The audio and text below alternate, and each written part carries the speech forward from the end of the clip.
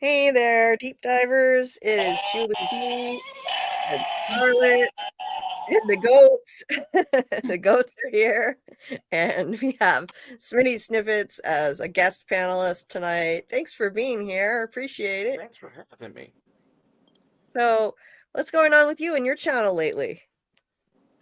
Uh, you know, just trying to work on some new stuff, doing a couple of lives, trying to be like you, being an adult.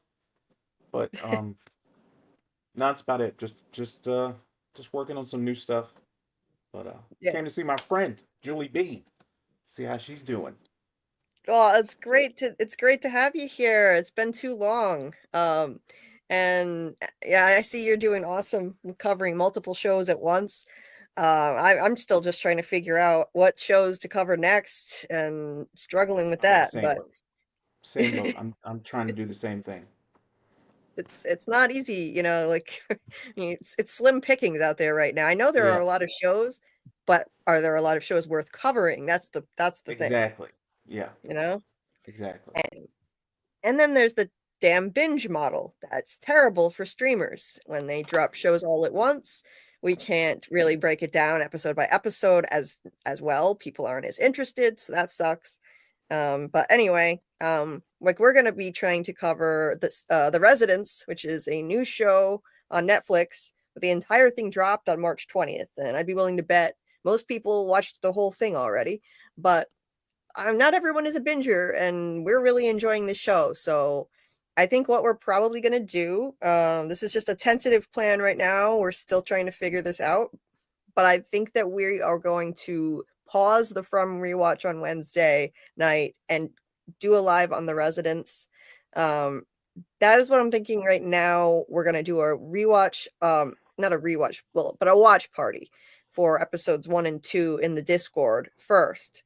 That'll be at 8 p.m. Eastern. And then we're thinking we'd do a live immediately after that, sometime around 10 p.m. Eastern Wednesday night to discuss it. And it's an awesome, really funny, clever murder mystery set in the White House with 157 suspects. It's very Agatha Christie with a kooky detective, but very smart detective, kooky but smart. And it's a lot of fun. So I think it would be fun to discuss. So that's just a tentative plan right now because we can only do so many lives a week. It's a lot. Um, so tonight though we're here to discuss Severance, the finale, and theories regarding that, predictions for season 3. And I'm going to share the call-in link this time because last time we didn't get a chance to. We just had way too much to break down. So this time I thought we would just open it up to anybody who wants to join and share their thoughts. We can continue to share our own thoughts and theories, predictions, that kind of stuff. Also, I released a video today, better late than never, on the finale. It is a deep dive into the entire finale. I managed to get it under 40 minutes. Oh, I was proud of myself. I managed to do that. It was 33 minutes. It's 33 minutes long. In the past, that probably would have been 47 minutes. I think that's the longest one I've ever done. It's 47 minutes. But I got it down to a decent length. It's still a deep dive, 33 minutes long. But Yeah. if you haven't checked it out, the link to that is in the description of this video. It's the top one under my list of videos. It's the first one. I watched it. And I watched it. I commented. yes, I appreciate it. More than once. Yes. Yeah, it took me a long time to make that. I put in a whole lot of work and effort, so it was kind of late. But it's still relevant because there's no new episode anymore. So there's that. The whole first half of the season of Severance, I was releasing my deep dives late anyway, usually very late, and it didn't seem to matter too much. So I'm going to drop the link in the chat to join the panel if anybody wants to join and share your thoughts tonight. It's going to be pinned at the top, so you can join it up there. And if you're not familiar with this sort of thing, It's not a phone call. It's not a. I wish I had a phone line like Tony Teflon, but I tried to get one, and apparently it's very difficult to set up a Google Voice phone line. I couldn't find an available phone number, so I haven't been able to do it. So what we do is we share the StreamYard link. You basically just call into the panel and share your thoughts, and it's really no different than a phone call. It's not scary. It may seem intimidating, but it's really not. And this is like family here, so there's nothing to be nervous about. Although I know that's it's easy for me to say, but I'm used to doing all this stuff. Anyway, let's see who's here in the chat. We've got Nightman LOL who's ready to go. Let us in. Well, we're here. Let us in. It's like he's banging on the door here. What, Taluma? Yeah. Hey, Ryan. Thanks for being here. Our friend Ryan Sorrells, who runs an awesome Facebook group for From. And we appreciate you being here. We've got Amy here. Nice to see you, Amy. Hope you're doing well tonight. Rocking your new profile pic with your Jade crochet doll. It's so awesome. Love it. Love it. Dieter, good morning. Good morning. Thank you for being here. I don't know if your clocks, hopefully your clocks have changed, so it's an hour later for you now, I think. That sucked before. Nice to see you. Nice to see you, Kelly. So, oh, and I saw Scott here. Where did I see you? Oh, here's Morgan. Hey, Morgan. Morgan E. Nice to see you. Hey, Laura Butler. Nice to see you. And Jen. Welcome, Jen. And Dieter dropped the link to Smitty Snippets channel. If you're not subscribed, make sure you subscribe to Smitty Snippets' awesome channel. They do really great content. It's so entertaining and funny, and it's just a great time. So if you're not subscribed, please check out his channel. The link to that, if you're listening on the description, the link to that is also in the description of this video. So if you're on the replay. And not a problem. Hey, I'm happy to uplift an awesome content creator like you however I can. So, I don't have a giant platform, but I do what I can,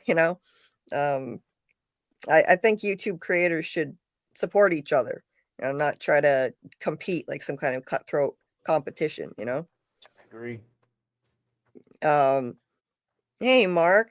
Nice to see you. Thank you for watching my deep dive. He was there for the premiere. Thank you so much. I appreciate the kind words. Thank you.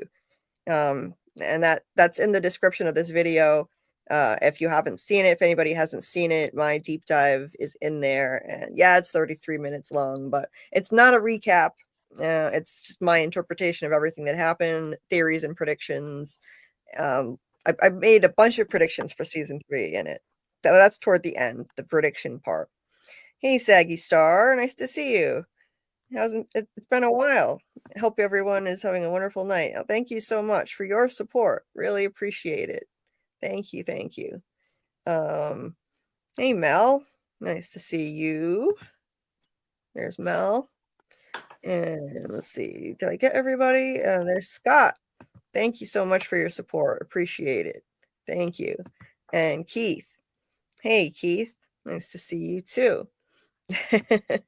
It's okay, Saggy Star. Hey, things get crazy. We don't always have time to, attend people's live streams. I mean, I personally don't have time to watch other people's lives like I would like to. So I get it. Well, I miss a lot. I missed a bunch of lives I really wanted to attend. Well, that's pretty much all the time, but yeah, because I'm too busy doing my own like several nights a week. And then between that, it's just other stuff. So as far as the From rewatch, okay, this is still not a done deal. We're talking about I missed something here in the chat. Where was that? There seems to be a backlash, Julie. Oh dear. Yeah. from Wednesday rewatch. Protesting. Yeah, I didn't see that. Yeah, I don't want to pause it. We didn't do the rewatch the last 2 weeks for From, and I did want to get back to it. So I was wondering maybe we could do a poll, perhaps. yeah, we could do a poll. I think I know what the result would be, though. I think they would pick From. And I understand that. Hey, Just Me. Nice to see you. Yeah, we can do a poll. I mean, and tomorrow night is still an option. We were kicking around the idea of doing a talk on The Residents, a watch party, and a live stream on Tuesday, and then still do the From rewatch. If we do that, then it's going to be tough on me. I would have to probably go less crazy with it and just be more casual. But I can do a poll. I can do a poll on that. Anyway, so I'm going to set up a poll, but in the meantime, so let's just let's just go over, our overall thoughts on the finale. I guess we could start with that. I thought it was one of the best season finales I've ever seen. I loved it. I thought they stuck the landing for Severance. Now we're back on Severance. This is a Severance stream. We're not going to just talk channel business. So, I thought they stuck the landing. I think overall season 2 was not quite as strong as season 1. And that's a hard thing to live up to. I mean, season 1 was just damn near perfect, and perfection is, it's not exactly easy to achieve. I think every episode was a 10 out of 10 practically for season 1. Season 2, it had some speed bumps for me. Some weaker episodes, some things that I missed, like, the whimsical, absurd humor that we got more of in season 1. I missed that. I missed Cobell. I wanted more Cobell. There wasn't enough of her, not nearly enough. I did love the way the story progressed. I loved the Gemma reveal. Episode 7 was an absolute masterpiece, work of art. The whole episode with Gemma, showing what happened to her backstory, and that was incredible. For me, that was the high point. And the finale. I mean, I think the finale was the best episode of the entire season. Absolutely knocked it out of the park. And were there things that I wish they had done more of this season? Yeah, but I mean, I thoroughly enjoyed it. And even on its worst day, Severance is head and shoulders above almost any other series you could point to. So it's basically just trying to beat its own self. It's trying to live up to its own legacy of season 1, which is not an easy thing to do. And you look at the horizon of other shows that are out there right now, and there's really nothing that can compare to this for me. There's Yellow Jackets, but that's about it. That's about it right now. Yellow Jackets. Put that in there. Yes, Yellow Jackets is not a show. Really. Yes. Yellow Jackets is not a show that I watch, but I have heard from many people that it's on the same level as Severance and From. So, well, you've seen 2 episodes, and you said you appreciated those episodes. Yes, I did. So, yeah, I mean, so yeah, and I was just about to ask this myself. So Paul, what was your take on season 2 of Severance? How did you feel about it, and the finale too? I really liked season 2. There were times where I was confused. By the way, Severance on a whole nother level than Yellow Jackets. Yellow Jacket storytelling is kind of weird, but I guess I could just leave now. Oh no, it's okay. It's okay. I'll hold the tears back. It's okay. It's okay. Sorry. I'm sorry. It's okay. Yeah. there were a few episodes I was really confused, like the Cobell episode. Um, I wasn't expecting the route that they took as far as with Mrs. Cobell. But overall, it was very. I was guessing all the way until the end. Like I had a bunch of theories as to what was going to happen, and I was wrong about every single one. So, but I really love season two. I thought it was amazing. I can't wait for season three. Yeah, I really I loved it. I think the Cobell backstory is great. The problem for me was the execution of it, the way they did it. Um, they could have written it better. It was the writing I took issue with, but everything else about her backstory is fantastic. And I think they just went a little overboard with certain things, but I can't fault the show for not being perfect all the time. They're still phenomenal. And the finale, oh my God, I mean, it was mind blowing. It was just the perfect blend of you know, intense reveals and, and action plus bringing back that surreal, absurdist comedy aspect that I had been missing personally. So it's just, so it just sucks that it brought that back and then now it's over. I want more, you know. Yeah. I want more, but I think they stuck the landing. What did you think about Paul? What did you think about the cliffhanger ending? Some people, that was polarizing. Some people were really ticked off about it. I personally was on the first watch, but then after that I understood why it needed to end that way and he needed to stay down there with Helly.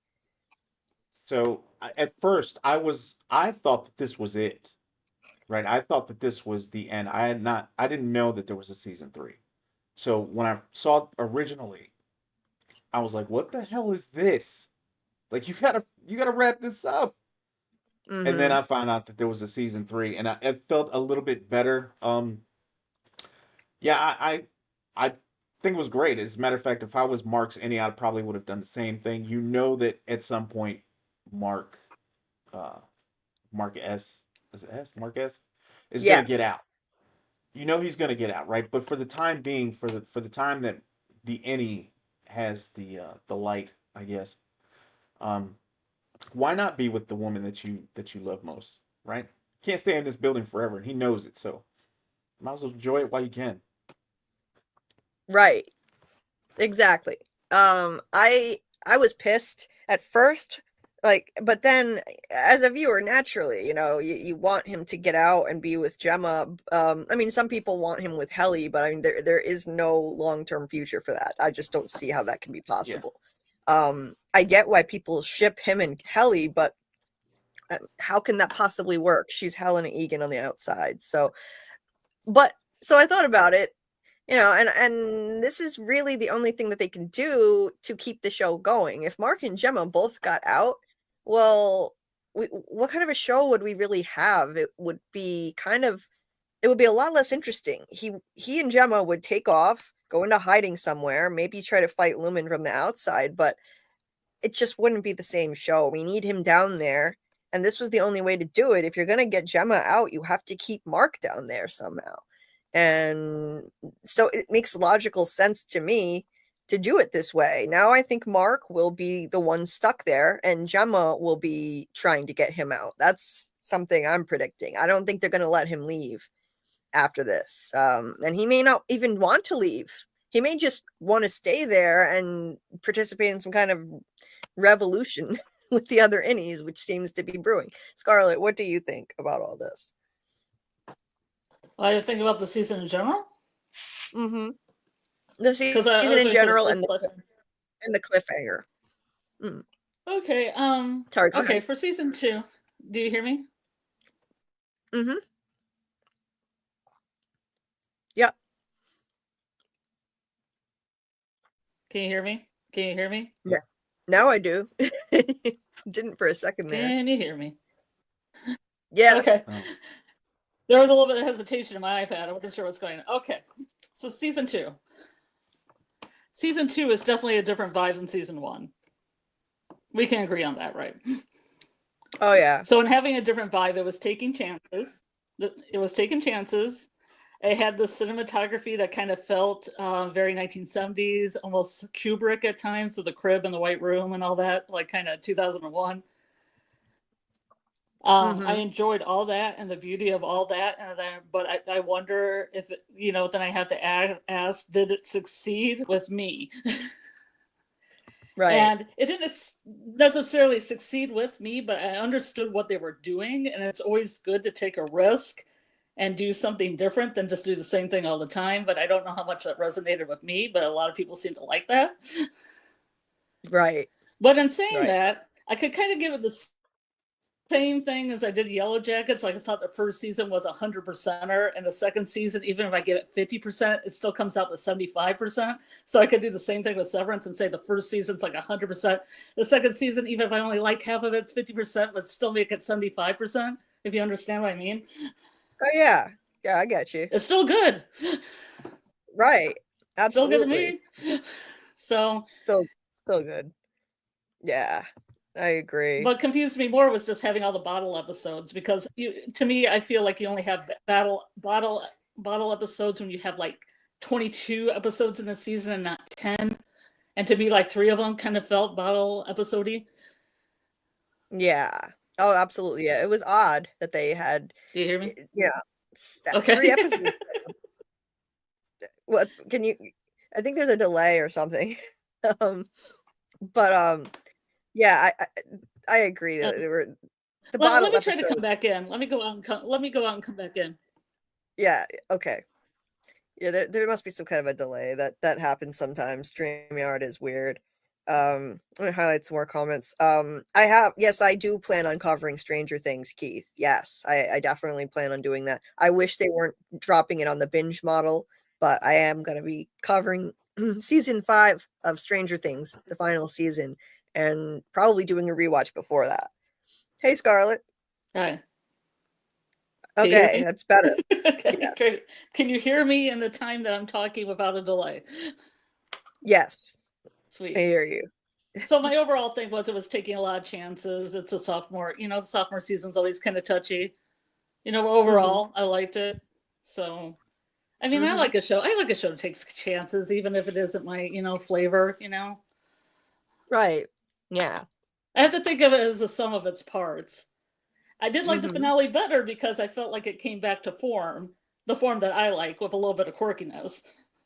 Right. But I get what they were doing in between. And Bill Chill agrees that season 1 is slightly better. Yeah. Mel says season 1 was more consistent, but season 2 had more highlights, I think. Yeah, that makes sense to me. That makes sense to me too. Yeah. Keith said, I feel season 1, you're pushing a backstory and lore. Season 2, you're bringing together a picture and you have to tie in a lineage. Yeah, we had the lineage. The lineage, the famous. Or this one would be the lineage. I've sired many children in the darkness. Yikes. That creep. Yeah. Yeah, there was a lot of that yikes factor this season. Even more than last season, which is surprising. Right? Oh yeah, they topped themselves for sure with this one. Yeah, everything was made more overt and less mysterious about this season. It was so like, there's still a mystery, of course, but they revealed a lot of things. And so, in season 1, where you just had undertones that this is a cult, you had undertones that violence probably occurs, against employees. Like, Mark left a break room session one day in season 1 and he had marks on his knuckles. And so you got the hint that they did something to him physically during that break room thing, but we didn't know what it was. And then, so it's like, and you saw like the shrine that Cobell had in her house. You get the vibe that this is not just a company, it's a cult. But then season 2, everything just explodes in our faces. I mean, they went all out. They made the language more overt that this is a cult, saying things like, we should thank Kier for our time with Irving, replacing God with Kier in statements like that, making it very obvious. And then, of course, Cobell, you find out through her story even more detail about the cult. And then, the violence exploded. We saw violence on screen for the first time from Lumen. There was, somebody died in season 1, but 2 different people died, but it wasn't, Lumen who killed them. In this one, we finally see in the finale, like, yeah, they do commit violent acts against their employees, and boy, was it shocking. I mean, that was an insane amount of blood and violence in that fight between Drummond and Mark. That was crazy. So they amped up the shock factor, but it didn't feel like, it wasn't like a cheap shock value. It felt earned. After all of the mysterious teasing of this stuff in season 1, all of it, I think, felt earned when it was like all of that stuff, all those elements on steroids in season 2. And it in a lot of ways, it mirrored season 1, but more intense. Even the way the season started. Season 1 started with Mark sauntering through the hallways, casual, content, knowing where he was going. Season 2 started with Mark running like a maniac through the hallways and disoriented, unable to find his way. Season 1 ended with Dylan, being the MVP, and it was just the Macrodat rebellion. It was a minor thing compared to what they did in this finale. This was the start of a revolution. That's what it looks like to me. Mark killed Drummond accidentally, but he killed him. Dylan helped keep Melchick. Once again, Dylan helped thwart Melchick and Lumen, keeping him trapped in the bathroom. You had the parallel line, "Fuck you, Mr. Melchick." So it seems like they were trying to, season 2 was kind of like a mirror image of season 1, but amplified, if that makes sense. You know what I mean? Like, it took elements of season 1 and it just made them more intense. And I liked that they did that, and it really highlights the duality theme of the series. So it fits to me that they kept doing callbacks to season 1. I didn't look at it like they're copying things. I liked the callbacks because they took a different road in season 2 and it was way more intense. So the callbacks, like the "fuck you, Mr. Milchick," and Mark saying she's alive at the end of an episode again, all that kind of stuff, to me, it worked. I liked it. And let's see. Mel says Woes Hollow and Chikai Bardo were exceptional. I agree. I think Chikai Bardo was more. I think it was better, personally. But yeah, I agree with you. They were exceptional. Bill Chill, yeah, season 2, it moved really fast. The pacing was much quicker, but I think it worked. I think they did that on purpose. I don't think they were rushing it too much, but let's see. Oh, hey, Sarah. I've never seen you before. Welcome, Sarah Asher. Nice to see you. Let's see. Dieter says the finale was awesome. Amy said, I enjoyed the drumline department. Yeah. Oh my God, that was amazing. Choreography and merriment. Was that awesome. not phenomenal? Oh my God. That was my favorite scene in the whole finale. First of all, the vaudeville. What, Paul? I kept rewinding it. I couldn't believe what I was seeing. Him doing the little drum line. I was like, "What is Milchick doing? What is this?" I know. Oh man, it was great. It started. I mean, I loved the vaudeville like comedy routine between Milchick and the the Kier animatronic guy. That was amazing. And then when the drum line came in, the marching band, I was just losing my mind. I laughed so much. It was insane. And Melchick danced. Again, it was a lot like a callback to season 1, the music dance experience, but on steroids. It's, again, yes. We thought that was iconic. And then I think they topped themselves with this one. I really do. The dance he did, the marching band. I mean, we thought it was over when the Hear Him ended, and then he they bust out some new song, the Ballad of Ambrose and Gunnell or something, and he starts dancing. Oh my god, that was amazing. Yeah. I loved the Keith said season 2 is pretty insane shooting schedule. Oh yeah. Yeah, I bet. Let's see. Please hit the like button if you haven't already. I would appreciate it. Gabrielle, hey, my only critique of Severance is the fandom lacks a catchy name like Fromely. Yeah, some people use Sevies, but it's not. It hasn't really caught on with everyone. So yeah, I know. I'm having an issue with that too. I want a catchy fan name. She also says I had a lot of wrong theories, but none as bad as when people thought Helly got pregnant and had swollen feet within 24 hours. Yeah. A popular theory was that she's pregnant. She could still be pregnant. Yeah. There's clear foreshadowing that she's pregnant, but we'll have to wait and see. They could move that into next season. They could easily have a reveal. What do you think, Paul? I mean, do you think they're going in that direction, or it's kind of cliched and predictable? I hope they don't, but I think they are I making it mean, it have would her. give the show another twist, I think. Yeah, Kind of something they would have to deal with. I mean, it's something not easily swept under the rug. And Gemma's got to be losing her mind. Like, what? I left you alone for 5 minutes, and now you got this redhead pregnant. I swear to right.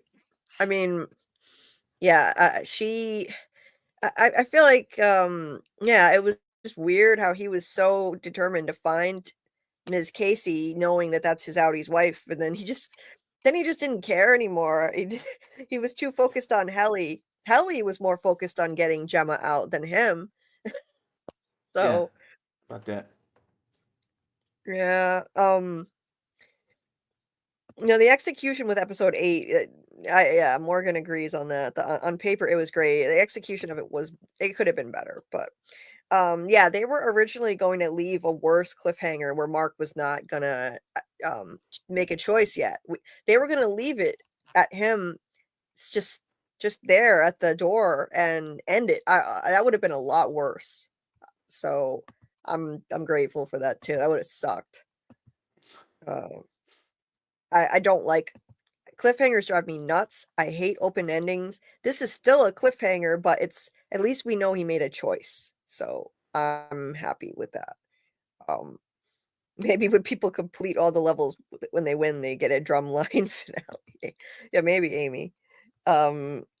Yes, the Gemma episode was amazing. Episode 7. She looks so alive, animated, and a very likable character compared to Miss Casey.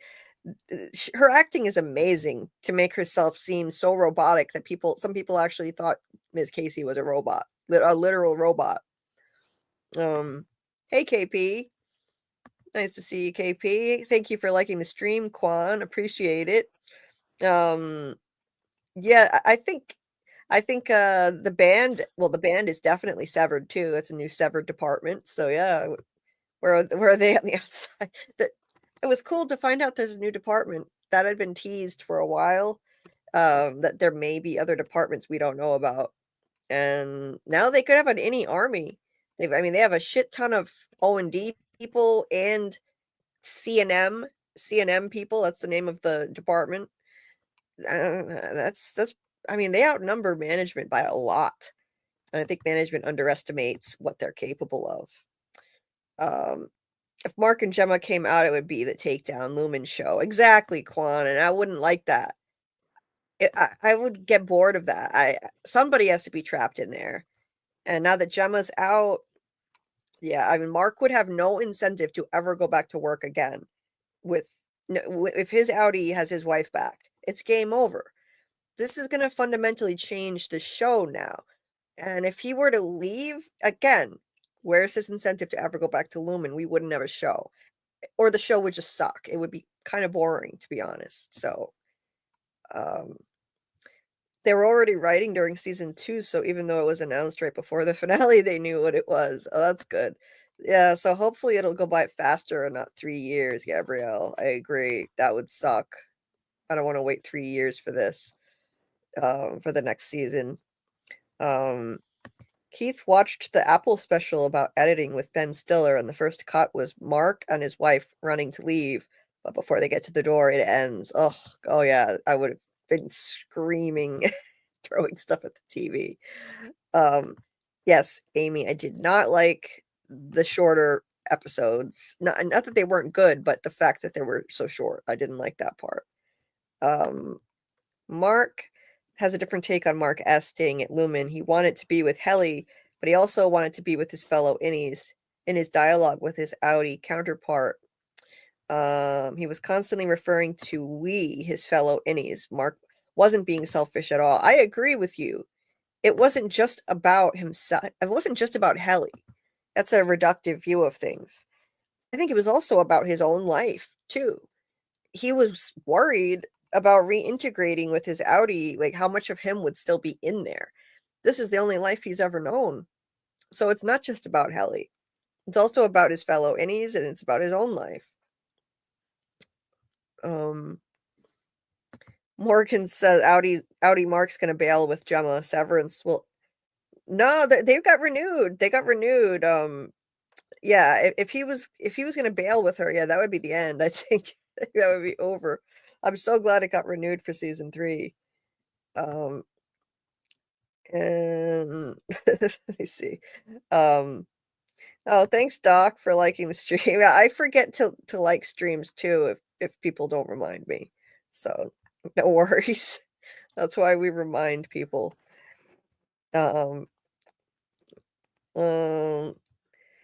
Let's see. Morgan said my favorite episode was episode 6 when Helena was stalking Mark at the Chinese restaurant. Like, you guys just had sex twice and Helena was shaking his hand like, girl, you are way past that. Yeah, that was so messed up. That was crazy. Yeah, that was nuts. She's a messed up person to be doing that after she took advantage of him and he doesn't even know. Hey, Mackie Bells. We're doing all right. Hope you're doing well. Let's see. Keith said there are a lot of Easter eggs in Allentown. The TV I mentioned in an earlier live stream is on the wiki as designed by artist Dieter, I think last name Egan. Oh, really? Huh. Okay. Yeah, I don't think he was being selfish either, Mark. I don't think that his solidarity is with his fellow innies and he's worried about his own life like anyone else would be. Mark said the goat noises end up in my dreams. That's the whole dream. I knew you were gonna play it. I knew it. That's great. That's the idea. Yeah, people must have weird dreams falling asleep to us all the time. Really weird dreams. Keith said, I still don't get the whole cowbell finding comfort in the air tube. It was like a creepy pacifier. Cobell, you mean? Yeah. I also don't get why Irving was the only one who ran off in the woods but had no breath like others. Yeah, I did not like the breathing tube scene with Cobell. I thought it was unnecessary. I think it was underestimating our capacity for empathy and compassion for this character. We didn't need to see that to have sympathy for her. I didn't. I already felt bad for Cobell. So yeah, I agree on that. That was weird. Do you know what I thought when that scene was happening? When she was laying in that bed? I was What? thinking that her friend is still outside in that truck waiting on her to come outside. That's what I was thinking. I was like, did she lay down and go to sleep? He's still outside. That's devotion. Right? That is true devotion. Right? He Seriously. truly loved her. I think that guy loved her. I think so too. It got dark and everything. It was daytime, and then you saw it turn to night, and she's still laying there. Yeah. And then he had to deal with Sissy, too. Yeah. Yeah. He had to deal with Sissy, and then get up there, and he was a good guy to do that. Yeah, I wasn't a big fan of that scene. Hey, Matt Gilbert. It's musical repetition of themes and motifs, but with a different accent, different tempo, different orchestration. I like the way of your way of putting that, comparing season 1 and season 2. I completely agree with that. Yes, that's a really great analogy. Oh, what else do we have here? Fun fact, Adam, the actor of Mark, was supposed to yeah, I heard this on the podcast. When he had this fight scene with Drummond, he was supposed to put his arm up to protect himself, and they rehearsed it multiple times and it came out fine, but when they actually went to film it, something went wrong and he didn't put his arm up, and the actor for Drummond shoved him into the wall, and it was real. What we saw was actually real. And then, they were looking at Ben like, "Did you get that?" And Ben Stiller was like, "Yeah, I got it." So they used that. They didn't have to redo it. And the guy who plays Drummond was like, "Oh my god, I'm so sorry. I'm so sorry," because he really did slam him hard into the wall. It was real, and they used that in the final episode too. If people haven't listened to the podcast, it's very entertaining. It's on Apple. You can listen to a podcast about every episode and get a lot of cool inside info that way. They have a Amy lot of said, I was going to say sorry, they have what? a lot of the actors. Like every episode has one of the actors on it or a crew person, so it's really interesting. Like all the main actors have one. Cinematographer of episode 7 has one. Really insightful, all of it. Yes. Yeah, they.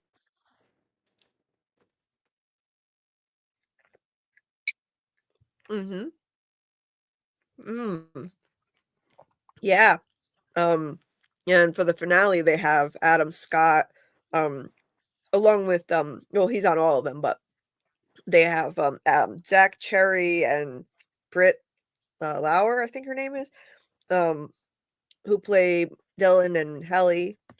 So they're on the finale episode.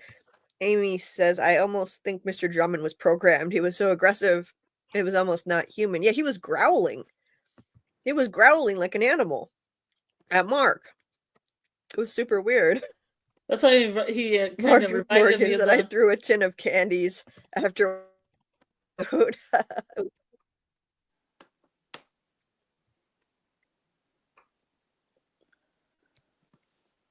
What, Scarlet? You're cutting out.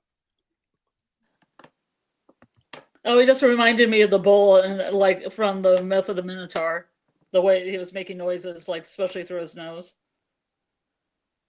Okay. Yeah, yeah. It was so weird. Oh my god, yeah. Um, yeah, I loved that line. I threw a tin of candies. Yeah. Jamie Egan is super weird. He was like, "I was cross with you. I threw a tin of candies at Hell, when he was talking to Helly. It was extremely strange. Um, Drummond felt like a superhero villain. Yes, agreed. Gabrielle thinks, I love how they incorporated insights and creative ideas from the actors themselves. We got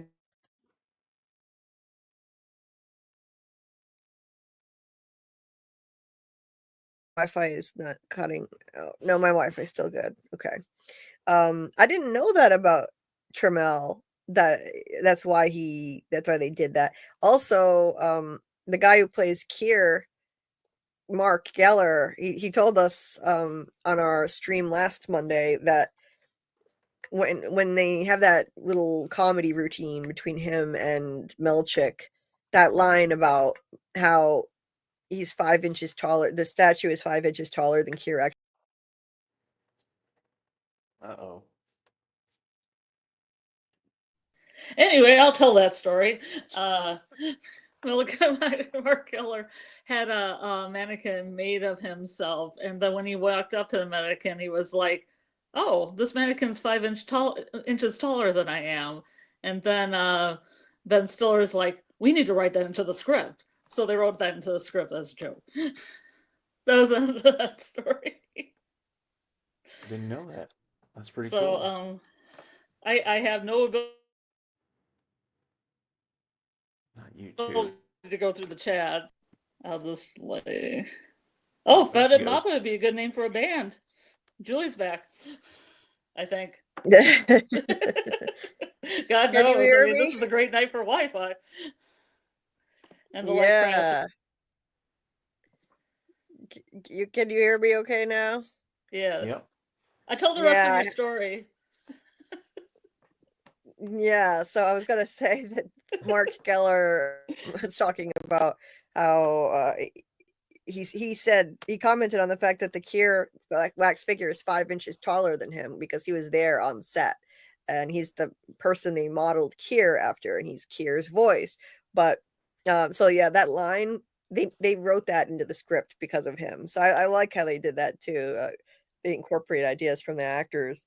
So they put that crack about his height in. That was cool. Matt said season 1 was like a first movement. Season 2 was like a second movement in which they revisit and reprise the same themes, just with different orchestration. Yeah, I love that music metaphor. That's great.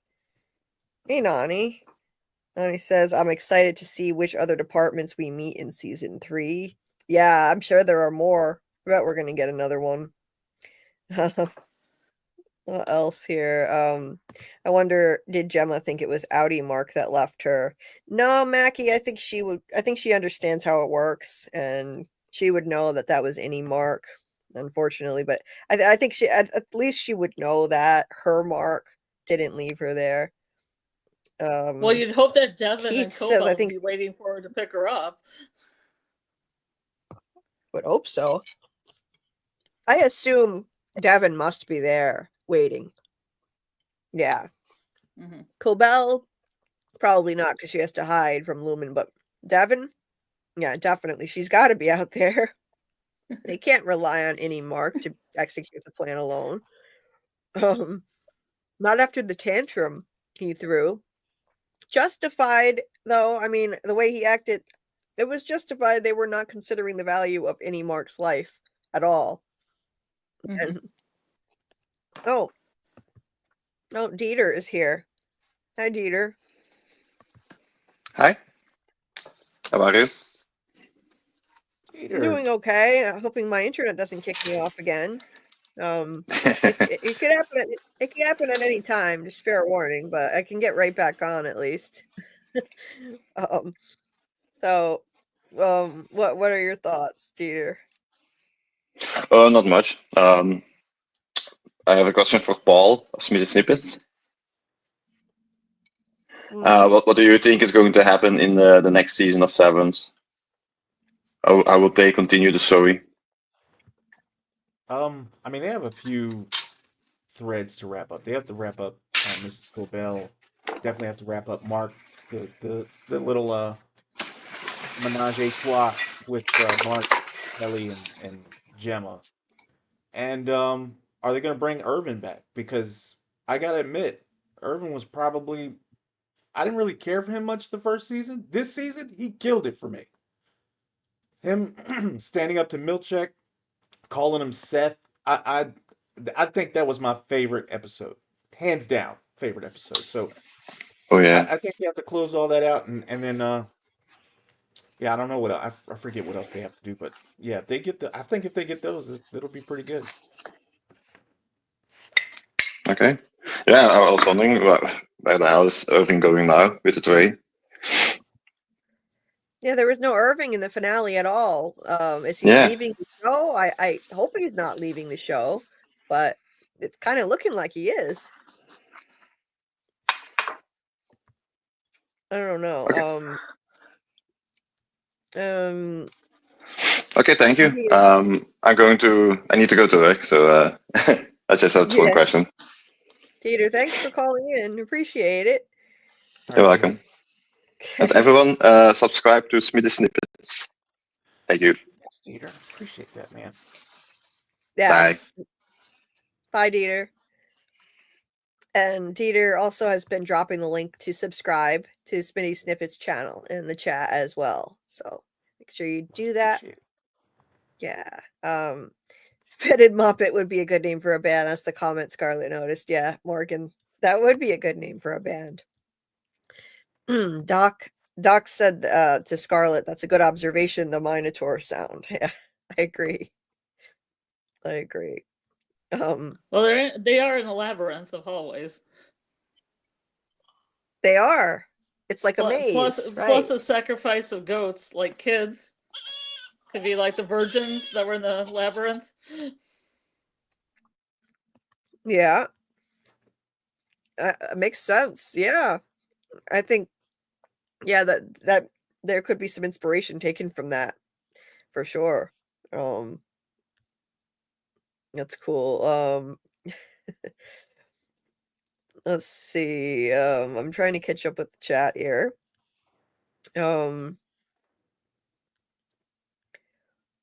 How is Doug, Amy? Doug is doing great. Doug is in Spain now. For those who don't know what we're talking about, Doug Hughes, he plays the man in yellow on From. It's an awesome show. If you haven't watched it, please check out From on MGM Plus. It's amazing. If you love Severance, I think you would love From. It's got a great mystery box model. Anyway, Doug is on a trip now for the next 3 weeks, and he landed in Spain, as far as I know. So we hope he's having a good time, and we'll miss him. We'll miss him in our talks with the man in yellow. We do our weekly lives lately. We've been doing it every week with him, but hopefully he'll come back when he's done with his trip. What else? Yeah. Yeah, I'm sure he's safe and sound, and will keep us updated via Instagram on his adventures with the mini man in yellow. Severance fan base names: the Illuminati. I like that a lot. Kier's Children, the Severed, the Waffle Party. I like the Illuminati. Yeah. Quan agrees with that too. That one I think is my favorite. Yeah, I like that one too. That's great. I agree, Matt. Severance is like an onion. It's layered. At first you think it's about the mysteries, then you think it's about the theme of worker alienation, and then you realize this has always been a love story for all the main characters. Yeah, I agree with that. It's not just about Mark and Helly or Mark and Gemma. It's really about all of them as a family. Right, Amy, it's going to be interesting next season. Gemma and Mark, and any Mark with Helly, how's that going to go? Yeah, I think Mark's going to be stuck in there. That's my prediction. But yeah, but then it's interesting because the building has places where they can turn it back into outies again, and then back into innies. That's true. Yeah, if they successfully get to those areas, they could turn into outies again. I think the only thing that will work is keeping Mark trapped there to keep the show going. They said they want to do. I've heard rumors that they want to do 4 seasons. It's kind of hard to imagine now that they've already gotten Gemma out, but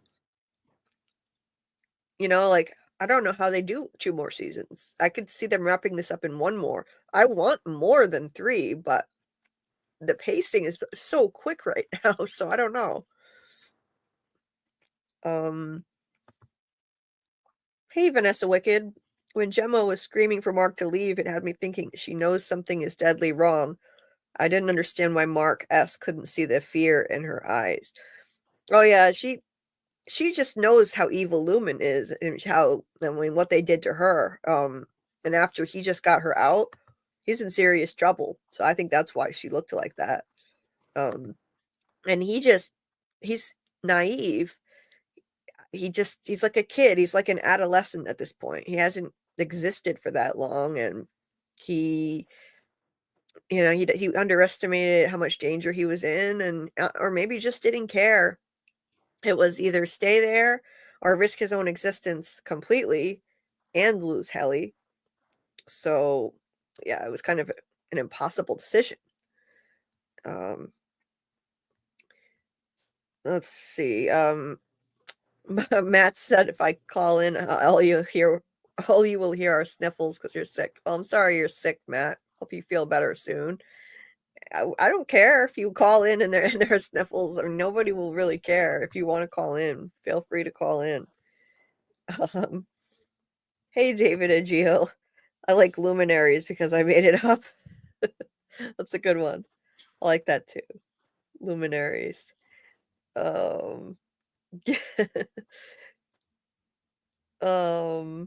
Let's see.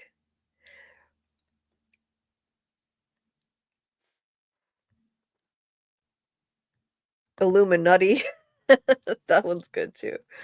Yeah, I would say the Illuminati for sure. And so yeah, please hit the like Scott here says. Thank you, Scott. I appreciate it. Please hit the like. So yeah, I mean, where do we go from here? I mean, is it even possible with the advantage that Lumen has over them in terms of controlling their chips? Is it even possible to have a revolution? That's the tricky thing.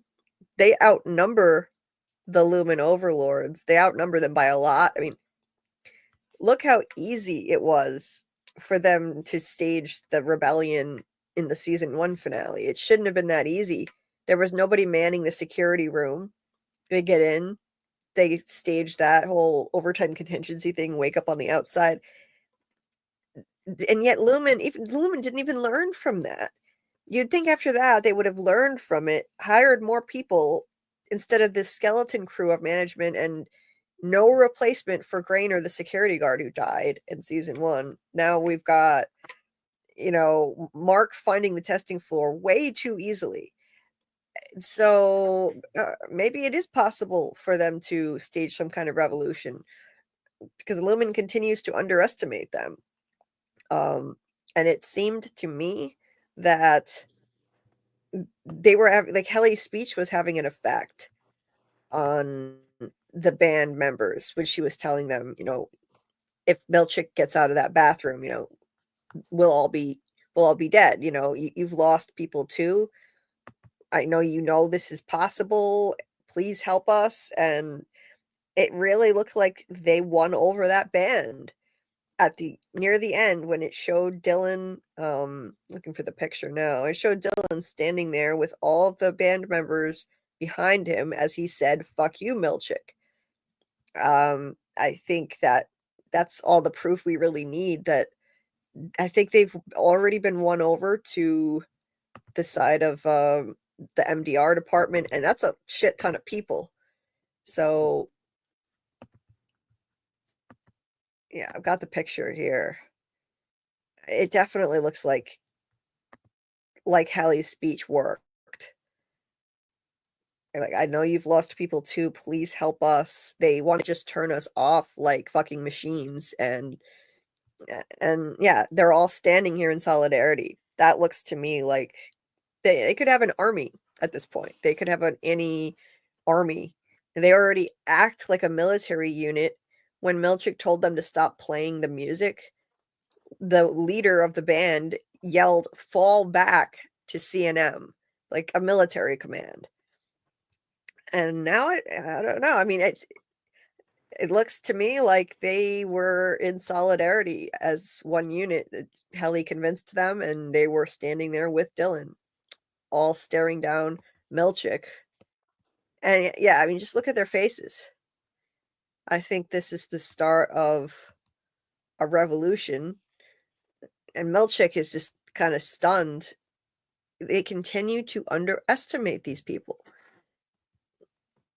Milchick, I think Milchick is redeemable and maybe could eventually come over to their side, but I don't see it happening anytime soon because he's too indoctrinated into the cult and desperate for their approval.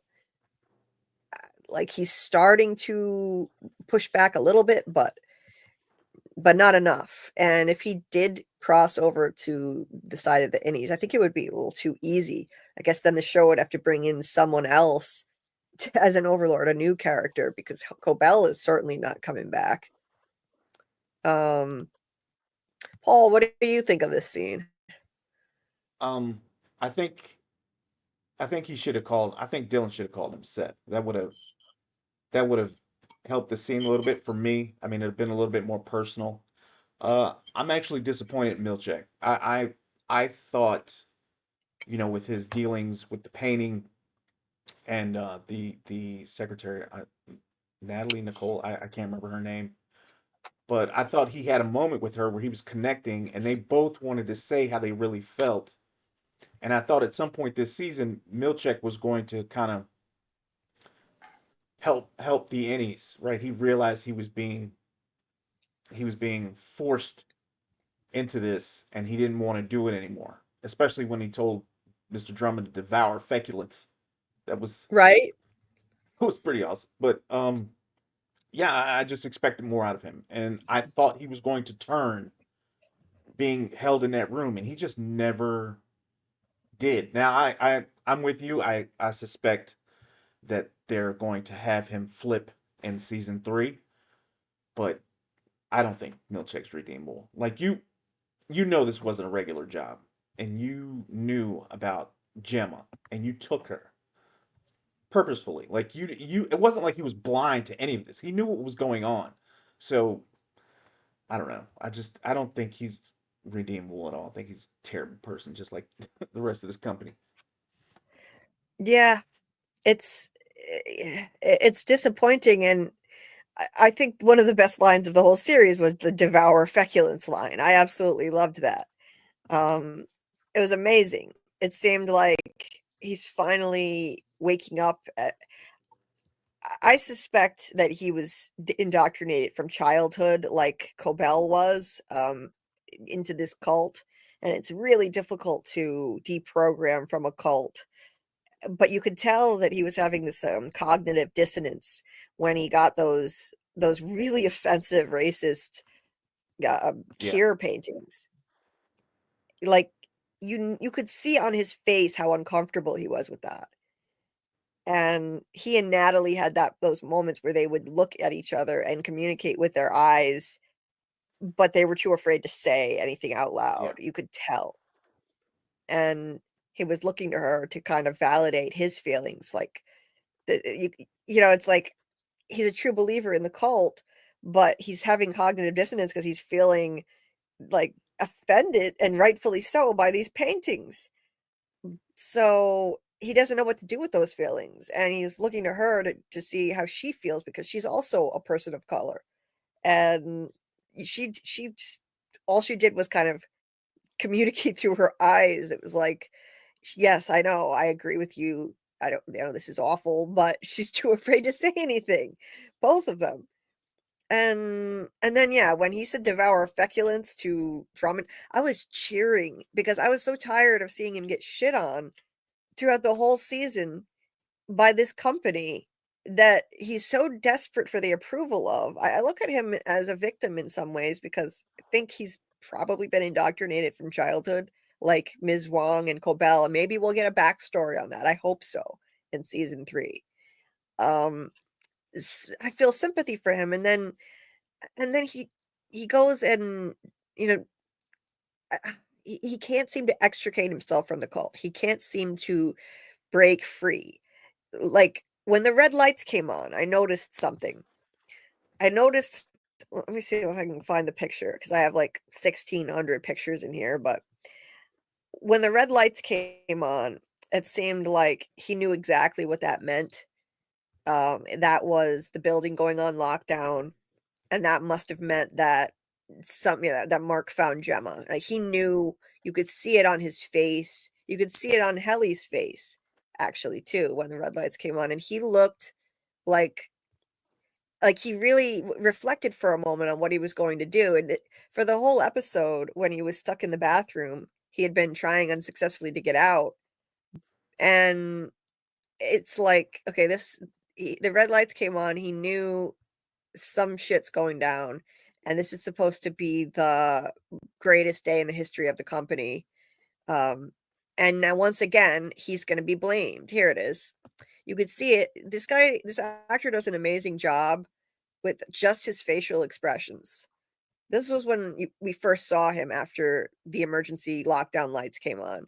You could see on his face, like, shit, I screwed up again. I'm going to be blamed for this. And then he looks in the mirror too. he takes a moment and looks in the mirror, and it reminded me of that scene where he looked in the mirror and he was, beating himself up for, screwing up. He was saying, uh, what was it? Grow up, I must grow up. Repeating that kind of stuff over and over again. And he looked in the mirror again. I can't find the picture at the moment, but he looked at himself, and it's like he was reflecting on how once again he failed, and he's blaming himself, and then all of a sudden he gets the motivation to he gets enough, what is it, adrenaline from that to, yeah, here it is. He was looking at himself in the mirror. Then he gets the adrenaline boost that he needed to bust through the vending machine that was holding him back and trapping him in there. But yeah, he's looking at himself, and I thought, okay, yeah, this is him still indoctrinated in the cult, desperate for approval, looking at himself with disgust, and it's not going to be so easy to change him. I think eventually he will probably turn on Lumen, but for now, I don't think it's going to happen. He stood up for himself with Drummond, but he's still facing down this whole mob of CNM like an adversary, not their ally. From the looks of it, he looks defiant.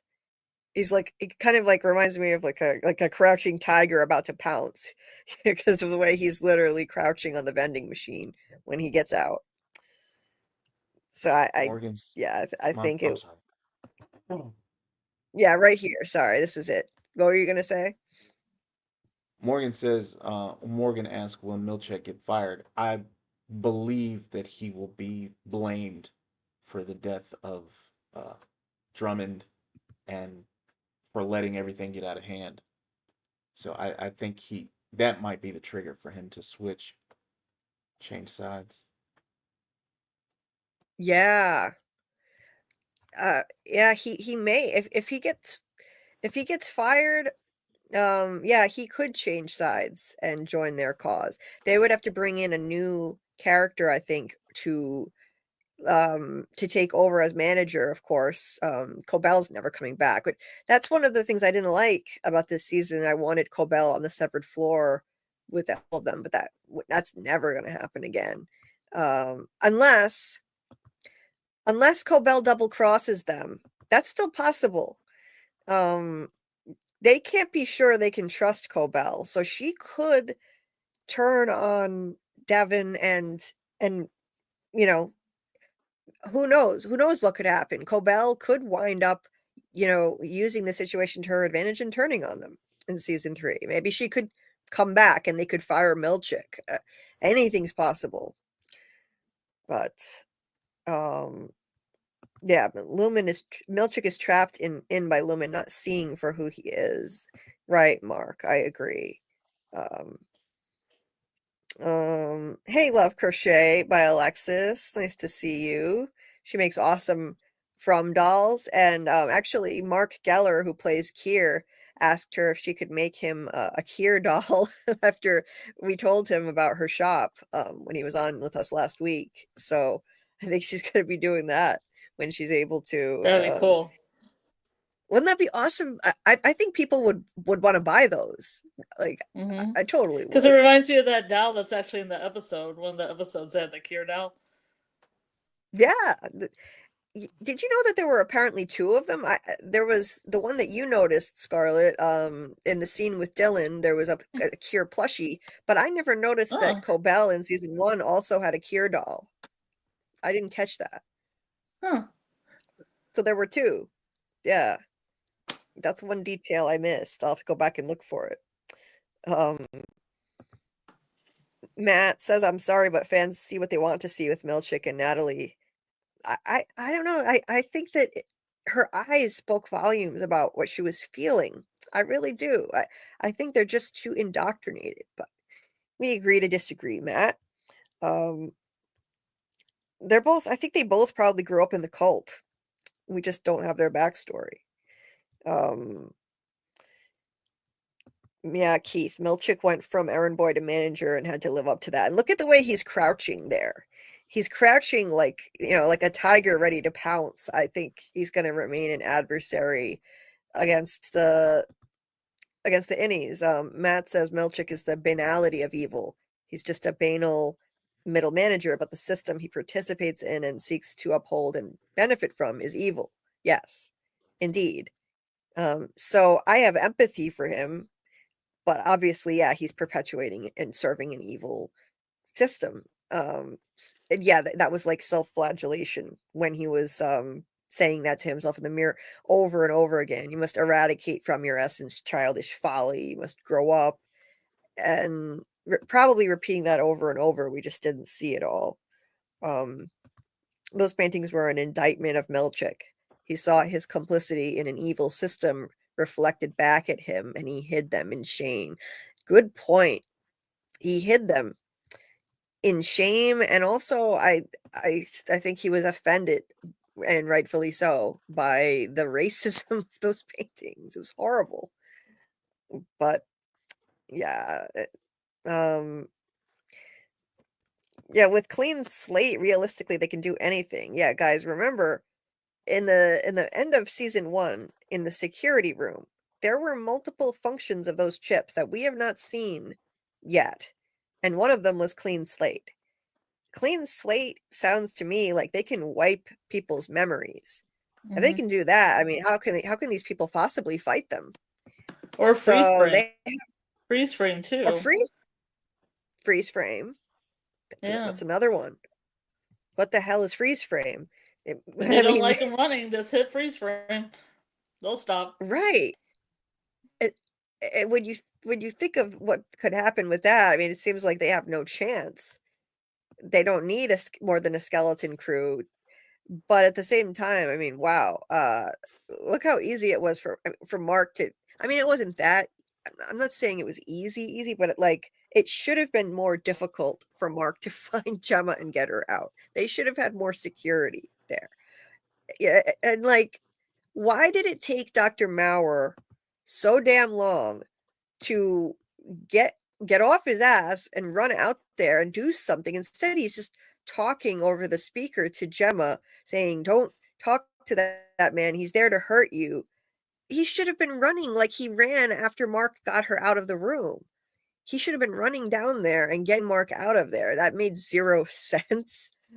I just think these managers, I don't know, they're completely incompetent, and they underestimate what the innies can do. I mean, how ridiculous. He just sat there, and then once Mark got Gemma out of the Cold Harbor room, then he starts running like an idiot. Like, his running was embarrassingly bad too. It was goofy looking. Yeah, it's just, that's something that's always bugged me from the beginning, that they have this skeleton crew of people, and they're doing something that is so vitally important to them. Look at this guy. He came running like a goofball after Mark got her out of the room.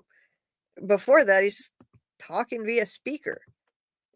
It's crazy to me how inept these people are. They want to take over. This company basically wants to take over the world. That's what it sounds like to me. World domination. Yeah. They want chips in the heads of everyone. Right, Paul? I agree. I think the lack of security was to make it more believable should Mark try to, because Mark's not a fighter, right? He'd have to get to the same floor his wife is on, and unless he developed some kind of skills that I didn't see, there was no way he was pushing past security to make it happen. So I think they had to make it believable. But yeah, I don't know. I don't know. I don't know what's going on. I still don't know what they're doing. Like, what is the purpose of the putting the strange numbers that make you feel weird in the box? What's the purpose of that? Okay. So that, I think, is part of this mission that I believe the Cure cult has to eradicate negative emotions. And so what they're doing is they're compartmentalizing all negative feelings. So they see these numbers, and the numbers make them feel things, the MDR people. And then they're putting the numbers in boxes, sorting them. And by doing so, we find out now that Mark was actually working on that chip in Gemma's head the whole time. He just didn't know it. He didn't know what he was doing. He was just responding with his emotions. And I think putting them in boxes like that, it's a metaphor for the way that humans cope with trauma by stuffing our feelings down, blocking them out, compartmentalizing them. And so, like, yeah, so he's sorting them into boxes. And then when you see what's happening with Gemma, the way that she was going into different rooms and experiencing various things that personally made her uncomfortable or afraid, that was a metaphor. The way that she's going into different rooms, that's another metaphor for compartmentalizing emotions, the way that human beings do when we're not coping in a healthy way. So what they're doing, they're trying to desensitize Gemma to it, all the things that are unpleasant. And it ranges from like just simple annoyance, like she hates writing Christmas cards. So they had a room where she had to do nothing but that as an innie, nonstop. And then there was the dentist room where that causes her more anxiety. Apparently that must be something that makes Gemma anxious. So like this one, yeah, the Wellington room. So they must have, when they got her there as a prisoner, found out what all of her fears are, all the things that make her anxious, the things she doesn't like. And each room is forcing her innie to experience this constantly.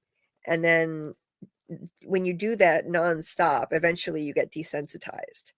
And then they would ask her after she left, how do you feel?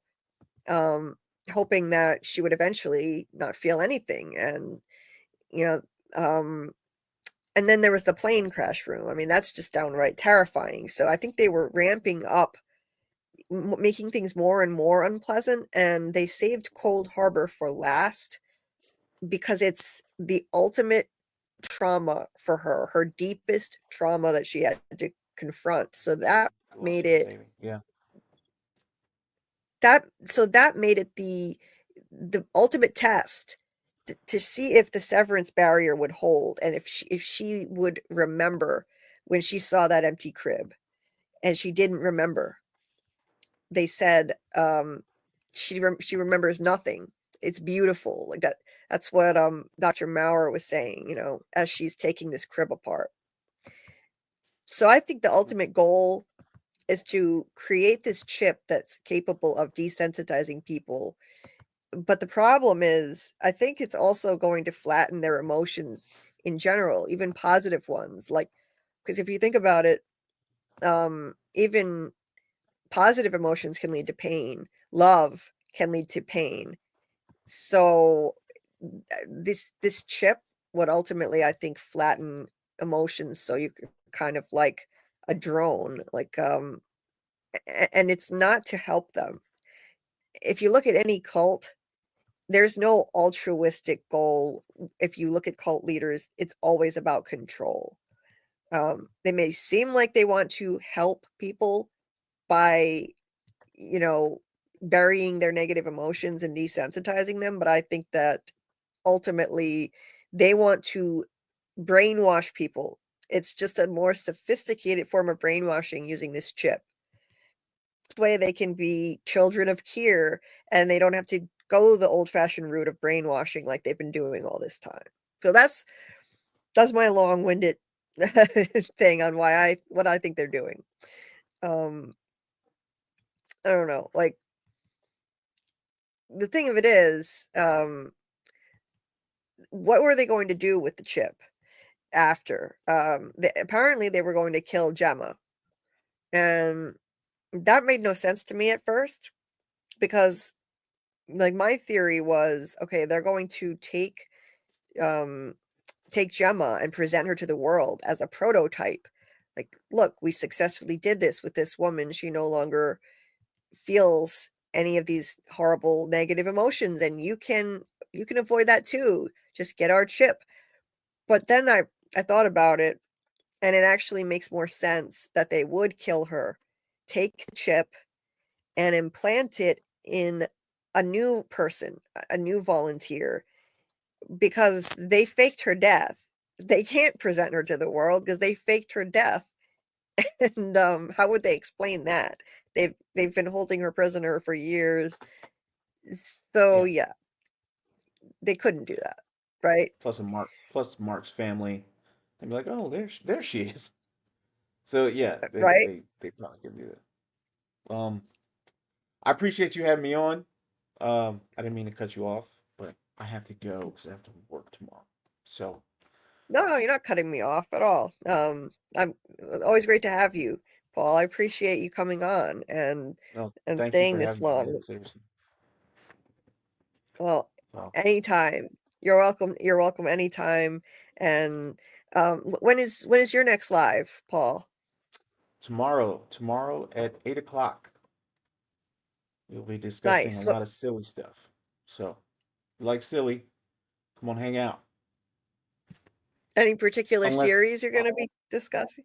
What? we'll be discussing whether or not the issues with Star Wars and problems with Disney Plus, and there are only five superheroes in the 27 superhero cast of the new Avengers Doomsday. So we're gonna get everybody's opinion on that and a couple other subjects. So if you come hang out, if you're not busy, or if Julie doesn't have another stream going, I don't want to take anything away from her, but we'll be there or we'll be here. So come check us out. Yes, everyone subscribe to Smitty's channel, Smitty Snippets channel. The link is in the description of the video and also in the chat right now. So thank you so much for being here, Paul. It's always All great right, to have you. appreciate it. Let's do this again. See you guys. Yes, absolutely. Good night. Yeah, the link to Smitty Snippets channel is in the description of the video, and he's got a live tomorrow night. So, oh, Scarlet is back. So, yeah, make sure back. to check out his channels. Paul is awesome. Paul and his sister do lives together. They're hilarious and a lot of fun. So, make sure you check that out, and we'll have him on again. Scarlet, is your internet cutting out on you? Well, it kind of was, but I also want to give Smitty some time to talk. Yeah, does he go by Smitty as well? Yeah, he also goes by Smitty. I didn't know his name myself till Dieter told me. I've been drawing a lynx, like a cat. That's a lynx, and a snowbank while we were talking as well. So, oh, nice. I almost think I should do like Alexis does, and just have a camera on my drawing, and then just draw the whole time. That would be awesome. I'm talking Severance. You should totally do that. That would be so cool. Yeah. You know, I should have known about this crib, about what was it, Cold Arbor? Cold Arbor. Yes. Yeah. It said it on the box in episode the 7. Arbor. Some people caught it that it said Cold Arbor on the box, and yeah, we missed it though. That's what would be in this room, the crib. It does make sense. Yeah. I mean, I totally caught the name, just didn't catch that it would be in here. But it makes so much sense. Absolutely. Yeah, it makes so much sense. I wasn't disappointed. You know, some people were disappointed and expected something more exciting, but I thought this was like the perfect. It was the perfect thing because it's her ultimate trauma. It's the deepest trauma that she has. So it would make sense that they were building up to this. They start with just annoying things like writing thank you cards over and over, and then the dentist trip, that's anxiety inducing. The plane crash is terrifying, and this crib, I think they saved it for last because it's her deepest trauma that she needed to confront, and it is the ultimate test of the severance barrier. So it made sense to me. But you know, what was I gonna say? Yeah, so they saved it for last because it was the ultimate test, but I think they didn't realize that, you know, the ultimate test really was Mark. Mark coming in there with her as an innie, he was able to break that severance barrier in that he convinced her to leave the room with him. She didn't remember him, but the feelings bled through, and I think that proves that feelings of love transcend severance, which is something that we've discussed a lot. And like, look at Irving and Irving and Work. Yeah, They didn't remember each other outside of work, but the feelings were still there. It bled through. They both had those feelings for each other. And in this case, again, the feelings bled through, and Mark was able to convince her. Of course, she was scared and hesitant, but he took her hand and she left the room with him. So well, it could also explain why any Mark kept looking at Gemma too, because he probably has some kind of feelings inside of him for Gemma, even if he hasn't, had any romantic, actual physical discourse with her. Oh, absolutely. That he might still feel something, like, something deep, but not know why. Right. Like, he was really upset that Miss Casey was fired, and she asked him in season 1, why do you care so much what happens to me?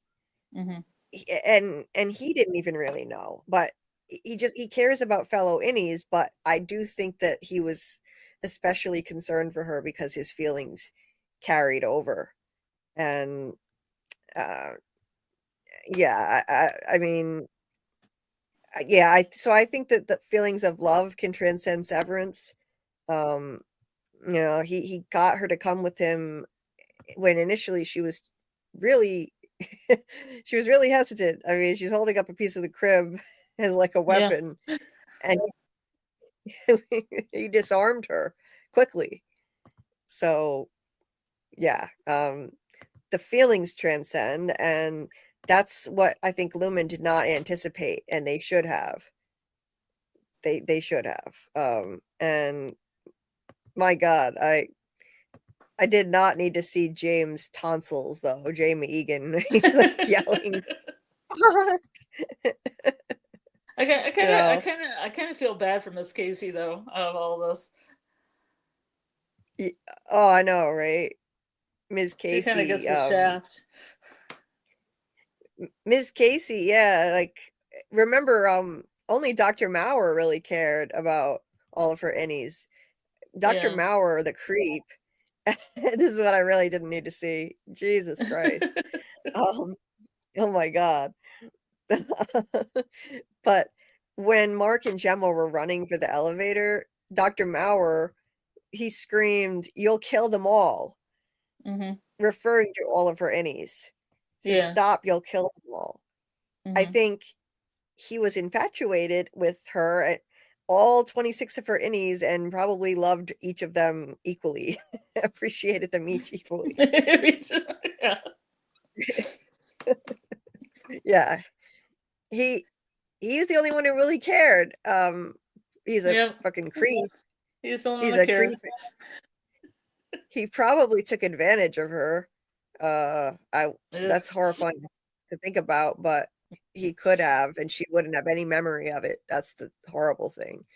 But I think he really did. He loved her and all her innies, and now with Gemma leaving, all 26 of her innies are probably just going to die, because I doubt that she's going to reintegrate with all of that. I mean, imagine how messed up your brain would be trying to reintegrate. Look how rough it was on Mark and Petey just having one innie to reintegrate. And it was an office worker, and it wasn't somebody suffering through a plane crash or suffering through a dentist checkup their whole life. Exactly. That's too much trauma. I don't think it would be good for her to reintegrate all those. It's just too much. So it sucks for her innies. I don't think yeah, I don't think it's gonna work. KP is here. Sorry, KP, I didn't see you there. Let's add KP. KP, are you there? No, he's muted. We'll see. Yeah, hey. All right. What's up? What going on, Julie? What's going on? Hello to the chat. Hey, Hello to KP. everybody else in the stream. I just got home.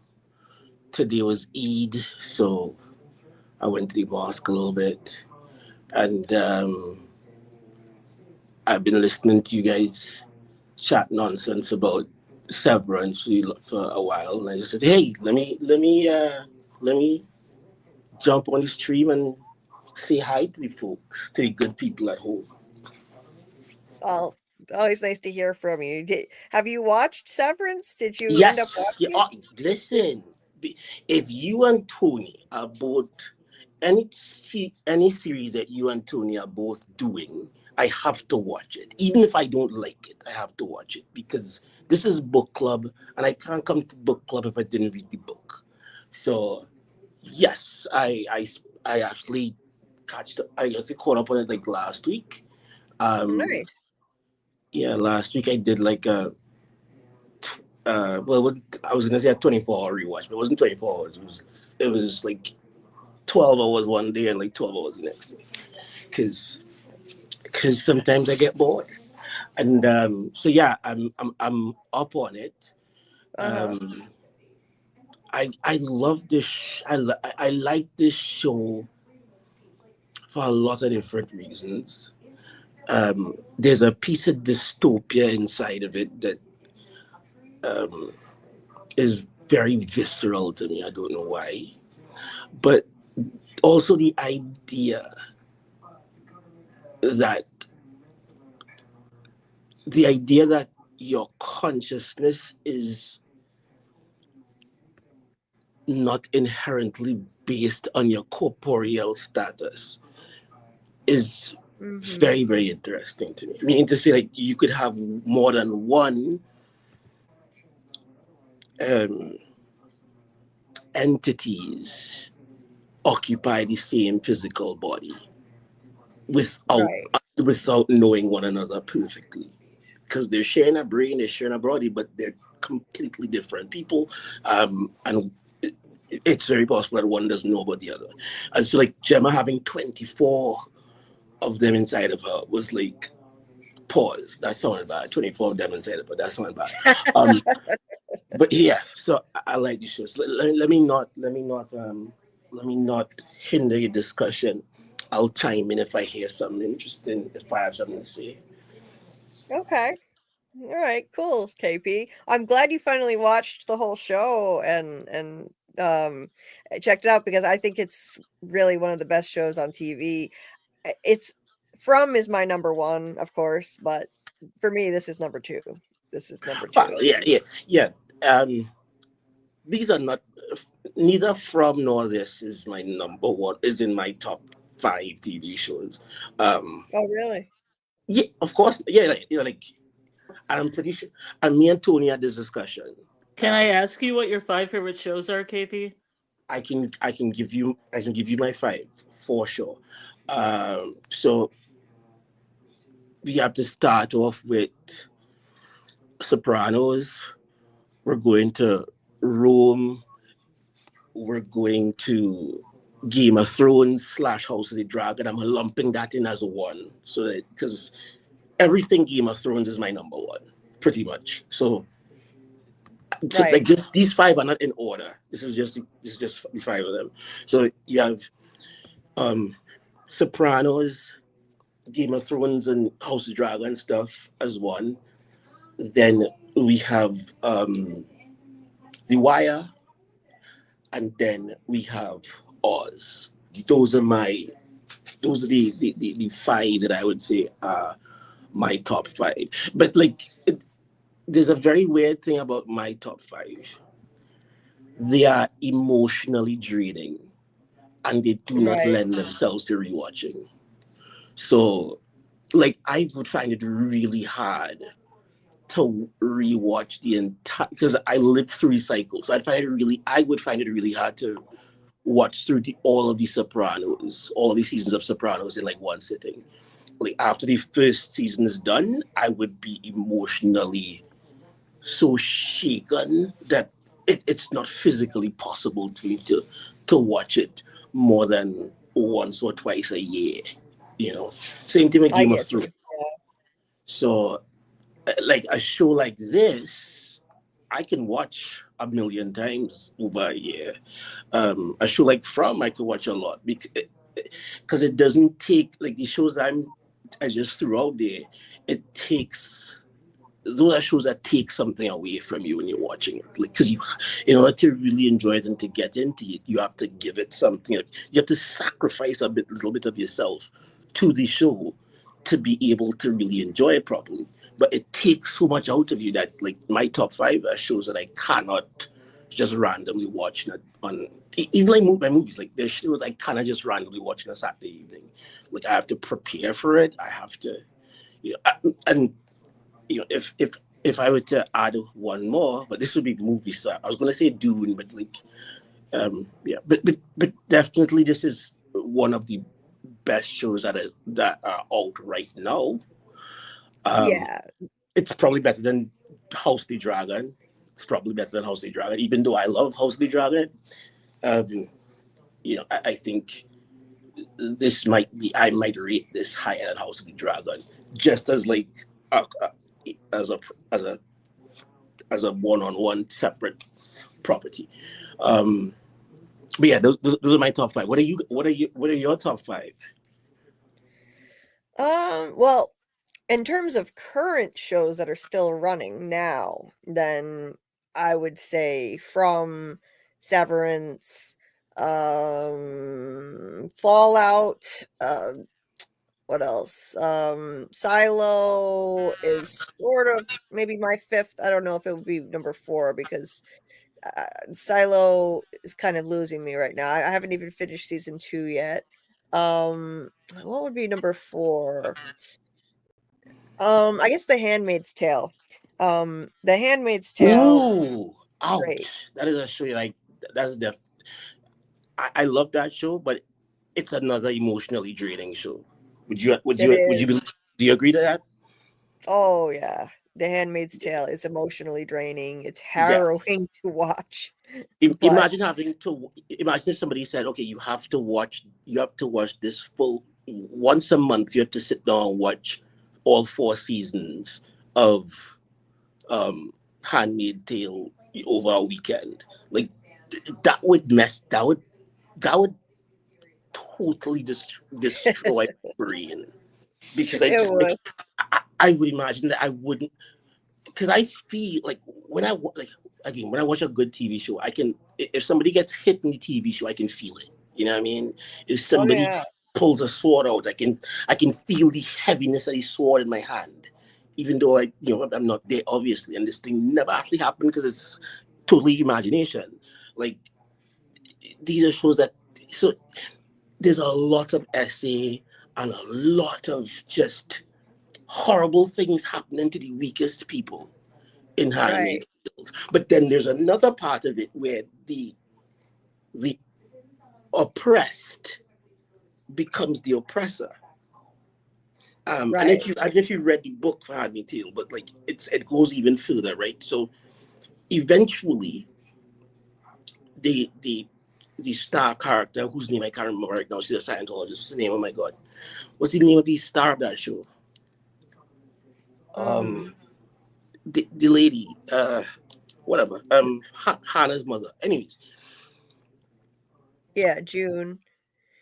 It's June.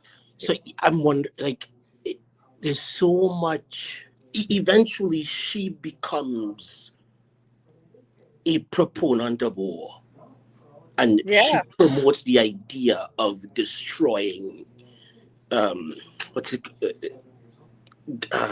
called? Gilead. Gilead. So, and she dreams of one day being able to do to them what they did to her, but just do it worse. And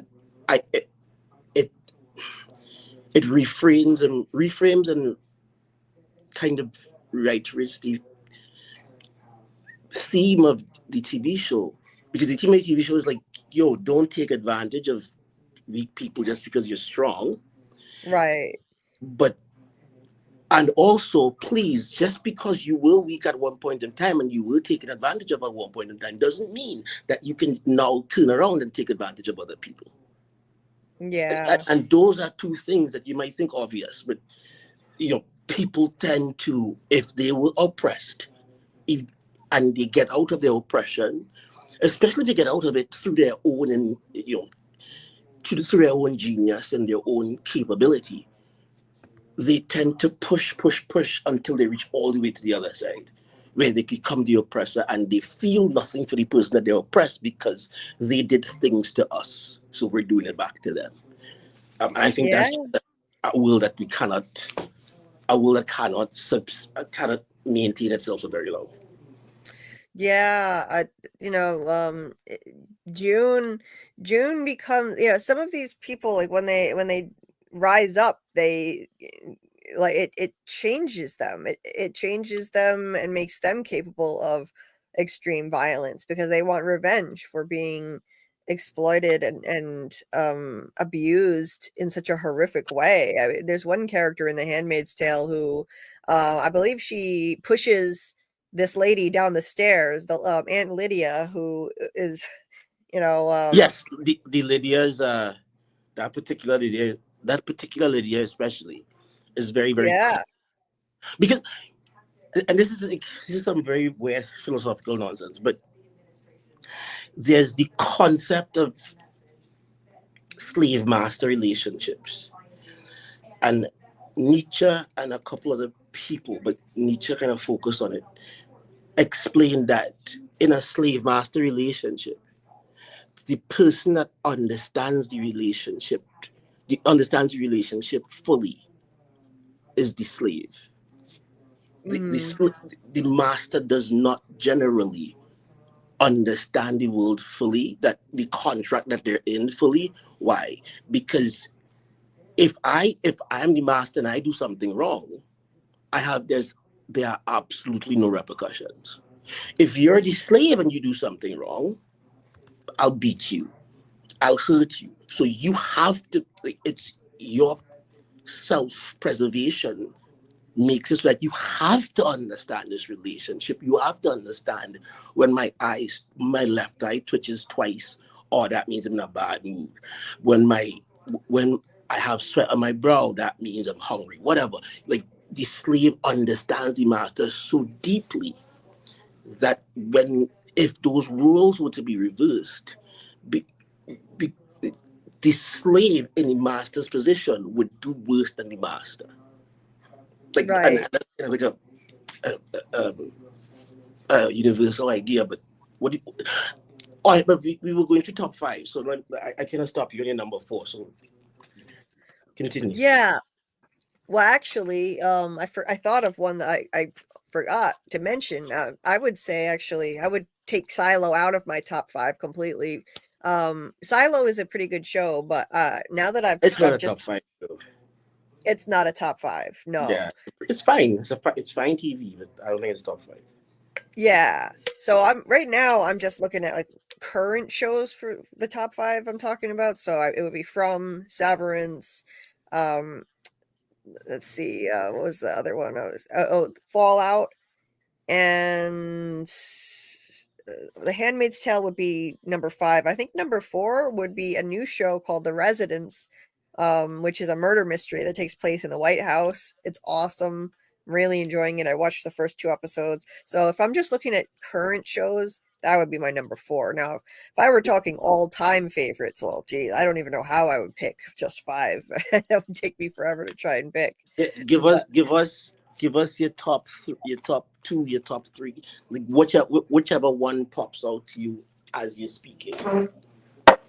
Well, in terms of all-time favorite shows ever made, number one would have to be The Twilight Zone. I think it's the greatest show ever made. Which Yeah. version of it, or are you kind of just including Twilight Show as a franchise in total? Oh no, it would be the original. The others are terrible in comparison. You can't even compare. It would have to be the original for me. What about Black Mirror? Black Mirror is great. I wouldn't put it in my top 5 series, but Black Mirror it's a great show. It's similar to the Twilight Zone in the way that it shows like the dangers of what technology can do and the horrifying, dystopian society that we could have, in various different ways if technology, enables certain things, like it seems to really be focused heavily on like the dangers of technology to humanity, and it's very dark. It's extremely dark. I have a question. Well, I'm just going to ask this question, but do you think that fear is warranted? Yeah, I do. I think that it's warranted. I think that the show does some extreme things that are nowhere near possible right now with our current technology, but I think we should be very concerned about a lot of the issues it brings up. A whole lot of, I mean, the dangers of artificial intelligence and, all kinds of things, like that, even just social media, and like there was a whole episode that dealt with the way that rating people on social media could turn into a nightmare. Like you make one mistake. There's this one episode where, like, God forbid anybody makes one mistake, someone can go online and tell everybody about it, and you're living in a society where everyone has a score based on how people interact with them, and they go online and they rate you, and then it can ruin your life if people That's a Black Mirror episode. Yeah. No, but Yes. no, for real, that is a real Black Mirror episode. Yeah, it is. It's scary.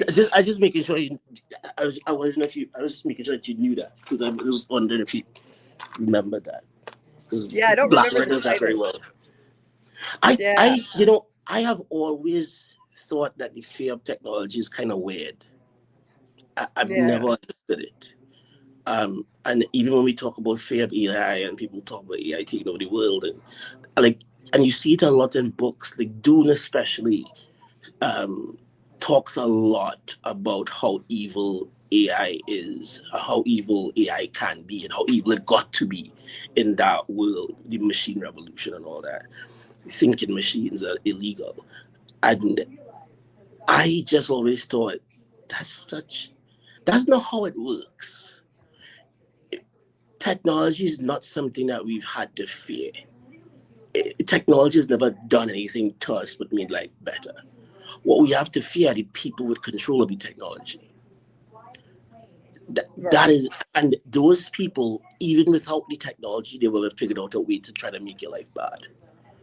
Because technology makes it easier for somebody to do bad things, but it doesn't mean that they need the technology to do bad things. Does that make sense? Yeah. But I mean, if you look at what AI is doing right now, though, it is very troubling. That in particular, deep fakes. You can make an AI that looks exactly like a real person and put it online, and no one would know that it's fake. But you could destroy someone's life with fake AI. You can look what happens in politics if they use AI, or even if they're not using AI, now people can claim, oh, that's just AI. That didn't really happen. it's spreading disinformation and misinformation. It's really a problem. You know, this is not the first time we've had this discussion in society about technology that can allow technology, deceitful technology that in itself deceives you and obfuscates the way you look at, obfuscates your perception of the world around you. That is, so that's the AI fear. But we had this discussion when Photoshop came out, and people started to get really good at it, and they started to use it in on magazine covers of the models to make them look flawless and There was a lot of hullabaloo about, so like, are you saying that somebody could just take my picture and put it in France, in Paris, and could create a photo of me stabbing a guy in the face in front of the Eiffel Tower? And yes, it can. But Julie, do Photoshop photos actually trick you? Because they don't trick me. I could tell automatically if something is Photoshop. So I think in terms of like AI, our kids will always be able to tell a deepfake from a real thing. But our kids will be able to do. We mightn't be able to do it, but our kids will always be able to do it. But like when you see an advertisement on top of like a Google search or whatever, you know which ones are. You can tell by the wording, by where it is, by whatever it's talking about and how it's talking about it. You can tell if something is a AdSense ad versus it being an actual real search result. You know, does that make sense? Yeah, I mean, but there are a lot of AI things now that I think right now it's easy to tell when something is AI for the most part, but at the rate that it's advancing and improving, I think it's going to become harder and harder to determine when something is AI or when it's not, and that's something we should be concerned about. And it's also, the concept of AI becoming self-aware, it's frightening, it's I think it's a warranted fear that people have, but yeah, I mean, we might be overreacting to it, it's possible, but I think it's something we should be concerned about. Let me I see. think it's all very Y2K. Do you remember Y2K? Oh yeah, I remember Y2K. I was a kid. Right. To me, when I hear people, talk about AI as though it was Satan, I think, yeah, this is just Y2K all over again. Like, it's not a real problem. Everybody thought it was a real problem. A lot of people spent a lot of money thinking it was a real problem. It created a nice little temporary, economy that a lot of people made a lot of money from. But realistically, our computers were not going to explode on the 1st of January 2000. Like, that's just not realistically a thing that would have happened. But it's interesting to hear people be concerned about those things, yet we're fine with having nuclear missiles all over the world. But AI is the thing we should be concerned about when we have literal globe destroying bombs just sitting around. Well, that's something we should be concerned about for sure. a little bit, But we don't talk. But like, you get where I'm coming from. Like, we don't discuss in general. We don't sit around and discuss. We have a bunch of atomic bombs all over the place with several different state actors, and why don't we try to figure out a way to not have those things anymore? That's never a discussion. Our discussion is, will Sam Altman rule the world one day? And it's like, no. But So we can't be this. But like, if somebody presses a button wrong, yeah, we can probably blow ourselves up.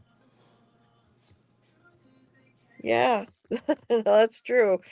Trust me, you can be concerned about that and AI, and I mean, I think they're both things that we should be seriously worried about for sure. There are things that we should spend some time really contemplating. How it grows and how we use it and how it benefits us and how it doesn't benefit us, and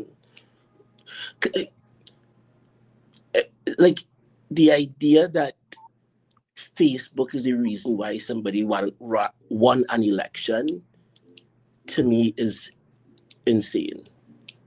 Facebook can be the platform that they use to put their message forward, but it doesn't change the social contract of an election.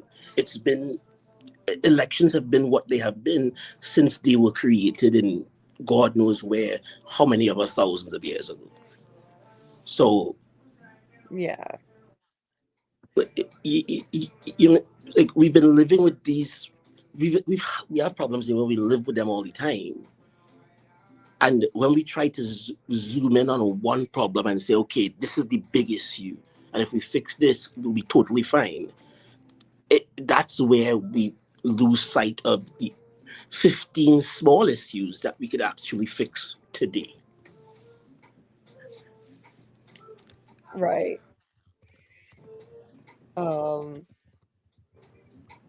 Yeah. Anyway, I actually just put a poll in the chat. Just want to alert people to that. We're trying to decide our schedule for the week, and we would really like to do a live for the residents, but we're trying to figure out how exactly to fit it in. So I put a poll in the chat. What would you rather us do this Wednesday for a live? The From Rewatch, which is what we would normally do, and we're on season 2, episode 3, or the Residents episodes 1 and 2. Now, we might just try to do the From Rewatch Wednesday and then do the Residents Tuesday night, but I wanted to see what you guys think about this first, and then I'll probably do another poll just on the Residents in general, but I'll see what you guys say. So I'm going to leave that poll up there, see what you think, because we'd really like to cover something new, but it's hard to fit it in right now. So anyway, yes, Wilderness. Yes, we want to cover Residents. I take it you're a fan then? That's good to know. Any fans of the Residents, which is a new show on Netflix, please put it in the chat if you like the Residents. So that's good to know. Somebody would be interested. There's almost no one covering it. No way. What show is that? I agree with you. What is that about? I actually looked it up, and there was only one person that did a whole review of the whole season, and that was about it. That was about it. So I think we would be the only ones, especially if we're covering it like at least 1 or 2 episodes at a time. You might get people. Okay. Well, that's a good idea then. I didn't realize that there's hardly anyone covering it and that people might be that interested in it. Okay. So David, and to answer your question, KP, and David here, The Residents, it's a murder mystery that takes place in the White House, and it has comedic elements. It's a lot like an Agatha Christie mystery where you have a detective who's quirky and really clever, doesn't miss a thing, is able to solve like even the most difficult murder cases. So a lot like Agatha Christie, and Then There Were None, that kind of a thing. But it's very funny and clever, also intense, so I'm very much enjoying it. We watched episodes 1 and 2, and we want to do some coverage on it, but we don't want to just do a review of the whole season at once. We would really like to do lives 2 episodes at a time, and we can actually appreciate it and try to pick up on the clues. And I think it would be a lot of fun.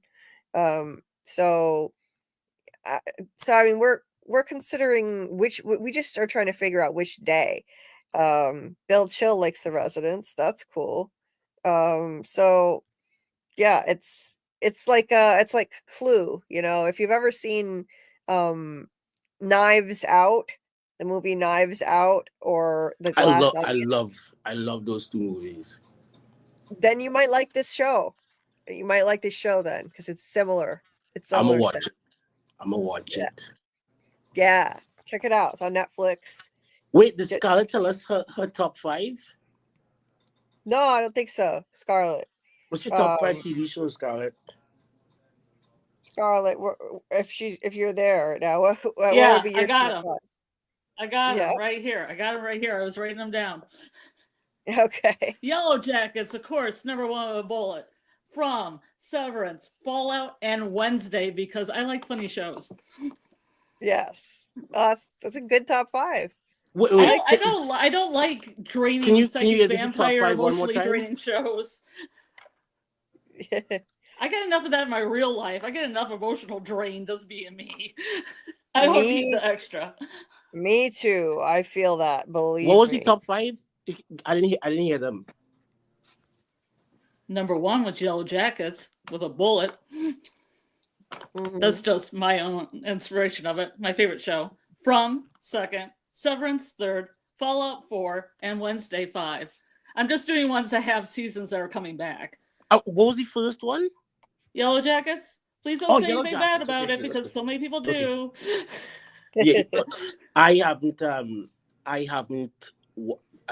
started to watch that show last week sometime when Tony kind of posted about it. So I think I'm done with season 1 and I'm starting season 2. I'll do season 2 probably tomorrow because I'll be. Wow, that's pretty intense to do a whole season at once. Yeah. When you want to catch up, you can't come to book club without reading the book. So. Well, there's no book club. This is book club. This is book club. Well, the problem is I can't really do that with A Handmaid's Tale. I can't really go through 5 seasons of it without curling on the floor in a fetal position, sucking my thumb and rocking back and forth. No, you cannot. You probably could, right? But I don't recommend it. Yeah, I want. Yeah, I'm not going to do it. It'll spoil your mood for the entire month. Like it'll spoil your mood. You won't be able to taste food. You won't be able to enjoy it. Like it'll take your life away for a good couple of weeks, probably, if you did that. Because and the books are even more intense. The books are very, very intense. Violence or what? Very, very intense. Believe it or not, the show is a lot like toned down in terms of like rape stuff and very, very much toned down compared to the book.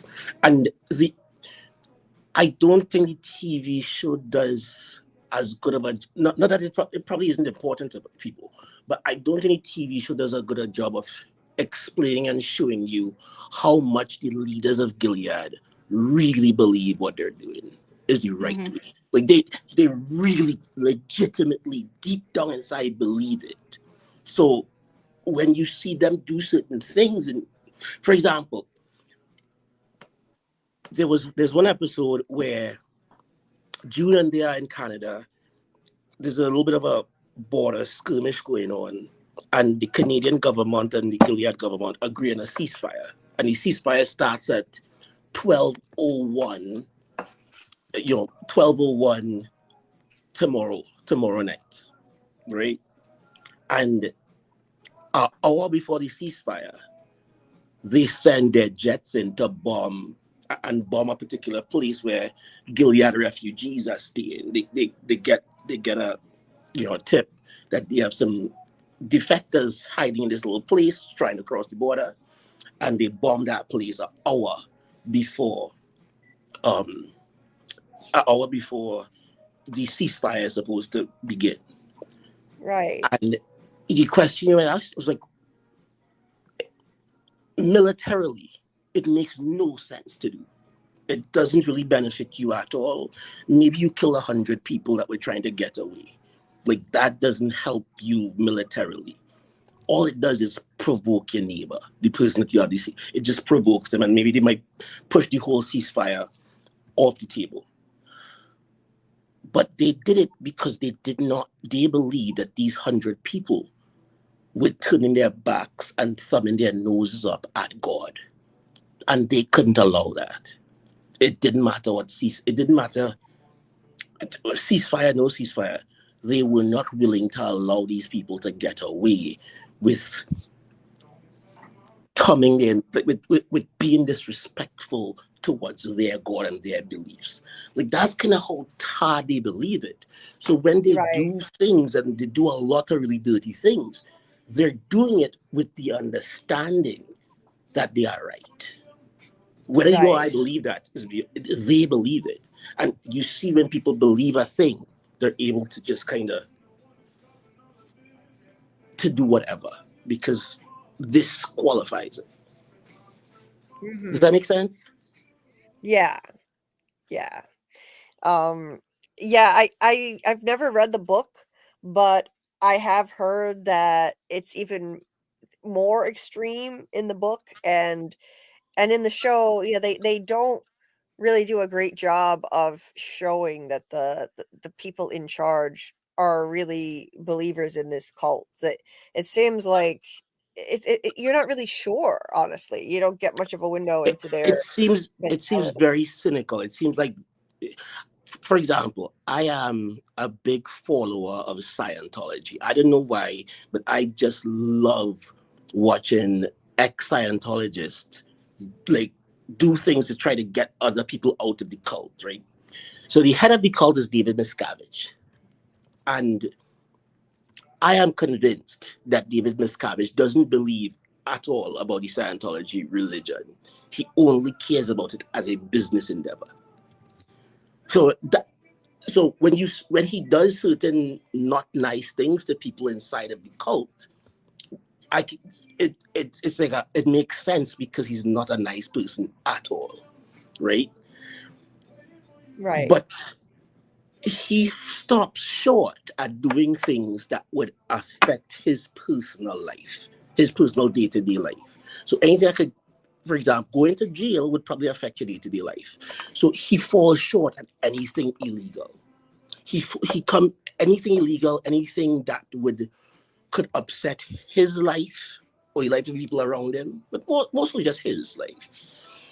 And something that could endanger the culture, endangers his source of funds. Those are lines that he does not cross, because he knows beyond those lines, I lose. But if he actually believed, he would be willing to do a lot of these things that Scientology used to do back in the day when L. Ron Hubbard was around. They were willing to literally do anything, including go to jail, because a bunch of them went to jail for a thing. So understanding that he does care about his own self-preservation gives you leverage in figuring out what he's trying to do, what his goals are, and it helps you to rationalize his actions. So you can kind of predict what he'll do in a situation. With somebody who is a true believer, you can't do that with them. You can't take anything off the table, ever, despite what they might tell you. Yeah. Does that make sense? Yeah. Yeah.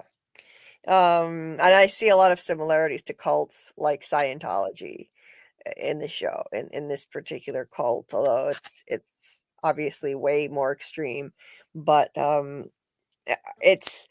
I think it's an amazing show. I mean, it's a little bit scary. I mean, it's very scary, because this kind of thing could happen in real life, but it's a beautifully done show. I think it's so well written, beautiful direction, cinematography, art direction, and I love it. It's a harrowing thing to watch. And Ryan, a new member of our community, Ryan is watching. He's now binging it, and I don't know how you could.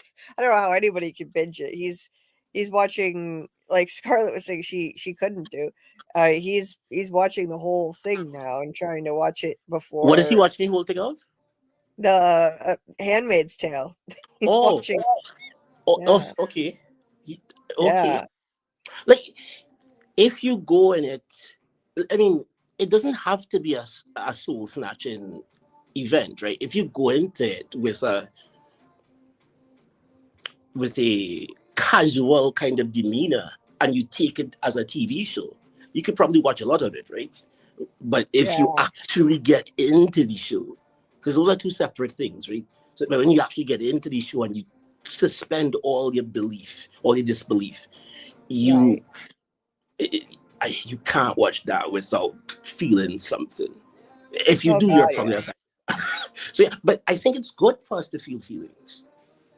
Oh yeah, it's an excellent show, and season 6 is the final season. It's coming out April 8th. So I'm hoping to find time to do episode breakdowns for every episode, but I'm not going to do live streams because I doubt anyone's going to want to come to a live stream and talk about this very dark, harrowing show. I can't really imagine anyone doing that. So I'm probably just going to do episode breakdowns. But it's a phenomenal show. It really is. It's just brutal, seeing all these women being, turned into sex slaves, essentially, and forced to bear children and then give their children up to the infertile women who control them and their husbands. It's just it's horrifying and disturbing, deeply disturbing, but it's an amazing show. I wouldn't discourage people from watching it because it is a great show, but just be prepared. It would be a difficult thing to binge if you haven't seen any of the seasons yet and you're going to try to binge it. It would be tough. But should be. Yeah. But anyway, but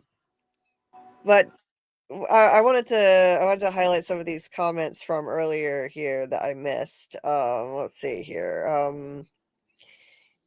David had said any Mark didn't really think this, though. He had to leave the office at some point. Then why would Audi Mark go back after double crossing him? Yeah. I don't know. I feel for both of them. David said I'm backing the Audis now. The innies are too childish, and I'd slap my innie. I don't know. I feel empathy for them though, because they feel like they're separate people and they have their lives matter to them too. They don't want to lose that, and they were brought into the world, against their.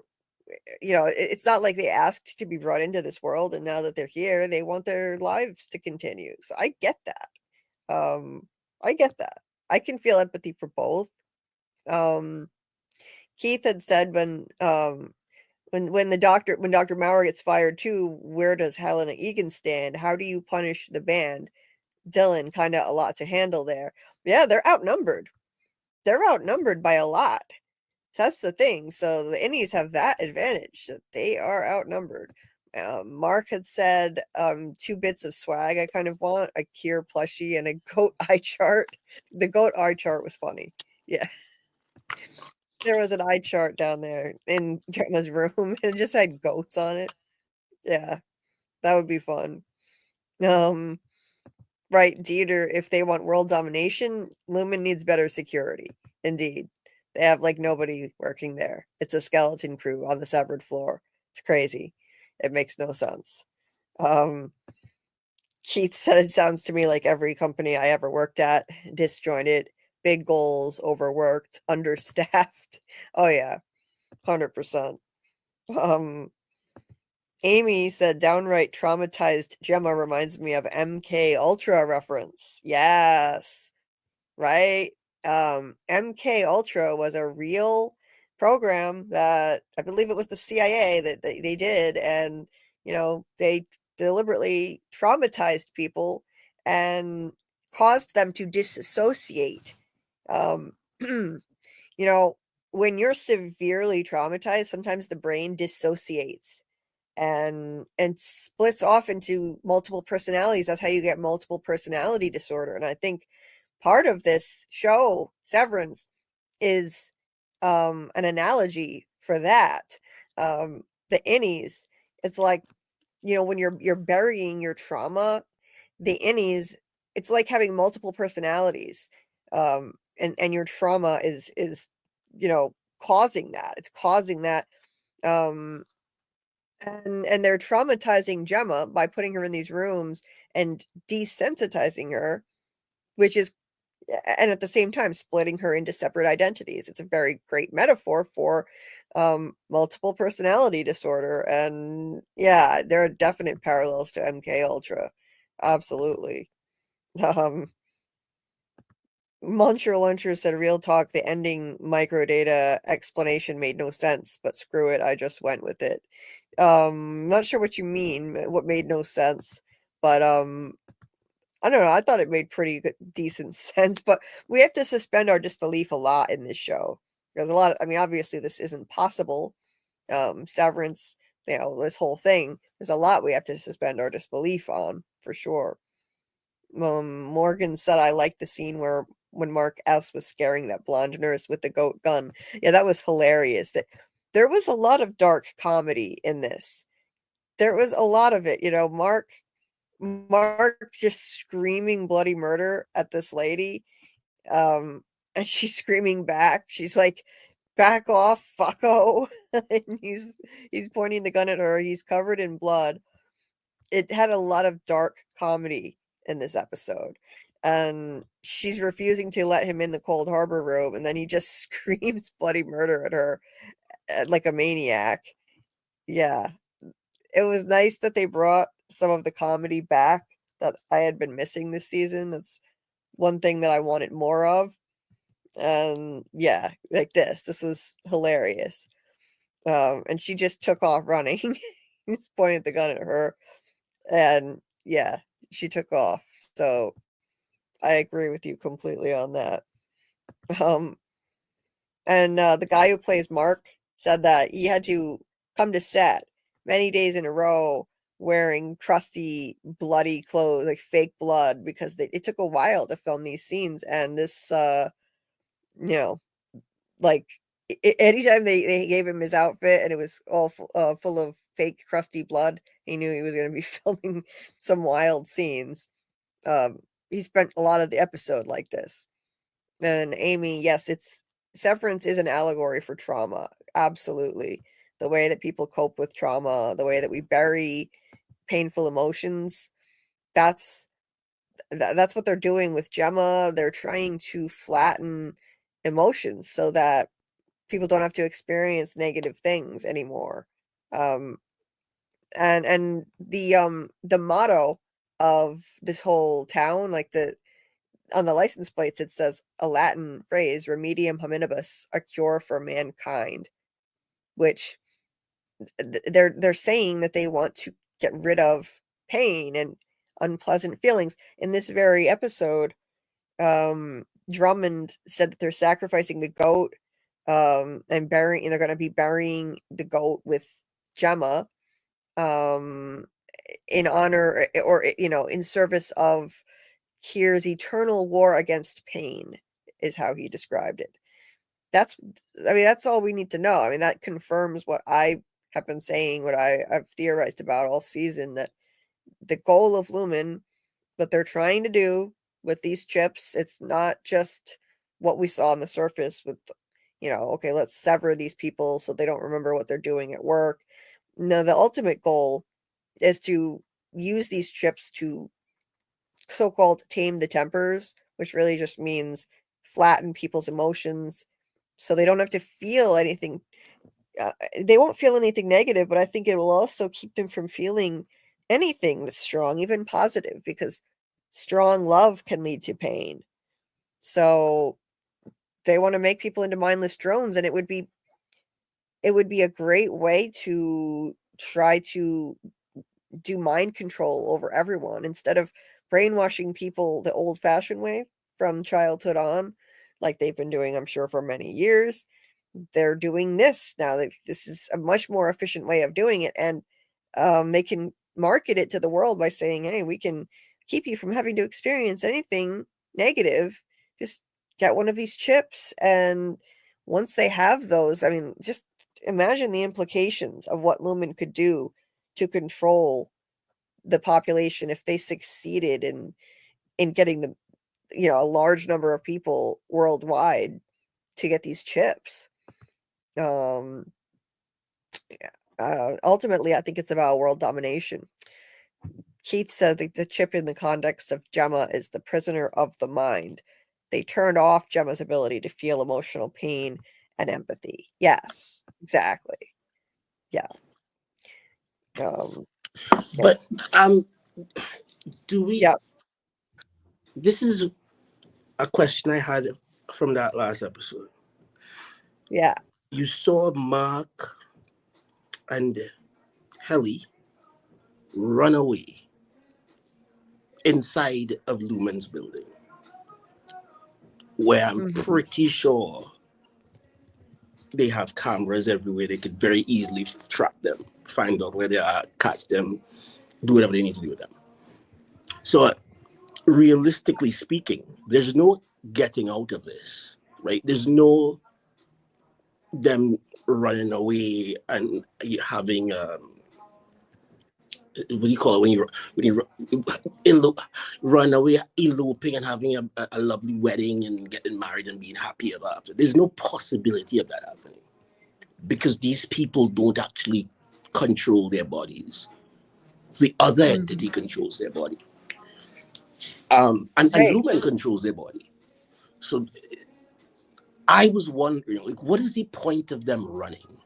Like, where do they think they're going?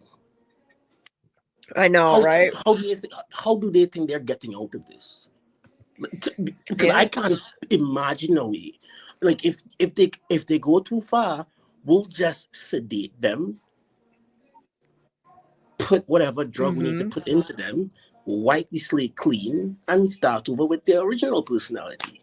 End of story. Like this, that's all they have to do. And from what I've seen, I think they could probably do that remotely. They can do that from a computer anywhere. It seems. So, what are you saying to the audience? Because Julie, do you believe they can run away and actually get away from Lumen?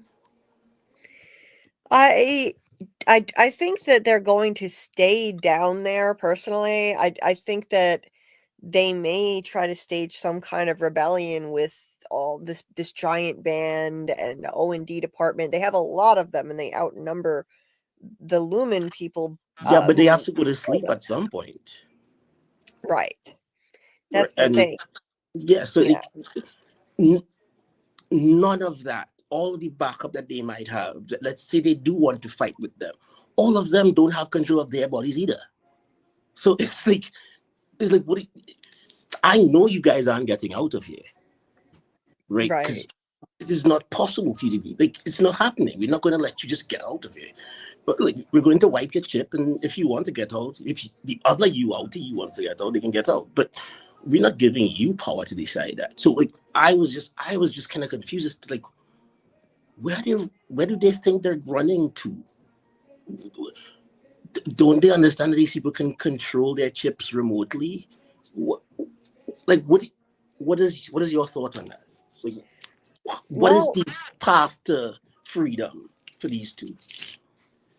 I mean, it's hard to imagine at this point, honestly, because even though they outnumber the management and there's not much security there at all in terms of your security personnel, at the same time, Lumen, I think that in order to control their chips remotely, they just have to, the Lumen people need to get to the security office and just flip the right switch and they can do whatever they want. They have all these functions. We don't even know.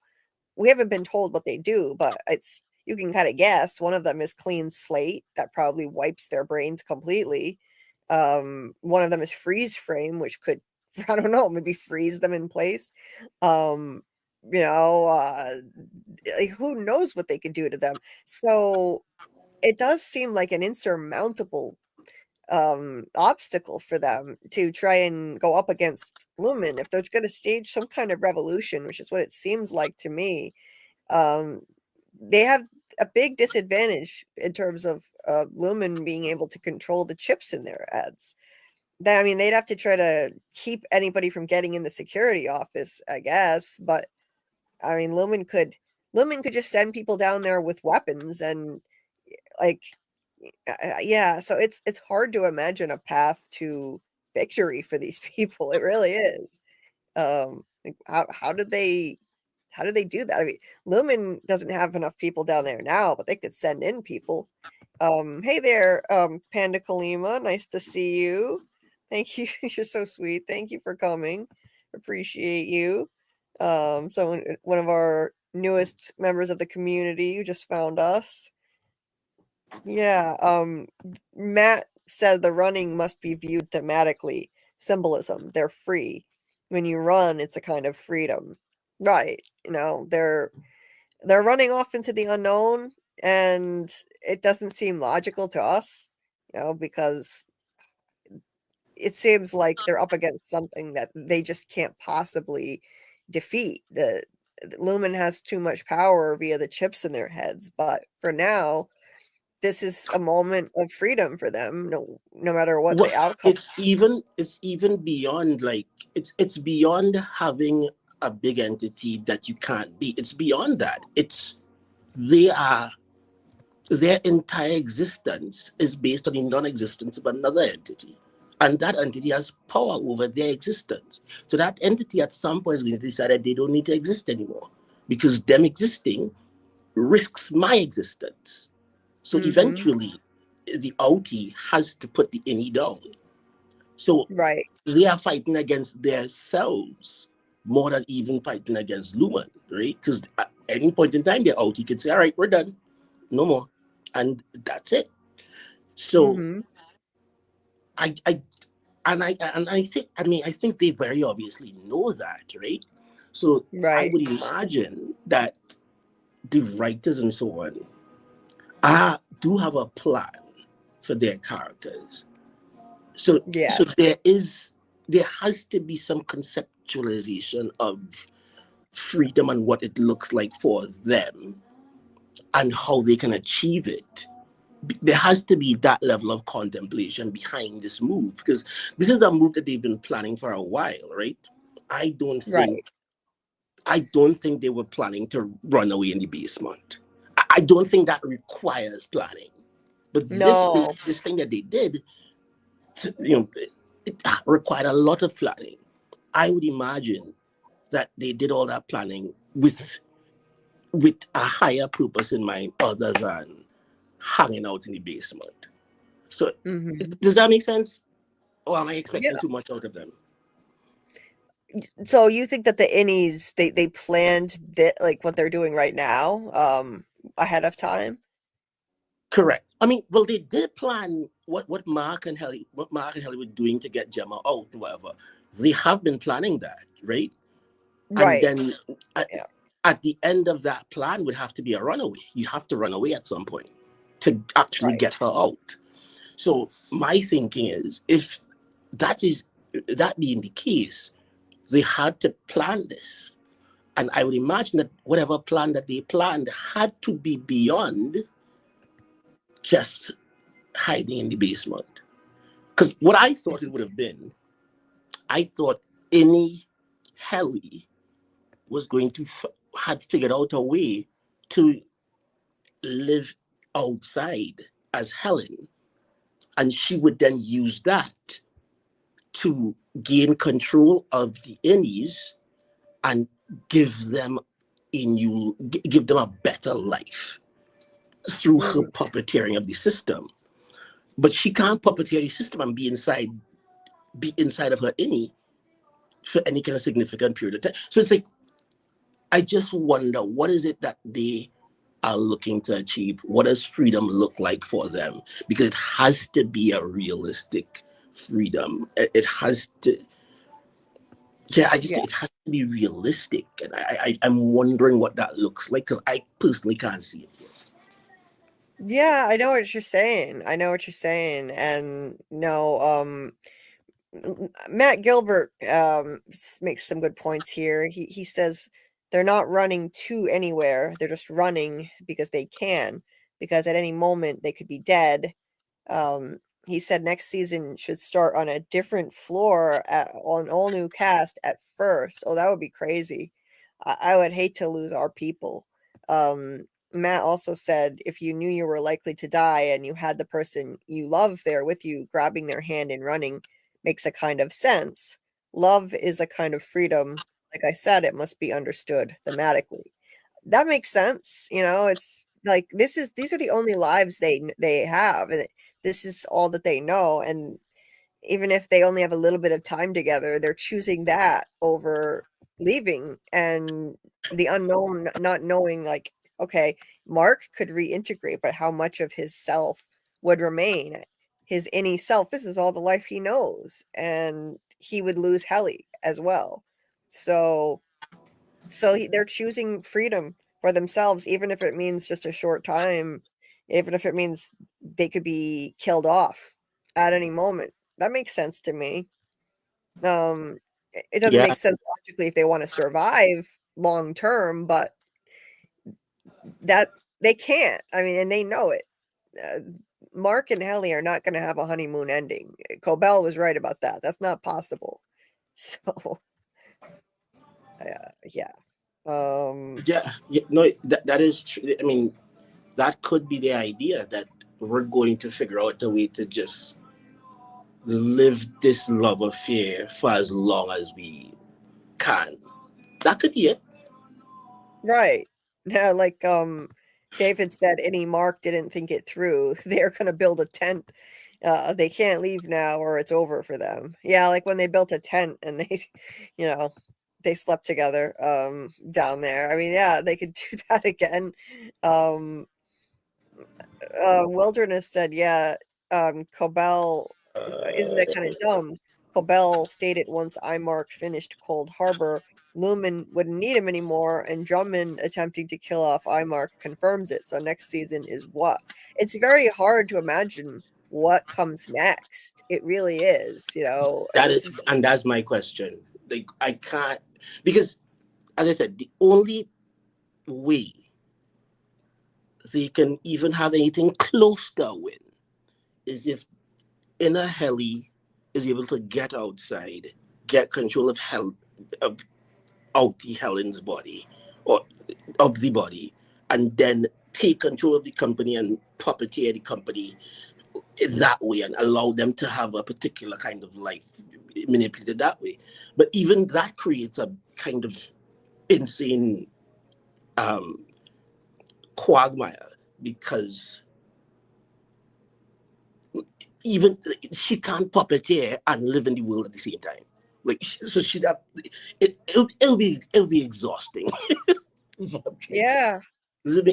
So I mean, I think this is just we just have to wait and see type thing. I don't think we could tell from now, but I want to believe that it's more than it could just be that they realized, we give up, but we're gonna have as much fun as we can for now, because at any point they could come and snatch us. But I think they are thinking beyond that, because if that's what they wanted, then they didn't have to do all of this. Right. They could have just been nice little people, and they'd have been able to still come to work every single day, and run away to the closet together and have their moments and come back. You know what I mean? Like, you didn't have to do all of this if all you wanted was a fun, free evening with your girlfriend. But, and this is I imagine that the innies are younger mentally and emotionally than the outies. Oh, they are. Yes. So even though we're looking at, 2 30, 40-year-old people here, in their minds, they're 16 years old. This is their first love. And if I were to remember how I was at that point in time, it's intoxicating, it feels amazing, and it takes away all the other pain. Because if you have this person next to you, life is okay no matter where you're actually at. Right. So that might be where they are mentally, and they prioritize that connection that they have, as temporary as it might be. But I have to believe that they've designed a little bit more. The writers in particular have designed a little bit more rigorous of a experience for us than just, them temporary run away together. Yeah. And and it's not even just about them. Like we were talking about this earlier. I think it's not just about Helly for Mark. It's about all of the innies. He cares about all of them. He doesn't want them all to just stop existing. Their lives matter to him. And so this is kind of about solidarity with all of them and choosing to stand together with them. Now the thing is, yeah, they could have just taken the easy way out and not rebelled. But the thing of it is, I mean, Cobell told him that after he completed Cold Harbor, that they wouldn't have any use for him anymore, and this would be his last day at Lumen. So at that point, he really didn't have anything to lose. He decided to believe Cobell, and I think she was telling the truth. I think what would have happened, they weren't going to literally kill Mark like they were going to kill Gemma. They'll just wipe them. Yeah. They Back would, I reset. think, yes, and I think they would either wipe his memory or just lay him off, fire him like they've fired other people, and that effectively kills the innie. They've done it with other people before. I think they would just fire everybody, and so their innie would essentially die. That would be his last day at Lumen, just like they fired Irving. They would do the same to Mark. So this is him trying to hold on to his existence and the other innies as long as possible, I think. Deciding to do that. And That is it very doesn't, sweet, but yeah, man, it's sweet, but man, it's a bad idea. it is. It is. And because they're teenagers, emotionally, teenagers do stupid things. I've watched some stories. Teenagers do some things for like boyfriends, girlfriends type thing that really, like, what the hell is wrong with them? Do they not realize by like within 3 months they will not know one another? Do they not realize that? Because we can, as a father, I could see in my child, I can see, that she likes a boy, he likes a girl. Well, I can see that, and then I can put some advice on that to let them know that this is it's not that serious. Like, this is the first time, but it's not going to be the last time. So you don't have to cry all day. But Right. they don't have parents, right? They don't have anybody to say that to them. So I think the fact that they are emotionally immature makes it that we can rationalize foolish activity, foolish doings on their part. Does that make sense? Oh, absolutely. Yeah. Because emotionally they are much more immature than their outies. They haven't been alive as long technically. So, they're right now I would say they're in their adolescence. They're having their first love. The first season they were more like children, and now they're more like adolescent children. And Yep. this first love, and they're starting to rebel against authority. That's what you do in adolescence as well. So we can look 100%. at, I mean, and it's a fun time, let me tell you. I could tell you some stories. Oh my. But yeah, I but bet. I mean, I think that is part of, because I had another at the end when Jim, his name is Jim, right? Not James, but Jim, as in James. one Jim, two James. Anyway, Yes. so Yeah. is it just me, or did it seem to you that Jim got a little too angry over this? Oh Because yeah. he has to know that he can just press his people could just press a button and they'll be dialed down. Right. Well, So I'm wondering, what was he so mad about? Because I don't think it was them running. He knows they can't run away. So he knows that's not a big problem. And yes, they may have crashed his party and he didn't get to see the whole Gemma thing happen. But why was he so mad about that? He could snatch them up and put them back in the system tomorrow. He has that kind of power. So I'm just wondering, why do you think he was that mad? Because Cold Harbor, that project with Gemma, that was going to be groundbreaking, revolutionary for them. Apparently, they were saying this was going to be the most important day in the history of the company, and they wanted to complete that. And once they killed her, I think they were gonna take that chip out of her head and put it into like a volunteer on the outside. They couldn't use her because they kidnapped her and faked her death. So they couldn't use her. The world would find out that they kidnapped her, but they could take that chip out of her head and I think implant it in someone new and then present to the world like, look, we have this technology that can help you never have to experience negative emotions again. And they wanted this. This was something they worked hard for the whole season. I think this was years in the making, that this project, and Mark just ruined it. He just sabotaged the whole. Oh, okay. Yeah. Okay. That makes because I this is my unsolicited theory of what is happening here.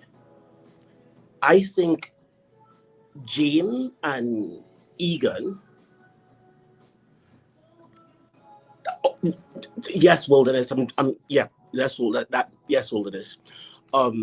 I think Jane, the Egan clan, is working on a couple things. One of the main ones is the resurrection of the Egan line and the maintenance of the line going forward. So I think that's their prime concern.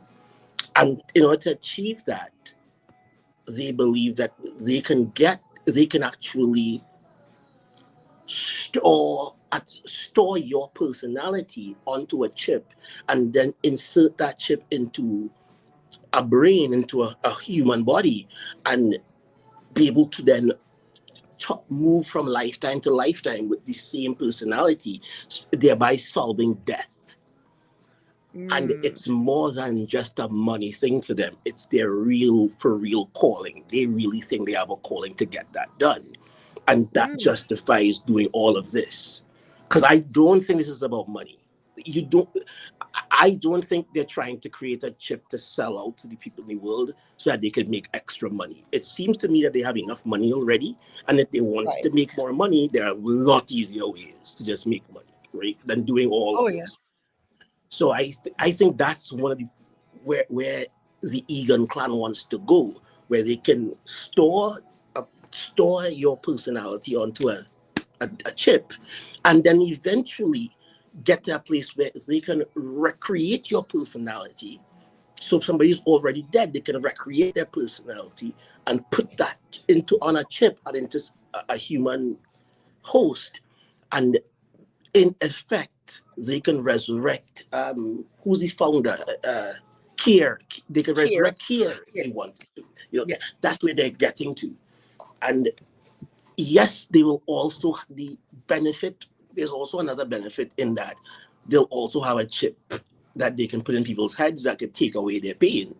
But that's not. I don't think that is their main focus. I think they legitimately are looking for a solution to the problem of death. Does that make sense to you? Yeah, I've heard that theory, and it's possible that they're working toward some kind of immortality. The resurrect Kier, or maybe achieve immortality at least for the current Egans. And I think they want to control. It's not about money. I agree, it's not about money. I think it's about control. Any cult, it's about controlling people. They've been brainwashing people from childhood now. We have that confirmed. It was hinted at in season 1. Now it's confirmed that they have a school where they brainwash kids. Like they brainwashed Cobell. They're doing the same with Ms. Wong, that little girl. And, they're indoctrinating people to worship Kier like a god. So this chip, I think, is like a way to make people more susceptible to buying into the cult, flattening their emotions. That's what I think they're doing. It's definitely not about money. No, they want to control as many people as possible. And imagine what they could do with this. If they get enough people to buy into this around the world, if they get world leaders to do this, politicians, they could achieve unbelievable amounts of control. I think the ultimate goal is world domination. That's what I think. I don't see that. I don't see. I'll tell you why I don't see that. Because I don't see it. I don't see the point. If you did that, you would be so OP that it wouldn't even make sense to play the game anymore. And people aren't as stupid as we want to think, right? I'm not just going to let you put a chip in my brain, bro. Like, I know what you like. Everybody knows putting chips in brains is like, that's the beginning of the end. Yeah, I mean, like, everybody kind of gets that. So I don't think people give that to you all willy-nilly as a commercial pursuit. No, I do see people. Do you remember the movie The Matrix, where one of the characters on Neo's side is feeding the other side information because he wants to be able to go back and live in the Matrix and forget about the real world, because he thinks his belief is it doesn't matter if it is. He has a stake. He said it doesn't matter if the stake is real or not. It just matters that I believe it's real. So I don't care. Put me in a good life, make me rich in this life, give me all the children, all the women I get, and just put me back in the Matrix. That's all you have to do, and I'm going to give you this information because ignorance is bliss. So there will be people that sign up for that chip, wanting for you to take their pain away, right? And in that case, I just don't think the world walks eyes open head first into total Egan slavery. I just can't see a world where people just walk directly into that and nobody's like, yo guys, we shouldn't do this. I just don't. I don't see the point why even Lumen would even want that. Like, what do you want to, like, okay, you have that, now what? Like, what are you going to do with that? So that's about control. Like any cult, it's about controlling people. Now, it doesn't mean that the whole world is going to buy into it, but I think they're fanatics and they think that they can do this. Doesn't mean that they can actually do it, but I think that's what they want to do. I agree with you that I don't think that they could convince the entire world to do this, but they're a bunch of lunatic fanatics here. In the season 1 finale, James told Helly, he thought it was Helena, but he was talking to her about how when she was a little girl and she saw the chips, the prototype of the chip, she said, "It's so pretty, Daddy. Everyone in the world should have one of these." And then he said to her, as an adult now, he thought this was Helena, but he was talking to Helly at the gala. He said, "Well, thanks to you, one day they will." Because of this publicity stunt she was doing, getting severed. If an Egan gets severed, it normalizes it. And that's why they had her do it, to try to prove to society, like, look, this is okay. Even an Egan is willing to get severed.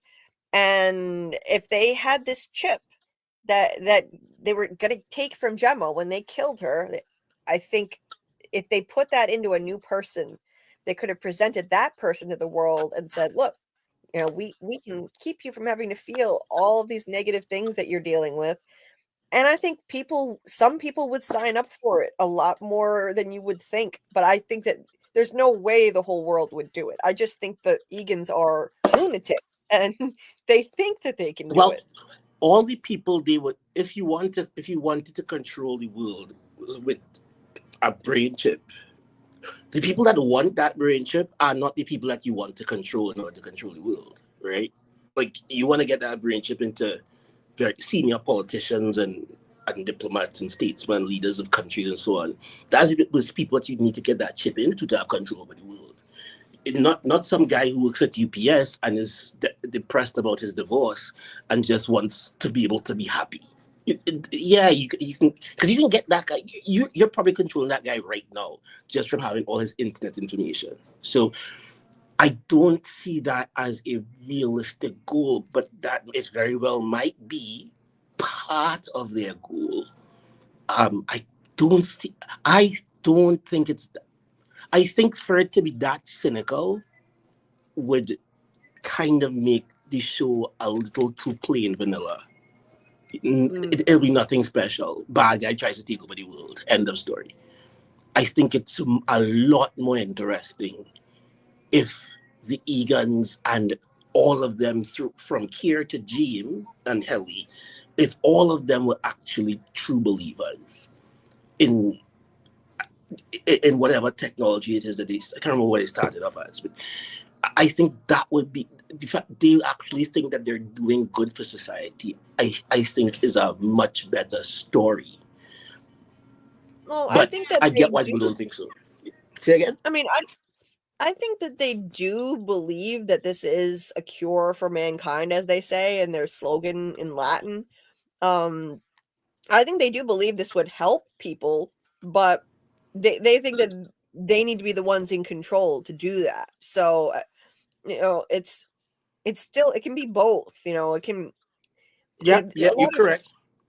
A lot of fanatics, they think that they have the answer and they can help everyone, but they're doing it by controlling them. So, like Matt here says, Lumen doesn't want to control the world. They want to cure the world. They're true believers. Mankind is this, Severance is the cure. But at the same time, though, they may think that, okay, this is a good thing. And then, they're doing this to help people in their twisted minds. But at the same time, they're doing this by controlling them. Look what they did to Gemma by, they tortured her. And this is supposed to be a positive thing that they're doing for people, but it's really not. And ultimately, they could have all different ways of controlling people via these chips. I mean, if they don't want to control people, then why do they have all these other functions on the chip that were listed in the security room? There are a lot of functions other than just the ones we've seen. We don't know what they do. One of them is clean slate. They can just wipe people's brains. Clean slate, freeze frame. I mean, I have to believe that's what clean slate means. That they could wipe. I mean, there's no doubt. Because I'm not saying that they won't be able to control people. They are controlling people right now, right? They're doing it right now. So controlling people is not a new thing for Lumen. It's not a new thing for the Egan family to have control over other people. They've had it the entire length of their family lives, from Kier go all the way down, because they had control over several hundreds of thousands of employees, right? So I transforming into a more efficient mode of control may have some value to them. And this is a feature of the system, but I don't think it's the main focus of the system or of the technology or of the Egan clan, the Egan cult, and Lumen, as all-encompassing entities. I don't think that is their aim, to control people, because they already have that. Don't you think so? Don't you think that they, even without this mind control brain chip stuff, don't you think they have a lot of control over a lot of people right now in the in this story? I mean, right now, yeah, but they have a lot of obstacles they're facing. So right now they have a cult that there are some true believers in, but they're struggling. Like in seasons 1 and 2, it hasn't been emphasized a lot, but there have been a lot of different things they're coming up against in society that are a problem that they're dealing with. And that's why they did this PR stunt making Helena get severed, because they're fighting politicians in Congress. It's a very controversial issue whether severance is okay or not.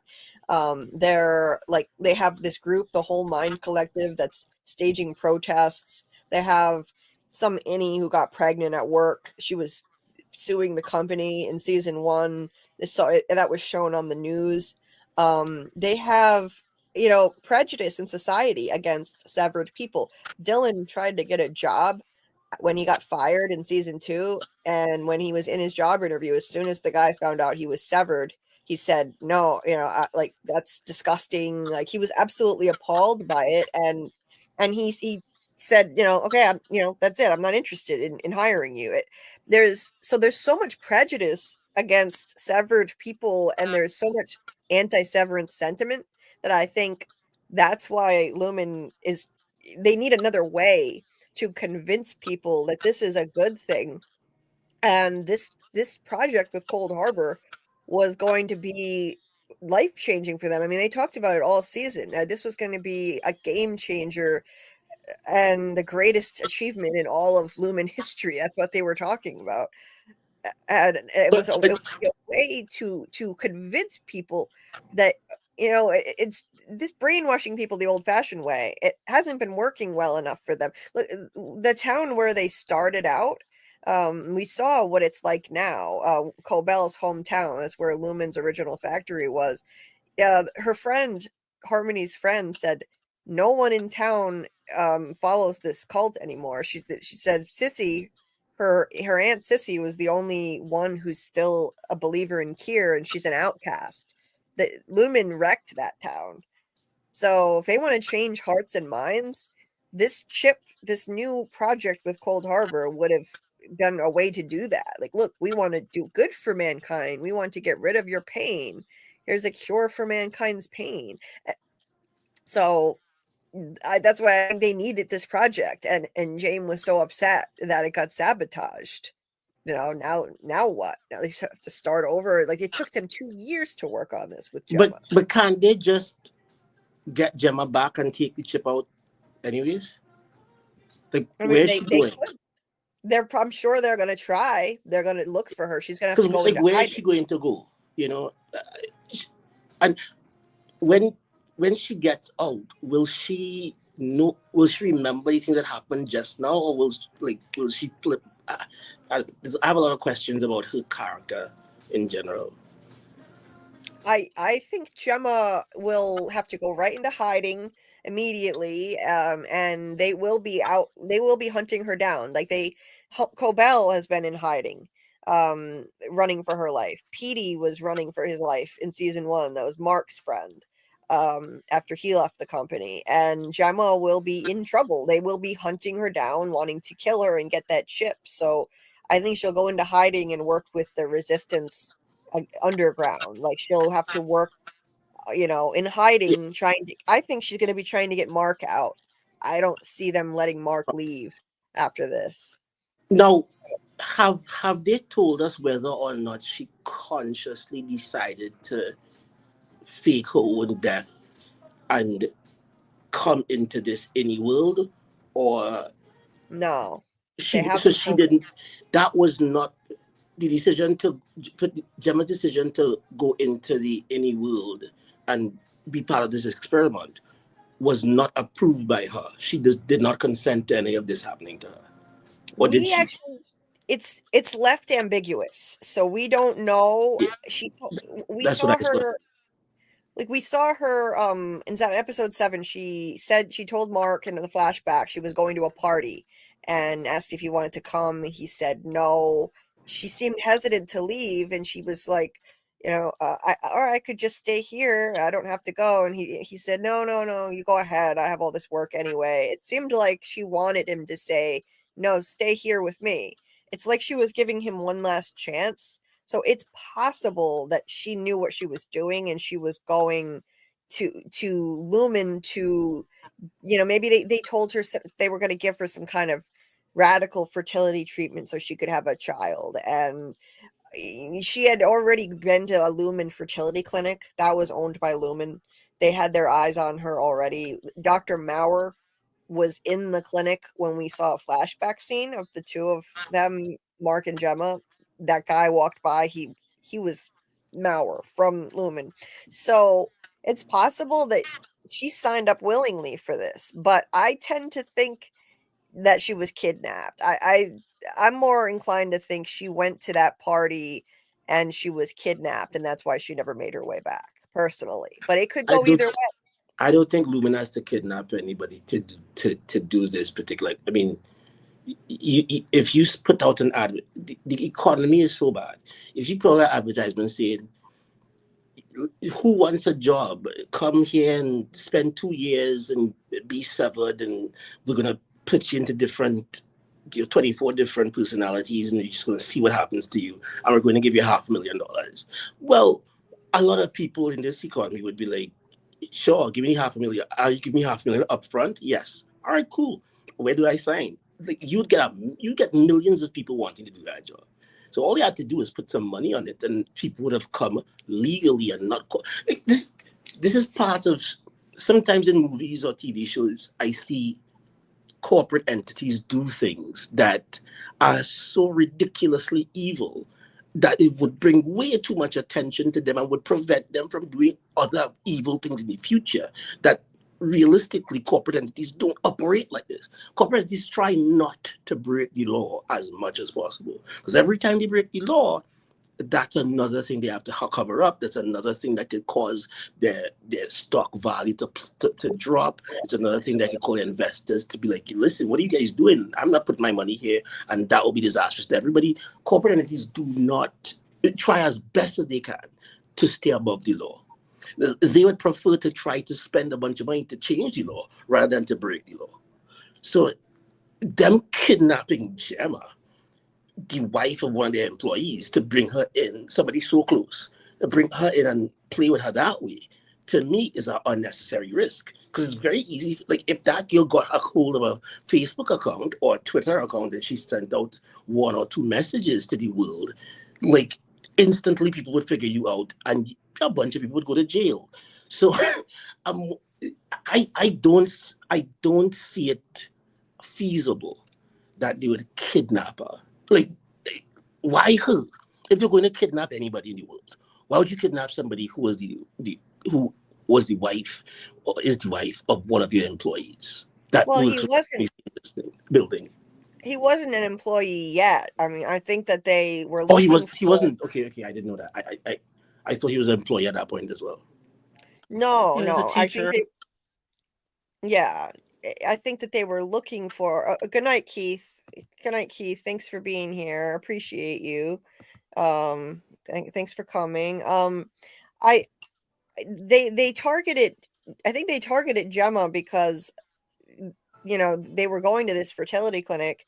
They tried and failed 3 times to have a child, and they wanted an easy target. And so they had their eye on Gemma. They went to a Lumen-owned clinic. When they were at the clinic, there's paperwork, and you can see a Lumen logo on the paperwork, and Dr. Maurer walks by.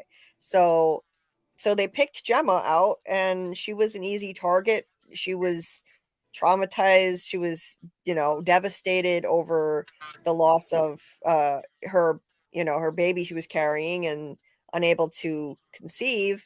So they took her, whether or not she signed up for it or she was kidnapped. Either way, even if she signed up for it, I mean, she definitely didn't expect to be held prisoner. They wouldn't let her leave. And so, then they approached Mark, and that was deliberate. Like Mark, I'm sure he was recruited because he's her husband, and this was an ultimate test of the severance barrier. Let's have Mark interact with her as her innie and see if they remember each other. That was part of the test, I think. And they needed Mark to refine the data on her chip, because they must realize that on some instinctive level, even though Mark didn't know what he was doing, because he was refining the data on his wife's chip, on some deep level, he was emotionally connected. That's why they kept saying this season, Mark has to be the one to finish Cold Harbor. Only Mark can do it, because that's his wife. They must realize that love transcends severance, feelings transcend severance, and he didn't know what the hell he was doing when he was sorting the numbers, but emotionally he was reacting to the numbers. And they know somehow that bleeds through, and only he could finish that chip for Gemma. Only he could complete Cold Harbor. So I think targeting the husband and the wife, that was the key. This was their groundbreaking project that was supposed to, it was supposed to change everything and help spread their cult much further and change hearts and minds in society. Like, they wouldn't, that you won't have to feel pain anymore. You won't have to feel unpleasant feelings. And So yeah, I thank you, Panda Kalima. You are so sweet trying to get likes up in the chat. I appreciate you, and thank you, Scott. Thank you so much. I see all of you guys in the chat. You're awesome. Thank you. Matt says, I don't think ascribing real world motivations to the show works for me personally. It's a show drenched in symbolism and meaning. I guess I'm less interested in the internal logic and more interested in what the show is saying about our world. Oh, 100%. I mean, it's making all kinds of social commentary about our world. Like, hey, Danny. Like Danny P said, Kier is analogous to Lenin. He even kind of looks like him too. A little bit. That profile picture of him up on the wall in the building, that giant carving, kind of looks like Lenin. It's making a lot of statements about class warfare, capitalism, corporations, religious dogma. I mean, there are all kinds of social statements the show is making about our world. Absolutely. The tiny class of the elites controlling the masses, using divide and conquer tactics, dividing the departments against each other, spreading propaganda, all of that stuff. Like I mean, there are all kinds of messages the show is sending, and yeah, real world logic. We kind of have to suspend our disbelief on a lot of it. And you were so sweet. Wake up, grandma, the kids, the dog, and the cat. Let's go. Like. You are the sweetest. Thank you so much for cheerleading for likes. It's kind of like an old like, David what does Letterman Lumen bit. do? What, Scarlet? What, Scarlet? Bit. It's an old David Letterman bit. Oh, okay. Nice. Okay. KP, what were you gonna say? What was I going to say?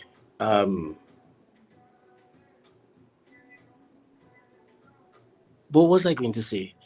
No, I was asking, what does Lumen actually do in the real world? Because we hear a lot of corporates speak about Lumen. We see that they own buildings and stuff, right? Their names are on buildings, but we have no idea what they actually sell. What product or service they actually provide, or do They we make actually medical equipment. There's a whole bunch of medical equipment with their name on it. Yeah, right. Yeah. So they make a have whole bunch own of stuff clinics. and optics. They print a bunch of stuff out. They print out everything in the town. They basically make all the products of the town. Because this town is like in Disney World, there's a little village near Disney World where Disney employees would live at. I don't think it's that way anymore. But it was a company. Okay, where I live in Trinidad here, the land I'm presently on was part of a residential development that was right on this, what was right to the side of our oil refinery. So when Texaco came in the 1950s or whatever it was to open a refinery here and process and refine crude and so on, they bought several thousand acres and they built out over 5,000 homes for the persons that were working there. And people worked, they lived, they retired, they died, they left their house, their kids, and so on and so forth. So it's like a company town, right? So, because what I'm trying to figure out is, yes, it's clear they have money, and it's clear that they're a big corporate organization and they own lots of things. But at least I don't remember of hearing what Kier Egan's. We hear he was a salesman of different sorts, but like, what was he a salesman of? What was he selling? What was the product that he sold and sold so much of it that he created this humongous entity? I don't, unless I missed it. So do we have that answer? Like what this company started as? Well, yes. It started as initially they were an ether factory. Right. Yes. They did say that. Yes. Yes. That was one of their. I think they said that was one of their best products, and so on. And they said something about that. And also, it fits with their mission to kind of suppress emotions because people would get high on ether, and that was actually really common in the 1800s when Lumen first started. People would get high on ether at parties, and it would make you start laughing, and it suppresses your negative feelings in the moment, at least for a little while. So it kind of makes sense they started that way, and they're still trying to suppress emotions using just technology now instead of ether. They also made topical So salve, they were amongst the first drug dealers. basically.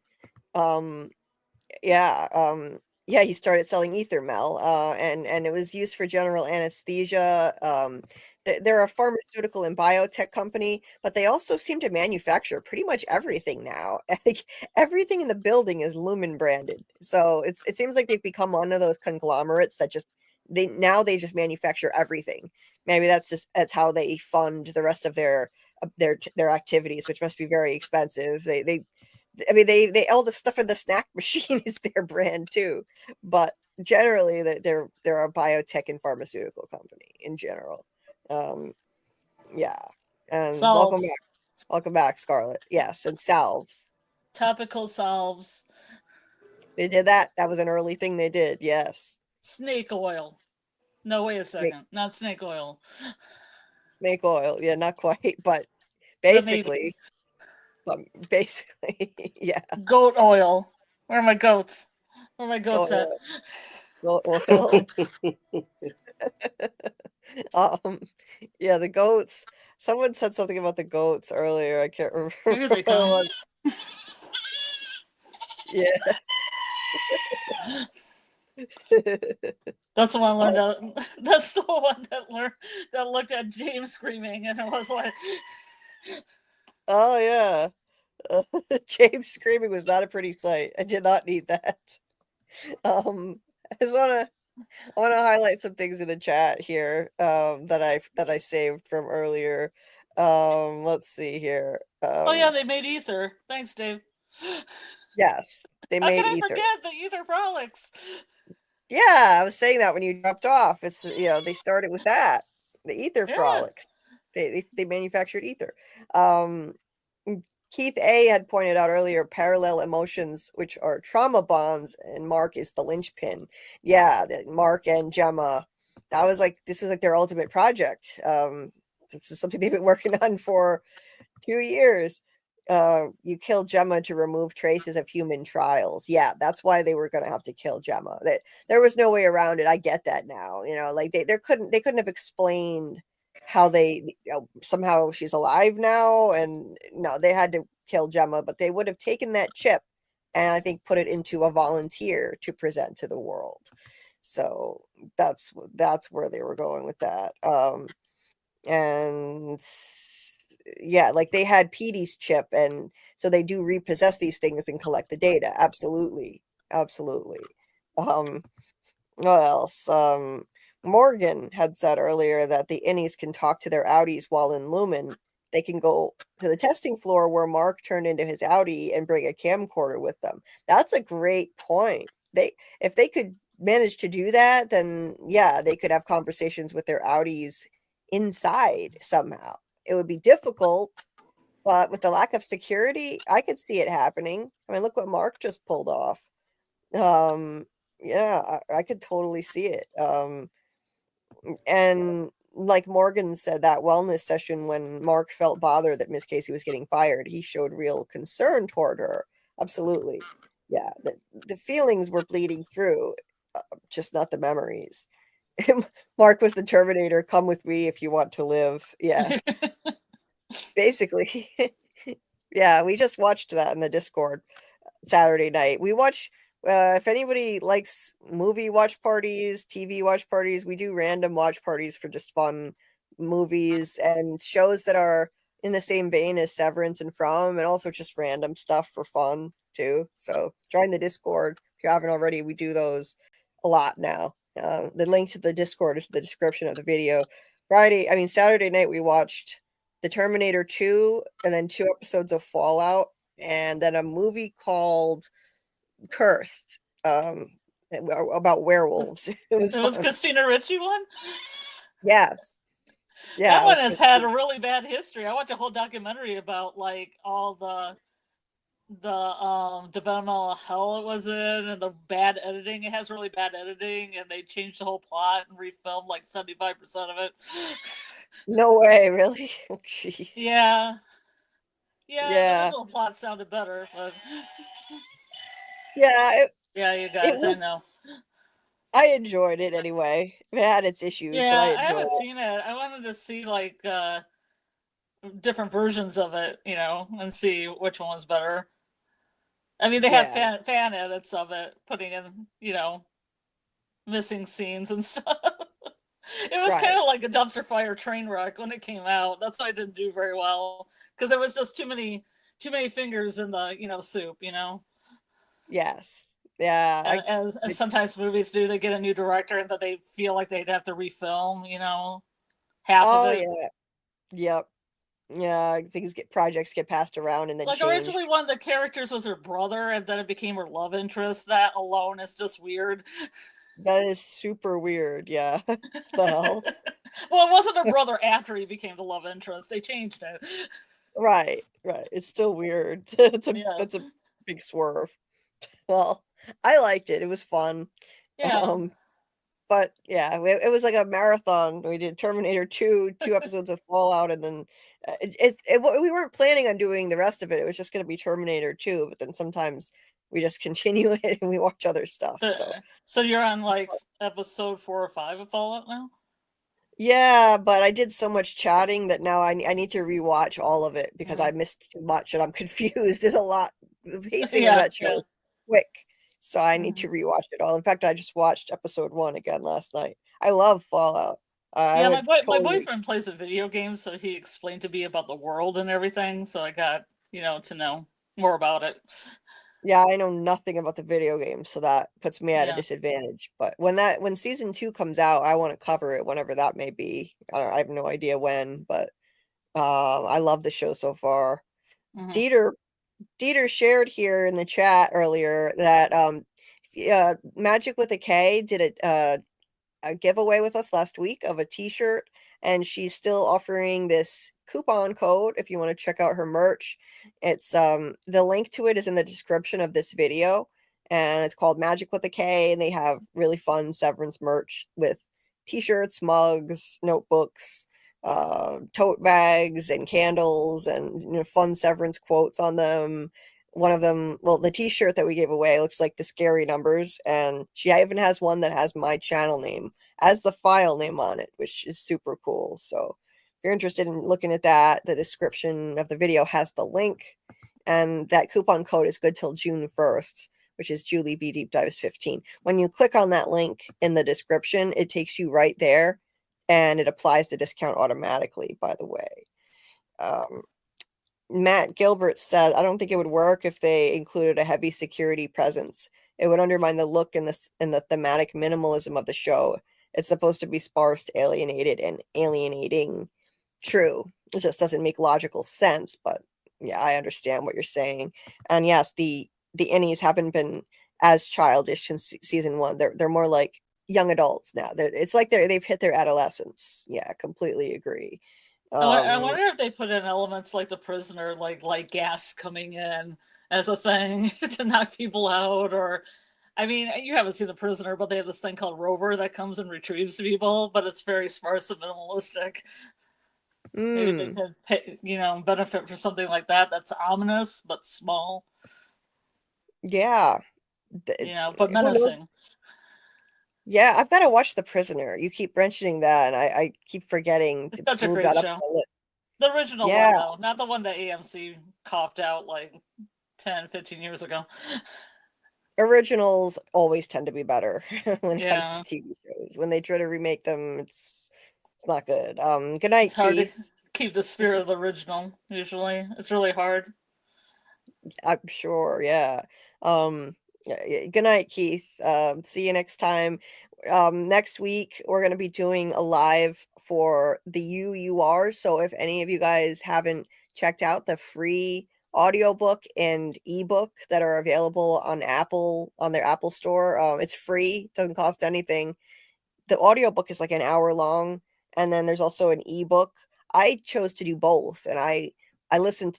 I highly recommend doing both, because if you can read along as you listen to the actor who plays Rickon actually narrate and read the audiobook, the UUR. It's hilarious. It's clever and creative. And so next week we're gonna do a live where we dive into that, and it's super fun. You know, we can make it interactive. There are like different roles you can pick in the UUR. Like it asks you to identify as one of like a specific role. I forget what they are. Like one of them is the coward, and nobody's going to call themselves a coward. So that one's There's the scribe, the yeah, dove, the warrior. yeah, What's the last one? The vestal. yeah.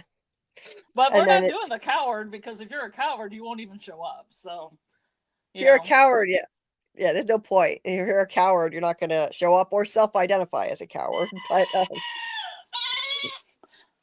we're this going goat's to do not that. a coward. Not a coward. Not a coward at all. So we're going to do that next week, and I think it'll be a lot of fun. So we'll do that on Monday night on our usual Severance night, and so check that out if you haven't. And if you need help accessing it, if you don't have an Apple device like I don't have, there are links. I'll put the links in my Discord. I was able to find a PDF of the entire ebook and an audio file I was able to download with the audiobook, and it's free. It's not like we're pirating it. It's free anyway. But if you don't have an Apple device, I don't know how to get it. I don't have one. So so if you need help with that, let us know. I have links. I can put them in the Discord, and I will anyway. If you're not in the Discord, the link to the Discord is in the description of the video. But yeah. Anyway, I think that'll be a lot of fun. And thanks for being here, Keith. So yeah, this was the one I was looking for. Gabrielle had said, I fall asleep in here all the time, but this is my first time hearing the goats. Yeah, the goats are fun. For you.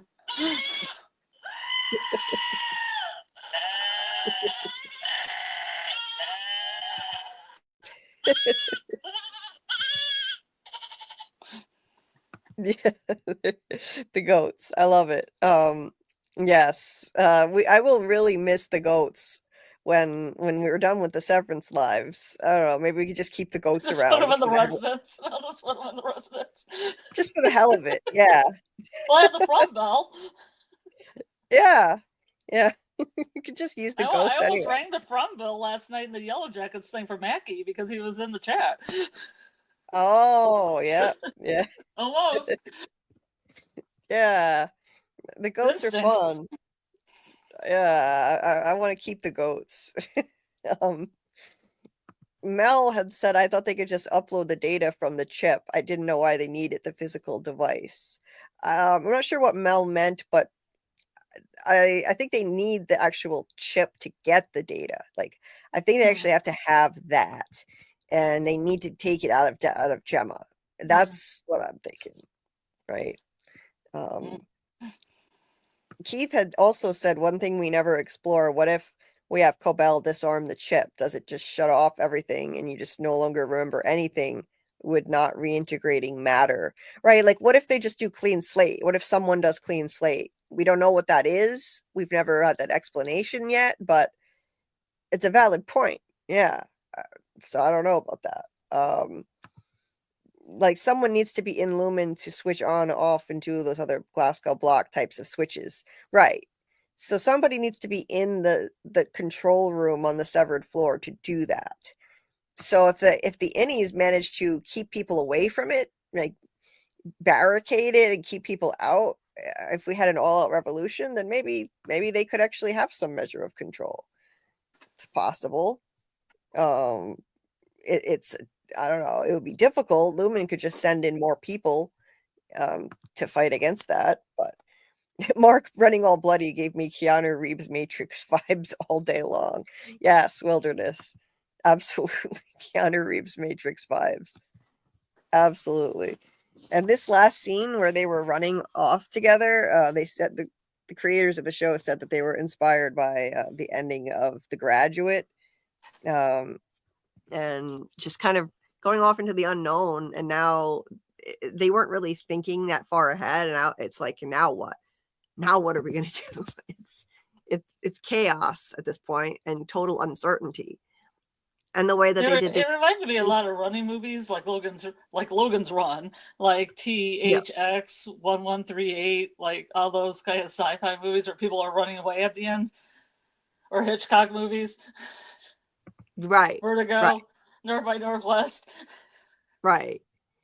Yes, and Spy you know movies. they used old film for this last shot, so it looks Mhm. grainy. It's got that retro vibe to it. That's why I thought they were going to make a still and make it a painting, and it was going to pan out, and it was going to have a frame and everything, and some kind of cool title. Right. Yeah. Yeah. I need frogs. That's what I need. I need like bees buzzing, like a Yellow Jackets thing, frogs, then the goats. I need a cowbell. I mean, I need to make a list. Yeah. You gotta make a list. Frog noises are great. What frog noises? Oh, in Yellow Jackets, they have these. Joe McHale. Joe McHale finally showed up. I think I told you. And he's a guy that's helping out frog scientists. That they heard the screaming. All these girls heard the screaming in the woods, but it actually was horny frogs. Spoiler. Yes. But they screamed. They were like, ah! They sound like people screaming, but nature sounds like people screaming sometimes. Yes. Thank you for dropping the link, Dieter, to the Magic with a K Etsy shop with the discount code. Appreciate it. And if you click that link, it applies the discount code automatically for you, so you don't even have to do anything other than pick something and buy it if there's anything you want to buy.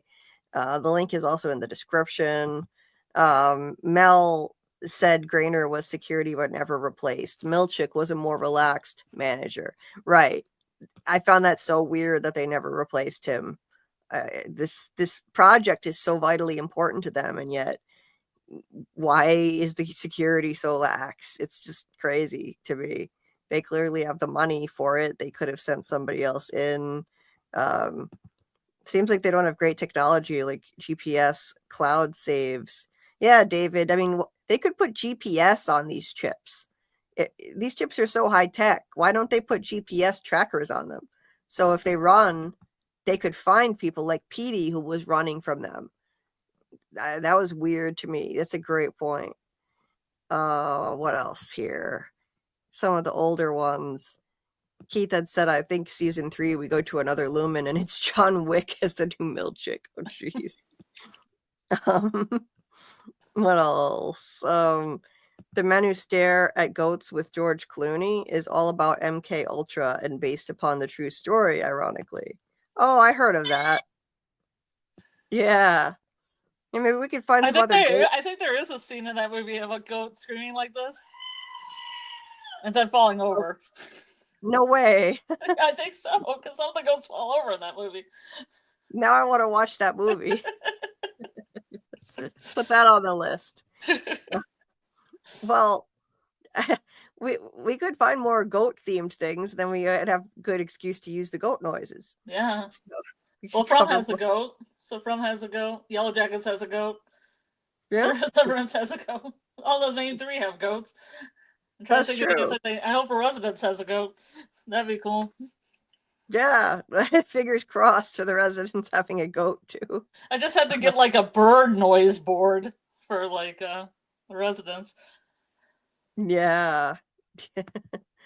The bird noise, that would be fitting, because the lead detective in the Residents is an avid bird watcher. She's a birder.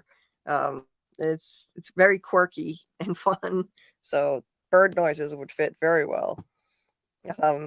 Wilderness said there's a wild theory that Rickon himself is a goat. Also, the lady that Mark shared the book on Rickon's book meeting is a goat. Rebecca. Oh, Rebeck. He named his kid after Rebeck. It's Eleanor, Rebeck. What are their last names? I can't even remember. Oh, Hale. Yeah. It was, yeah. Eleanor, Rebeck, Hale. Scout dash Hale. Yeah. That's so weird. He wasn't even in the season hardly at all. And he named the kid. Well, Eleanor wasn't either, I guess. That's another thing I missed about season 2 that's something I wish we got more of was Rickon. I really missed Rickon too. That was kind of a letdown. They built this up like Rickon was like he was going to be a big deal. He was going to rewrite the handbook for Lumen, and he was kind of selling out, and then he was just gone. So that was weird. Yeah. I don't know. He didn't become a new messiah or anything. No. It'd be cool. They would have paintings of him and like the Severance floor. Oh yeah, I thought he was going to be like the new messiah, kind of writing the New Testament in a way. But Fletch was in here earlier, and he said love transcends severance. So wouldn't Mark feel that his relationship with Gemma is far more serious if love transcends severance procedure? I think it can only go so far. I mean, you make a good point. Because it transcended big time for Irving and Bert, but it's more complicated with Mark. It's more complicated. He's got another love interest in Helly, and I think the feelings were there enough for him to want to get her out, but yeah, it didn't transcend severance enough for him to leave with Gemma. So that's a good point. That's a valid point. Yeah. Lumen can just override the chip. There's no escape. That last shot was Mark and Helly experiencing their last moments of true freedom. Yeah, Matt. I mean, yeah, I don't think there is an escape. They're free in that moment, but I think they're both gonna be. In my video that I released yesterday, I made some predictions, and I predict that Mark won't be allowed to leave at this point, that he'll be stuck there, and I think and Dylan, and I think it's highly likely that Helly will be stuck there too, because her father flat out admitted he doesn't love her anyway. He prefers Helly, and now Helly just aided and abetted the sabotage of their Cold Harbor project. So is that what Kier would do? Is that the fire of Kier? Right. He likes her high-spirited, rebellious nature, apparently. Oh. The fire of Kier is in her. So I think he's also going to be pissed at her now for what she just did. So I think that they're going to keep her down there. I'm predicting that she's going to be stuck down there with Mark, with Dylan. I know it's early to make predictions. It's going to take a long time to find out, but that's what Daddy's got to figure out what Daddy wants here. Right. Does he want a rebel or does he want somebody docile? He seems to want both. Yeah. Yeah. So, I think Helena is such a huge disappointment to him that he would leave her down there. He wouldn't care to get her out. At this point, I think he would. I mean, like the last time Helly pulled some shit that wasn't even Helena's fault. The last time it was the Macrodot Rebellion, she woke herself up on the outside as Helly and pretended to be Helena. And afterward, he blamed Helena. He walked up to her, and that's when he called her a fetid moppet. So how is he going to imagine how he's going to feel about Helena after this? He's not going to give a shit. He already said he doesn't love her. So I think he's going to leave her down there with the others and not let her out, or any of them. So that's what I'm predicting. So yeah, he doesn't give a shit about her, and he's going to probably blame her for this, even though it's not her fault. Matt had pointed out they're growing up fast. The relationships between the main two are quite mature in its own way. Right, indeed. And Dylan remains the youngest, but even he made a big leap in the final episode. I agree. The conversation between the two Marks revealed just how much Mark S. has grown. He has a cautious confidence in how he interrogated Mark Scout's bullshit. I totally agree. Yes, absolutely. Like he sees that Mark, his outie was manipulating him, emotionally manipulating him, that he really doesn't care what happens to the innies. He just wants his wife back. And I think he was right about that. I was on Mark's side with that whole situation. I know you were feeling for him too, Scarlet. Like they didn't give a shit. Devin, Cobell, outie Mark, they were just trying to get Gemma. They don't care about the innies. Yeah, that kind of makes them bad as the Egan's, the way they talk to Marcos. Like, especially when RV Mark comes in and he's like, he's being like a child. And I'm like thinking, that's almost close to saying they're like almost like animals. Yeah. Yeah. He's being such a child that he's not going to sacrifice himself for the cause, which is basically saving one person, over a whole floor of innies. Right. Yeah. They're not thinking about that at all. When he says, "Oh, I get it. You want me to give my life, and the lives of all the people down there, just so that you can save one person you happen to care about." It looks like the two of them hadn't even thought about this at all. It looked like like Devin and Cobell, it's like the thought hadn't even occurred to them. Like, oh, wait, yeah, that's right. She just kind of looked down when he said that. And he's right about this, like they don't care about the innies' lives or value them at all. She was saying, like, look, I know this is a lot, man, but if you do this with us, we can prove that Gemma was kidnapped and end them. We can end them. He says, well, then what'll happen to all of the innies? And Devin's like, oh, I didn't think of that, did you? Their lives matter too. So yeah, they need to be Ryan, thank you for reminding me, Dieter. When we were talking with KP, I didn't get a chance to say anything, but I saw Ryan donated I forget what it was, like Ryan donated to the PayPal, Dieter, right? Oh, $25. Thank you so very much, Ryan. That was so kind. Thank you very much. Truly appreciate the support. Dieter and Scott have been dropping the link to a PayPal that Dieter set up for me on my behalf so that he could help me pick out a laptop to replace my messed up current technology that's making it really difficult to make content and do these lives. So Dieter actually fronted the money, and so donations to that PayPal will go toward covering the cost of it. And thank you so much, Ryan. That was so incredibly generous of you. I really appreciate it. And he ordered the Scary Numbers shirt from MagickwithaK's shop. That is so cool. That is so cool. To think people are walking around wearing a shirt with my channel name on it is pretty wild. That's awesome. I really appreciate your support. You're such a kind, terrific, lovely member of our community, and I'm glad you found us. Wilderness said, did we ever find out why Cobell got Petey's chip? Wonder if they got Petey's chip to put it on Drummond. He only showed up after Petey's death. No. Yeah, I think they never explained that. I think no, Drummond he wasn't really around. We didn't see him, but that doesn't mean he didn't work there. We just didn't see him. I don't think they chipped Drummond though. I don't think he's severed. I think he's just a brainwashed member of the cult. And I think they got Petey's chip to study it. I think Cobell personally wanted it.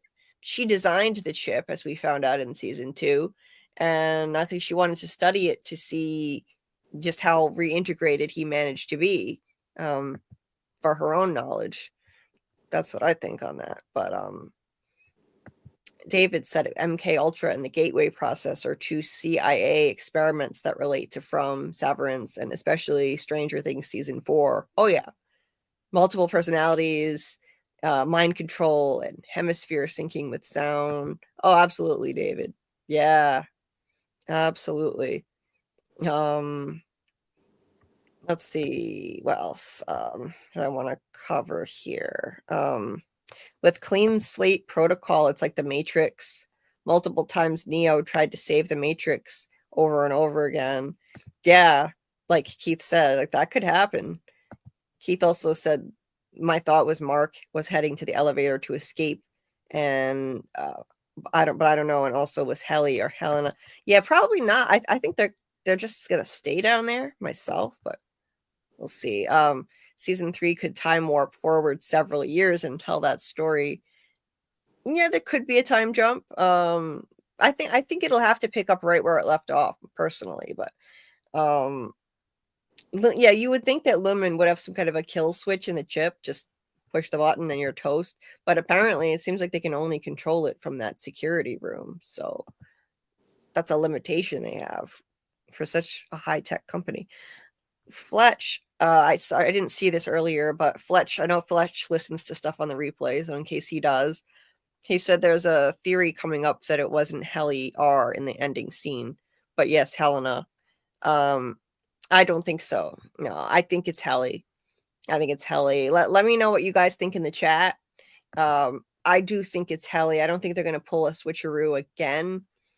How did that other poll go, Julie? The one with the residents and from? Let me check on that. I'll have to refresh the page and see. Okay. Usually takes a minute to refresh, but I'll refresh it and see where it's at right now and let you know when it's done refreshing. Let's see. Wilderness said, any Mark knows about reintegration. He wasn't going to die. It wasn't the smartest ending. I'll admit that. He knew he wasn't going to die, but he couldn't be sure. First of all, like, he got this information from Cobell and his Audi. He doesn't know if he can trust. Like, Cobell has done nothing but lie to him. And Helena's Audi was horrible to her on those videos. So he doesn't know if he can trust his Audi. And even if it's true, he's worried that this new hybrid version of him won't be as much of him as it is of Audi Mark, because he hasn't been alive as long. So I don't blame him for being worried. Like, his whole existence would change and he wouldn't be just fully himself anymore. So I think that's why. Once I thought about that more, I can understand why he did what he did. David said maybe their plan is to find a way to get the OTC mode on permanently so they can be innies on the outside. Now that would be quite a feat if they could do that. I don't know how they could, but if they could do that, well then yeah, they could take over. they could really take over and have a life. That's the only way Helly and Mark could ever have a life together outside. But I don't see it happening personally. Yeah, it's like Matt said, like when they were running, it's potentially their last moment alive. So they would want those moments to be on their terms. They're basically people who were born in hell. They only have each other. Yes. So to grab each other. Thinking too much of that, I think we're alone song. We're like running as fast as we can, holding on to each other's hand. Yeah. Yes, right. That's about teenagers, so it's that would fit. That would fit. They're never alone, though. Lumen is watching and listening. Lumen is listening. Yes. So to grab each other's hands and run, that's the most free option they have available to them. Yes, Matt. Agree on that. So, yeah, just run till you can't run anymore. Like, they're not thinking too far ahead at the moment. They don't have a long-term plan. Wilderness had said the thing is, any Mark isn't important for Lumen anymore. That's why Drummond was trying to kill him. Why would he return? Again, this is the only life he's known, and he'd rather just live as long as he can in this life than, leave all of his friends, the only life he's known, and his own existence, and take a chance on reintegration. So I get it. I get why he did it. And if Helena was pregnant, does that mean Mark is the father of the next Lumen successor? Could be. Wilderness. She could still be pregnant. They just might introduce that next season. And I'm thinking Twins. it's likely. Yeah. Twins. One Yeah. for Helly, one for Helena. Both had that fire. That would be so fitting. It would be so a little on the nose, but it would be Yeah. fitting with the duality theme, you know? Uh-huh. It's got to be twins. Yeah. Wilderness thought the problem of the ending was Drummond trying to kill Mark because that means Lumen doesn't need Mark anymore. Oh yeah, they don't need him anymore. Once Cold Harbor is done, they don't need him.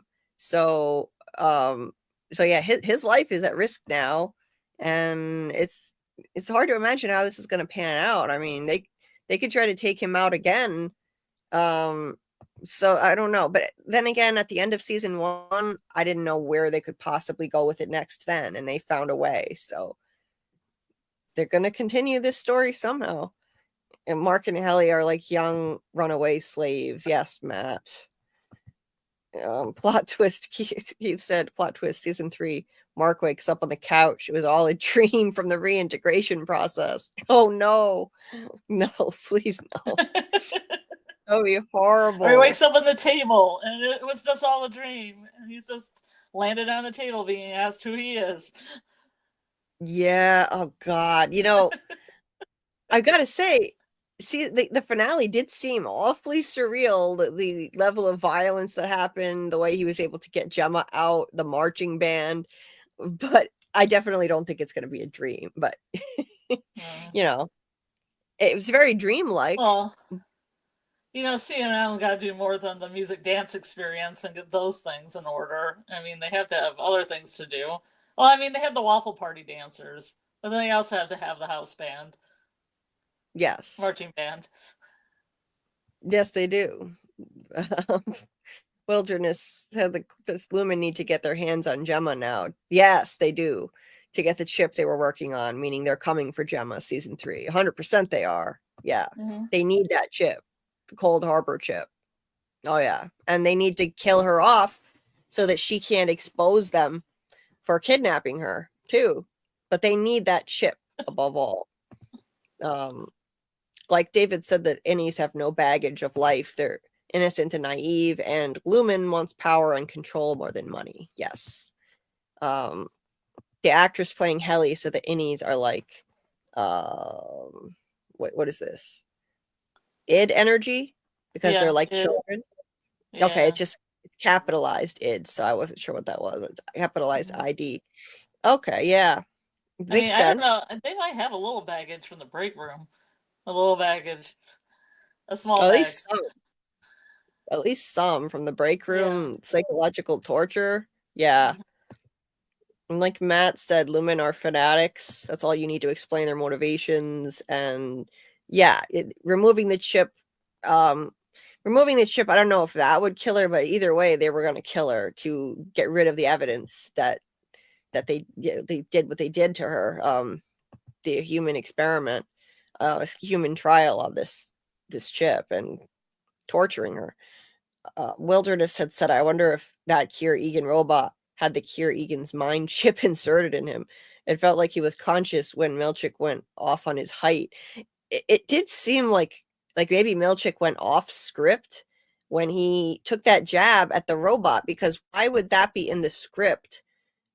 You know, why would Lumen have that in the script where he's basically being a blasphemer, taking a shot at Kier Egan, who they revere so much? It was very bizarre. Yeah. I don't know.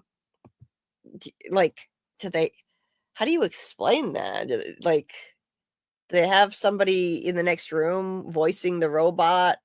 I guess they did. I mean, well, on the show, literally, they had Mark Geller doing that, playing the voice. He was in the next room recording it. But yeah, that's a good point. Matt had said Mark S is better adjusted than his Audi in at least one crucial sense: selfishness. S is less selfish than Scout. However, Scout has his reasons, but Mark and Helly are less childlike than they were. Right. Yeah. They're both selfish in their own way. I mean, everyone wants to have a life and be with the person they love, so they have their own selfish goals, which is only natural. Wilderness said Cobello gets Gemma's severed chip and uses it as a bargain to trade with Lumen, perhaps. Yeah, she might. Cobell could turn on them. That's entirely possible. Absolutely. Wilderness, they can't convince the entire world. Just walk outside of Lumen. It looks like a fake world they're living in. It could all be fake from what we know. That's possible. Okay, so what else? The poll? Keith said, oh yeah, it reloaded. It reloaded. Let me see. Or I thought it reloaded. I'm on my Chromebook tonight, and it takes forever. I guess it won't reload unless I have the tab open, so I have to leave the tab open and not look at StreamYard for a minute. So, okay. See, this is taking forever. Keith said one thing about Severance, they don't introduce story plots for nothing. They spent a whole episode to tell us Cobell is a chip designer. Oh yeah, there's always a reason for everything that they do. Okay, now it's finally reloaded. So we got 26 votes on what would you rather us do this Wednesday for a live, and 58% said From Rewatch season 2 episode 3. 42% said Residence episodes 1 and 2. It wasn't as lopsided as I expected. I thought From would win by a lot more than that. And so you can still vote in the poll. It's near the top somewhere, I think. So the poll you really like the Residence. Give it some love. Yeah. We could also still do it. We could also still do it Tuesday night. That's on the table. That's an option. So, but we'll have a watch party beforehand. People better show up. Yeah.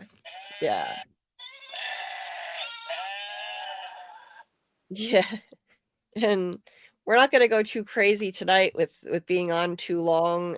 So that'll help if we do something tonight, if we do another live. But and it'll be shorter for the Residents as well. Yes, when we do lives for the Residents, it will not be a marathon length live. It will be more of a normal length live, like 2 hours or so, and then that's it. Anyway, thanks for watching. See 39 people. Please hit the like if you haven't already.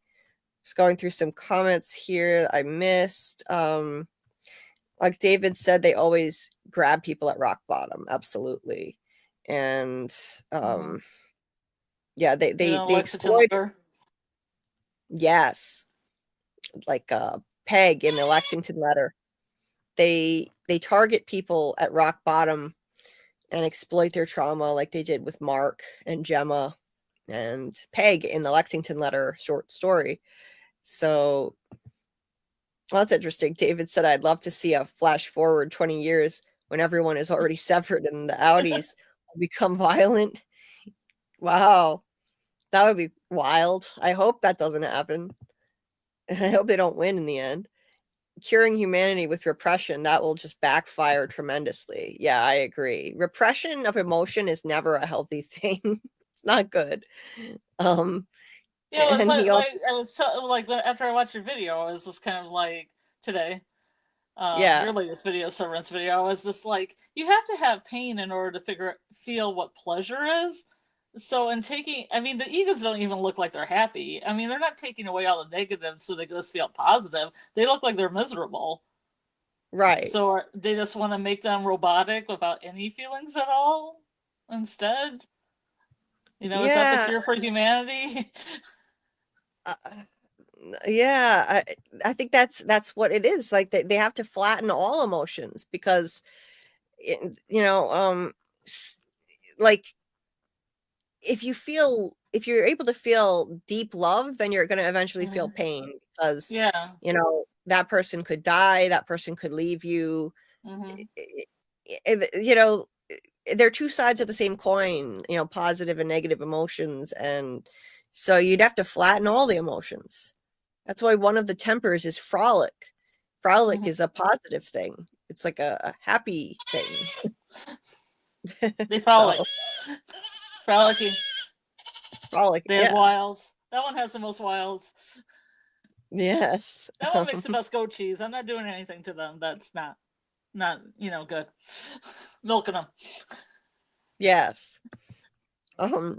Ben Stiller once posed the question, okay, in a backstage thing before season 2, he was saying, like, was Gemma the target first or was Mark? I think Gemma, I think they were both targets. I think they got her first and they needed him to refine her chip and to test the barriers of Severance by exposing him to Ms. Casey. So yeah, I think they needed both of them. They exploited their trauma and they just got Gemma first and then they targeted Mark. Yeah. Well, they had a lot of information about them. They had their blood, like their DNA, and they had all the stuff that Gemma filled out at the fertility clinic. Mm-hmm. Yeah, they did. A lot about them already. And if not, if they were also watching them, who knows? Right. We never really got that story. I was hoping we'd get that story, like with the party and what happened at the party, and Gemma got kidnapped, or Natalie was at the party and they had a conversation. She's like, I can give, this new process can give you a baby. And she said, hey, come with me. And Gemma went willingly, but then got, kidnapped when she was there. Right. Mystery. Right. Yeah. Forever. Yeah, I think. Yeah, she could have either been kidnapped or she could have gone willingly that night. It's hard to say, but she definitely didn't sign up to be a prisoner there. That part she wasn't expecting. Nope. I don't think so. It's Ryan, like, do you want to keep on writing out thank you cards? Oh, yes. Yes, oh, indeed. sure. That's what I want to do with my time. Is this helping me get a baby? I don't know. I know, right? Ryan had said, I think Lumen has so much control over the town they're in, they could probably get away with kidnapping without a problem. Yeah, but I don't know about outside of Kier, though. I think they'd have a lot to answer for outside of Kier, but you make a good point. Nightman LOL said the chip is a great idea to free up the prison system instead of a long prison sentence or the death sentence, become an innie permanently so they can still contribute to society. That sounds like an episode of Black Mirror. Like you could totally do that. Yeah. Oh yeah. That's a great point. It's horrible, but yeah, it's a great point. It's like very abusive in terms of human rights, but yeah, taking away their bodily autonomy and whatnot. Okay, let me catch up with what you guys are talking about now here.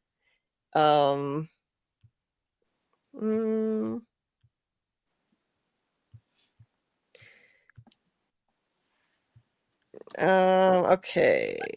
The Annie is just a the innie is just a sliver of the self. They're not aware of everything and make decisions based on their primal instincts. Yeah, I think so too. Yeah. Michelle, hey. Well, they're technically not my shirts, but MagickwithaK's Etsy shop has a shirt with my channel name on it. So that's really cool. Maybe one day it would be cool to have merch of my own, but for now, this is awesome. She has a shirt with my channel name on it and the scary numbers. So I think Dieter dropped the link for that. So thank you. Thank you, Dieter, for doing that. And yeah, maybe by season 4 we'll have our own merch. That would be cool. iMark is becoming more self-conscious, but still very ignorant of the world and forces of desire. Yeah, definitely, David. Yes. What else? Let's see. Thank you, Scott, for dropping the link to that PayPal. Hey, AA, nice to see you. Maybe they plan to clean slate the Audis. I mean, well, right now they have Mark, Helly, and Dylan down there. They could clean slate them all. They could totally do that. Prep for implanting the innie for the outside world and trapping the outie in the inside world. Well, that would be an interesting switch. I mean, it could happen. That's an interesting point. I'll have to think about that. Yeah. Severance, yes, Panda Kalima. Severance is Very Brave New World by Huxley. And that novel, people didn't go too high or low through pharmaceuticals. Absolutely, yeah. It's yes, it's like was that the one that had that drug that everybody did that made them Soma that just made them feel good all the time? There used to be a goth night in San Diego called Soma. Yeah, that's how I know. You know, goth kids, they read Brave New World. I mean, have you read it? You read it, right? Because you know of the drug and everything in it. Oh yeah, great book. Yes, absolutely. Yeah, I can totally see the parallels to it. Yeah, they wanted to. It was all about dumbing down the masses and keeping them docile, and yeah, so it was just like it was very hedonistic. Just enjoy yourselves all the time and numb yourselves and take this soma, and and then you won't realize that you're being controlled and manipulated, and it's a dystopian society. So if you think that this cult wouldn't have an incentive to do this, well, sure they would. I mean, there are plenty of books about dystopian societies where it's all about controlling people, and they find ways to dumb them down and keep them ignorant. So oh, I missed this one, David. Oh no, I didn't. No, I mentioned that. Never mind. Hold on. Oh yeah. We hit 50 likes. Nice. Thank you so much. You guys are awesome. Scott, 50 likes, and Panda Kalima said 50. Hell yeah, I feel like I just completed my own cold harbor. You are awesome. I need to give you a wrench. You are awesome. Jeez. Thank you so much for your support. I really appreciate it. Like, you're already acting like a mod anyway, so I'm gonna throw you a wrench. Thank you so much for the cheerleading for likes. It really does help. It helps people find the channel. It helps with the algorithm. So truly appreciate it. So yeah, sounds like a lobotomy, David. Yeah, kind of. What else? AA says I do feel like they were already listening to Mark and Gemma because of the stuff he was saying to Gemma. Because how would they know Mark and Gemma had that situation with the crib? Yeah, maybe. I mean, they live in the town of Kier. Maybe they have the houses bugged. I mean, who knows? When they bought it on sale, they made note of it. It's made by Lumen. Right? Yeah. Maybe. Oh, another crib was sold. Could be another child of Kier on the way. Maybe it was a Lumen branded crib. Maybe. Yeah. Soma was also a muscle relaxer. Oh wow. Yeah, I do wonder about this. Yeah, like how are they? Sorry, David just asked what are the chances of getting Patricia Arquette on the show. Oh geez, not One very high. in 5 zillion. Yeah, not very high. We couldn't even get like the supporting actors on the show. Like we tried. We were fortunate enough to get Mark Geller, and it was awesome that he came on, and I appreciate it so much. So we got one. We did get one. It was great. We had technical difficulties, but we still had a great interview with Mark Geller, who plays Kier. He's the voice of Kier, and he's the likeness for Kier that they based all their artwork on. And who knows, maybe next season he'll play a live action Kier in an origin story flashback. It could happen. So we interviewed him last week, It was Monday. It was Monday. If you want to check out the replay and you missed it, there are technical difficulties and audio feedback issues, but it's still worth a watch if you want to check it out. But yeah, we tried reaching out to pretty much everybody else associated with the show, but couldn't manage it this time. And I understand it. This is a new channel, and it's hard to get interviews when you're just starting out. I've been unbelievably fortunate to be able to interview Simon Webster and for us to get, to make friends. Not just have Doug Hughes here as an interview, but to make friends with Doug Hughes from MGM's From. Unbelievably fortunate as a new channel that we were able to do that. And, so hopefully in time we'll get other interviews. And Scott McCord had said that he would come on and do an interview, Victor on From, and it's just a matter of finding time in his schedule. I have to find a way to contact him, and I'm going to be working on that. Hopefully he'll still have time like he was hoping he would. So that would be amazing. And if you guys like Yellow Jackets, I did an interview with the actress who played Jen on Yellow Jackets, and also the actress that played Aquila on Yellow Jackets on Sci-Fi Vision. If somebody would want to put that in the chat. Yeah. Yeah, check that out. That's awesome. The Sci-Fi Vision channel. But to me, I feel like everybody says I know all the red shirts and stuff, but I feel every actor in the show is important. So I watch every actor in the show. Right. Yeah.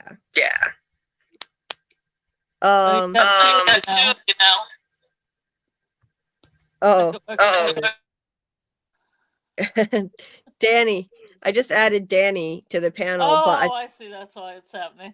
I thought you added yourself twice, because sometimes you add yourself twice. Nope. It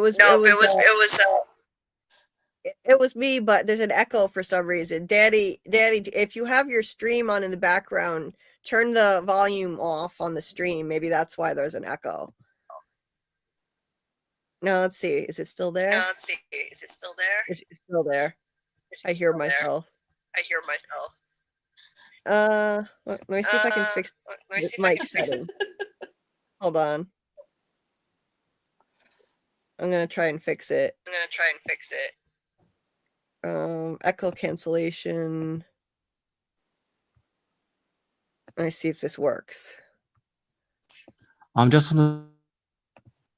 Oh, whoops. Oh, go ahead. Hey, Danny. Okay, guys. I've been listening to your stream on and off here and there. I think you guys seem to talk a lot about Severance. I love the show. Yeah. Do you guys want me to talk a bit more about the theories I want to talk about? Sure, go ahead. Yeah.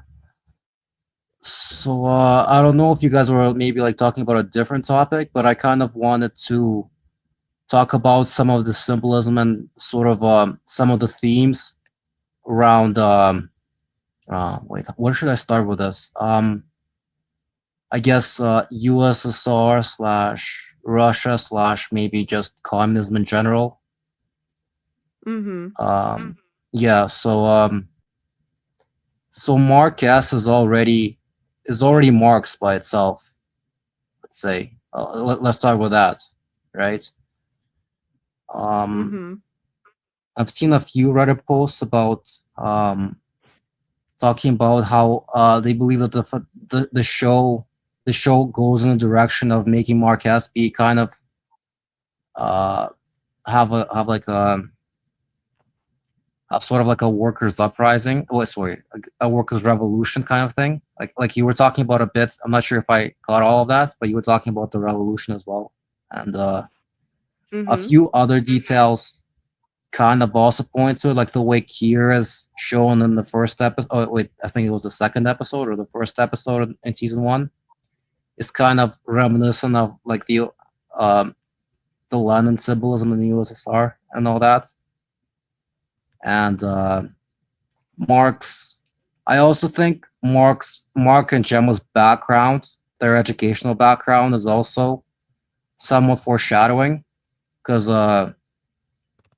you know what else happened during World War One. It was the revolution, and Gemma is a Russian literature professor, which somewhat ties in as well. Yeah. What else? Yep. There's a few other themes like the watch. The watch that Mark had. I'm not sure if you guys talk about that detail a lot, or maybe I've been on a different channel for that. Mhm. Oh, we he have has talked about the watch. Oh yeah, he has a Soviet watch, right? Some people, I'm not sure if Ben Stiller said the thing about checking the locker, and I kind of thought about the watch first, but people seem to think a lot about the time. It's kept today. I don't really know about that. I think that's probably very important too. Yeah, I think that's very important too. But the watch is also Soviet. That's another thing. Like the clothes at the Orbo, very, very Russian flavored. Yes. What else? Russian fur hats. There's and there's this whole thing about spreading the ideology, kind of like the old school USSR, and like having like a state of utopia. Like once your struggle is over, you'll reach a state of utopia, kind of thing. I'm not sure if the audience is familiar with that. I am. I just happen to know a lot about the good old USSR and sort of all the things that they believed in, all the things that were a part of their lifestyle. What else? Even I think there was also symbolism with the way, with just like this black car that Bert drives. I think it's reminiscent of sort of the Stalin era KGB, where they had guys in sort of black cars pick up what they believe to be traitors in the middle of the night. So that's what I think Bird is, just symbolism to just hint that he just like this KGB agent or whatever. Yeah. But yeah, I do see like maybe the story progressing kind of sort of as like as an any revolution. Maybe it'll mirror the USSR vibe a bit more, but I'm hesitant to give like very strong theories, but I do see maybe some society forming within innings, maybe for a very short while, but I would love to see that. Yeah, I agree. Yeah. Yeah. Oh wait. Yeah. I guess I can't remember that many. There were quite a few, like I guess communism. I don't know what to call them. It's I guess I suppose USSR references here and there, but there was. This isn't really USSR, but James Coach or whatever. When he's in that tiny room looking at the screen with the 4 buttons. That's I think that looks like Mao Zedong's code. He's a different communist dictator. So yeah. Yeah. I think it's very. I might be wrong, but I think it's so similar. Those buttons look very specific. Yeah. I mean, what do you guys think? It's like how strong is sort of the suppose that symbolism, and it doesn't really reflect. Does it make sense to you? Oh, absolutely. Yeah. While I respond to you, I'm just going to mute you because of the echo. Oh, sorry. It's okay. No, it's okay. So I'm just going to mute you while I respond, and then I'll unmute you. So that way the echo isn't there. I definitely see what you're saying, and yeah, I've been thinking as well that there are strong Marxist themes in this show, and that's a really great connection you made about Mark S sounding like Marx. I don't think that's an accident. You know, the Russian fur hats they were wearing in the Ortbo, like that that was a reference to Russia. The red of as this, it seems like a revolution is kind of underway right now with the innies, and you've got the red lights flashing, communist red that's associated with communism, and I can totally see what you're saying here, and it's very much like I've been thinking this for a while myself too, saying that it's like the proletariat class are the innies. They're the workers that they're kind of rising up, and the bourgeoisie would be their overlords, the people running the show at Lumen. And they always, the proletariat class, they outnumber the bourgeoisie, but the bourgeoisie, they control the means of production. And if the whole idea, the whole point of revolution under this kind of system is that the proletariat class, they need to join together and rise up, and it seems like that's what they're poised to do. I don't know how well they can feasibly do it just because of the chips in their heads, but it looks like they're going to at least try. It seems like they're poised to do that. Like I was showing a picture earlier of the whole choreography and merriment band all standing in solidarity behind Dylan as he said, "F you, Mr. Milchick," and it seems like they're poised to come together now, because this is what needs to happen. Like the worker classes need to rise up and unite, instead of letting this divide and conquer tactic continue that the upper class has been doing, dividing, using propaganda to divide the classes, spreading rumors to keep them apart. And it seems like they're coming together now. The goat department, they're on board. the lady who runs the goat department, she just helped Mark. She was about to kill Drummond herself. And yeah, so it seems like they're rising up now. Like Panda Kalima said, the revolution won't be televised. Yuri. Can I say something really quick? Yeah, Scarlet, go ahead. Well, that's not what I need to say. If I got the echo on the goat. I'm gonna go because I'm gonna go sleep. Okay, Scarlet.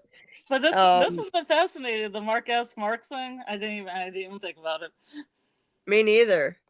That's really and cool. It's so obvious, right? You can it's just letters. It's not like you need to reverse any letters. It's just there. It's just, it's not like Dieter and whatever AI generated. Mm-hmm. What's another one?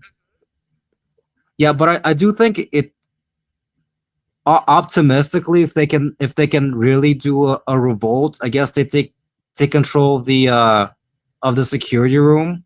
Maybe just somewhere kind of close, and maybe they can somehow block whatever Lumen is doing. But that's all stuff. That's all like assuming that we know the extent of their control, but we don't. So yeah. One thing that I think would be kind of fun is if they actually are so successful that they accidentally stumble upon a Lumen secret weapon, and then they can weaponize other innies like all over the world to then unite themselves. I think that'd be pretty cool, but also I think that probably won't happen. At least not in season 3, maybe like season 4 or 5. I think it's probably only going to go, from what I heard, 3 to 4 seasons top. So, but there's a lot more at the pace they're going. Hold on, I'm going to mute you for a second. There's a lot more at the pace that they're going that they can do with this model. I mean, right now they're really ramping up the pace, and it looks like they're going to try to stage some kind of innie revolution. Like somebody, where did I see this in the chat? I'm gonna officially say goodbye. I'm gonna say goodnight. I'm sorry. I didn't actually say goodnight. Good night, everybody. Thanks for showing up. It was great. I don't know if we're doing the residents tomorrow. It's your call. Yeah. Let me know soon enough so I can take notes, because I haven't taken notes. I'll have to have a couple hours to take notes. I'll let you know. I'll let you know when I get off the stream. We'll make a decision and figure that out. And good night, everybody. Good night. Good night, Scarlet. Good night, Scarlet. So I was just gonna highlight this here. I thought I saw it somewhere, but there was a comment here somewhere, and I lost it.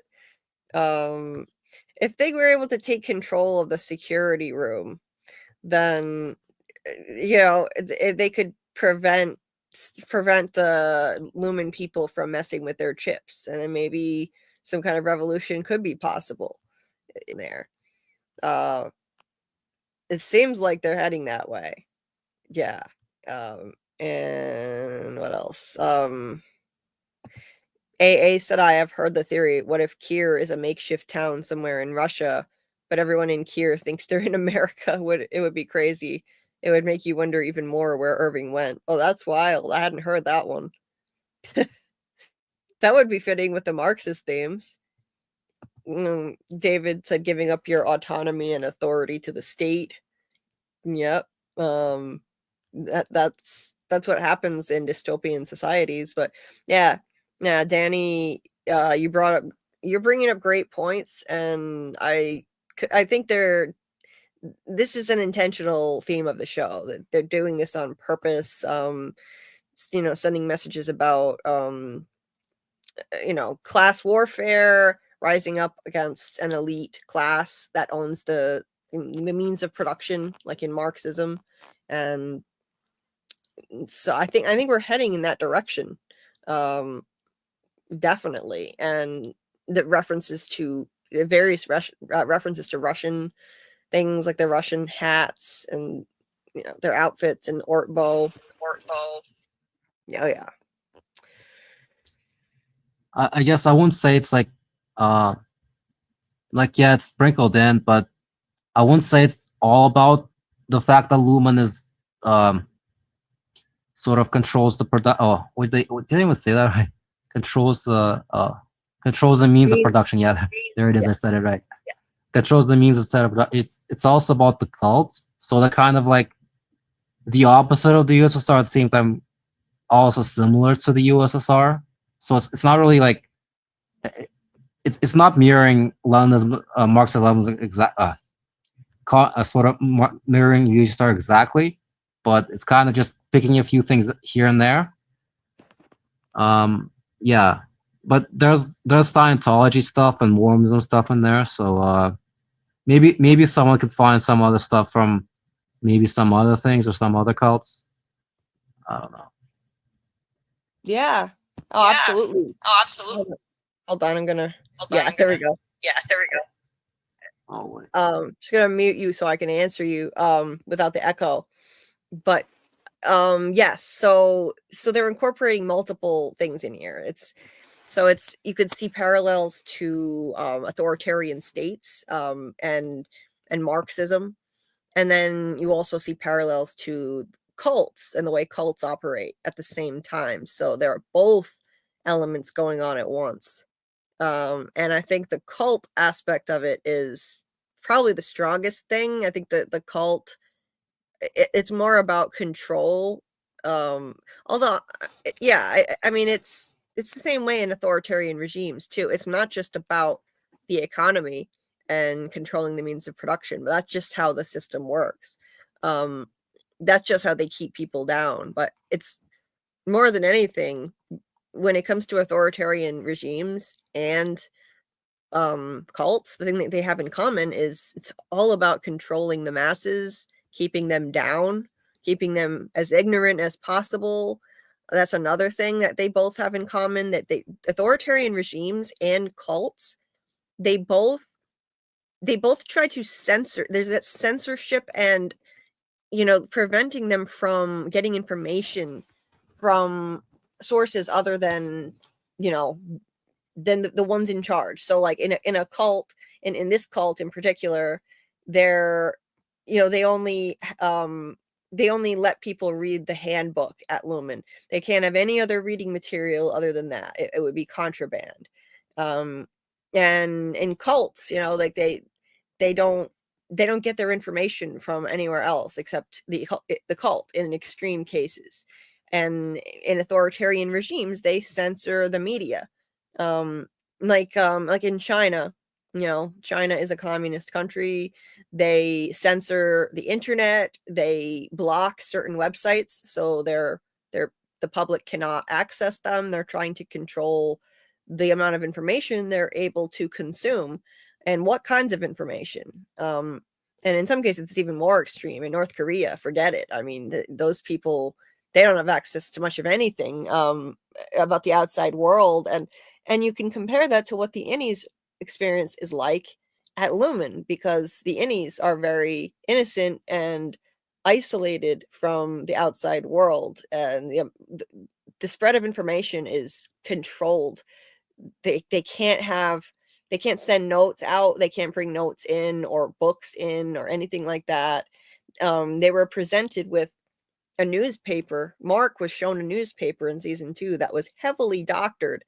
It was covered in you know, black censor marks, and the paper itself looked like propaganda, but he wasn't even allowed to read the whole propaganda newspaper. They briefly, Milchick showed it to him briefly. A lot of it was redacted, and then he took it away really fast. So yeah. Yeah, that's an interesting part. I think he redacted it maybe himself, and maybe there is a special newspaper department that's run by innies, and maybe that department has a censorship department that's also run by innies. I don't know.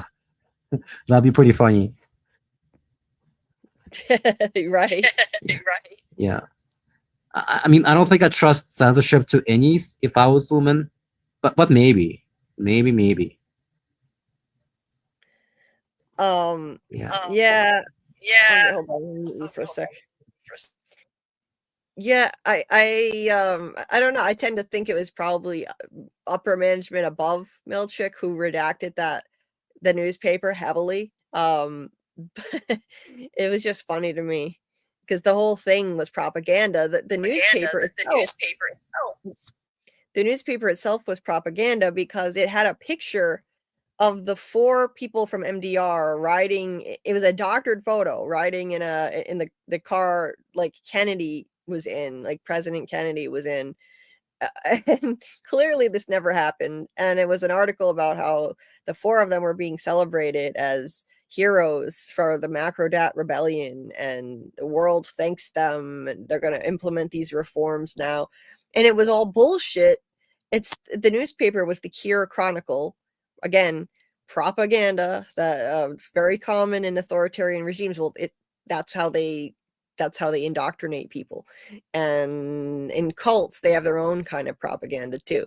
But it was just so extreme that they even redacted the propaganda newspaper. That was hilarious. Oh, I see KP dropped off. We appreciate you joining, KP. Thank you for joining the conversation. It's always fun when you join. Yeah, Panda Kalima, some of those authoritarian regimes have cult-like practices and techniques, and they promote the deification of the leader. Yeah. Yep, definitely agree.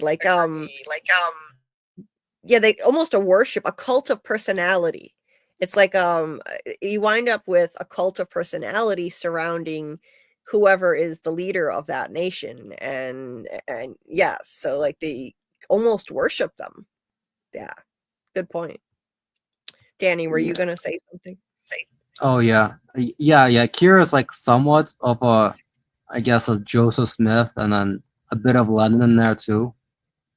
Maybe someone else that I'm not familiar with. But yeah, I was gonna say, yeah, that bus that oh god, Miss Wong got of James is similar to something in Mormonism. I think someone found I saw a TikTok that maybe it was a YouTube video where a woman was talking about her Mormonism background. She showed some busts of Joseph Smith that were almost exactly the same bronze. It was a similar style.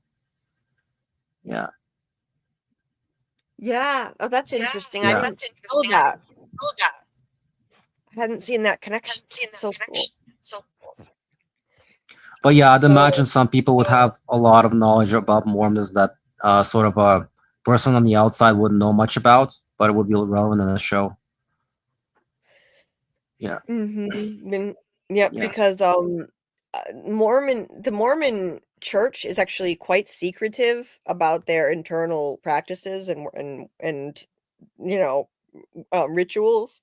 So we don't know as much as you'd expect. Like we know about other religions and cults. They're very secretive, and Scientology is quite secretive too, actually. But yeah, that's an interesting thing. I hadn't caught that. I do think that there was a reference to Scientology in the show when they had the device that measured Gemma's tempers. It was the woe meter, and it was in episode 7, and it said woe meter on it. She had to hold these two things in her hands, and she was asked a series of questions, and then the machine picked up on something, and then that was that. And that's a reference to the E-meter that is used in Scientology.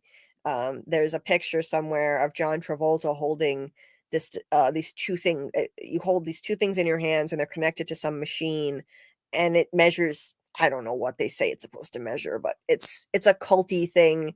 They were definitely making a reference to it with the woe meter. That they were referencing Scientology. Anyway, Yeah, I remember that breakdown. I think it was on a few YouTube videos.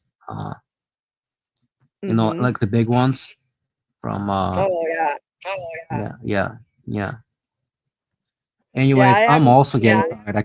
I'm just like speaking with a stutter, and I just so lost. I think maybe I could think more about my theory and come back with something more polished. Anyways, thank you, Julie. I love your channel. Oh, thank you so much. I appreciate it. All right then. Bye. Bye, Danny. Mm-hmm. I don't know if you can still hear the stream, but Danny, have a good night. I didn't want to say too much because then my echo would make it too hard to hear, but thank you for joining. Thank you for joining the panel, bringing really interesting points to the conversation. Very much appreciated. And we can do more streams to discuss some Severance stuff. Like I'm still interested in doing a few more streams. Like next week, we're going to do this stream on the UUR. But we could do another stream or two just to discuss themes and theories about Severance and where it could go next. Maybe not streams that are super long, but shorter streams.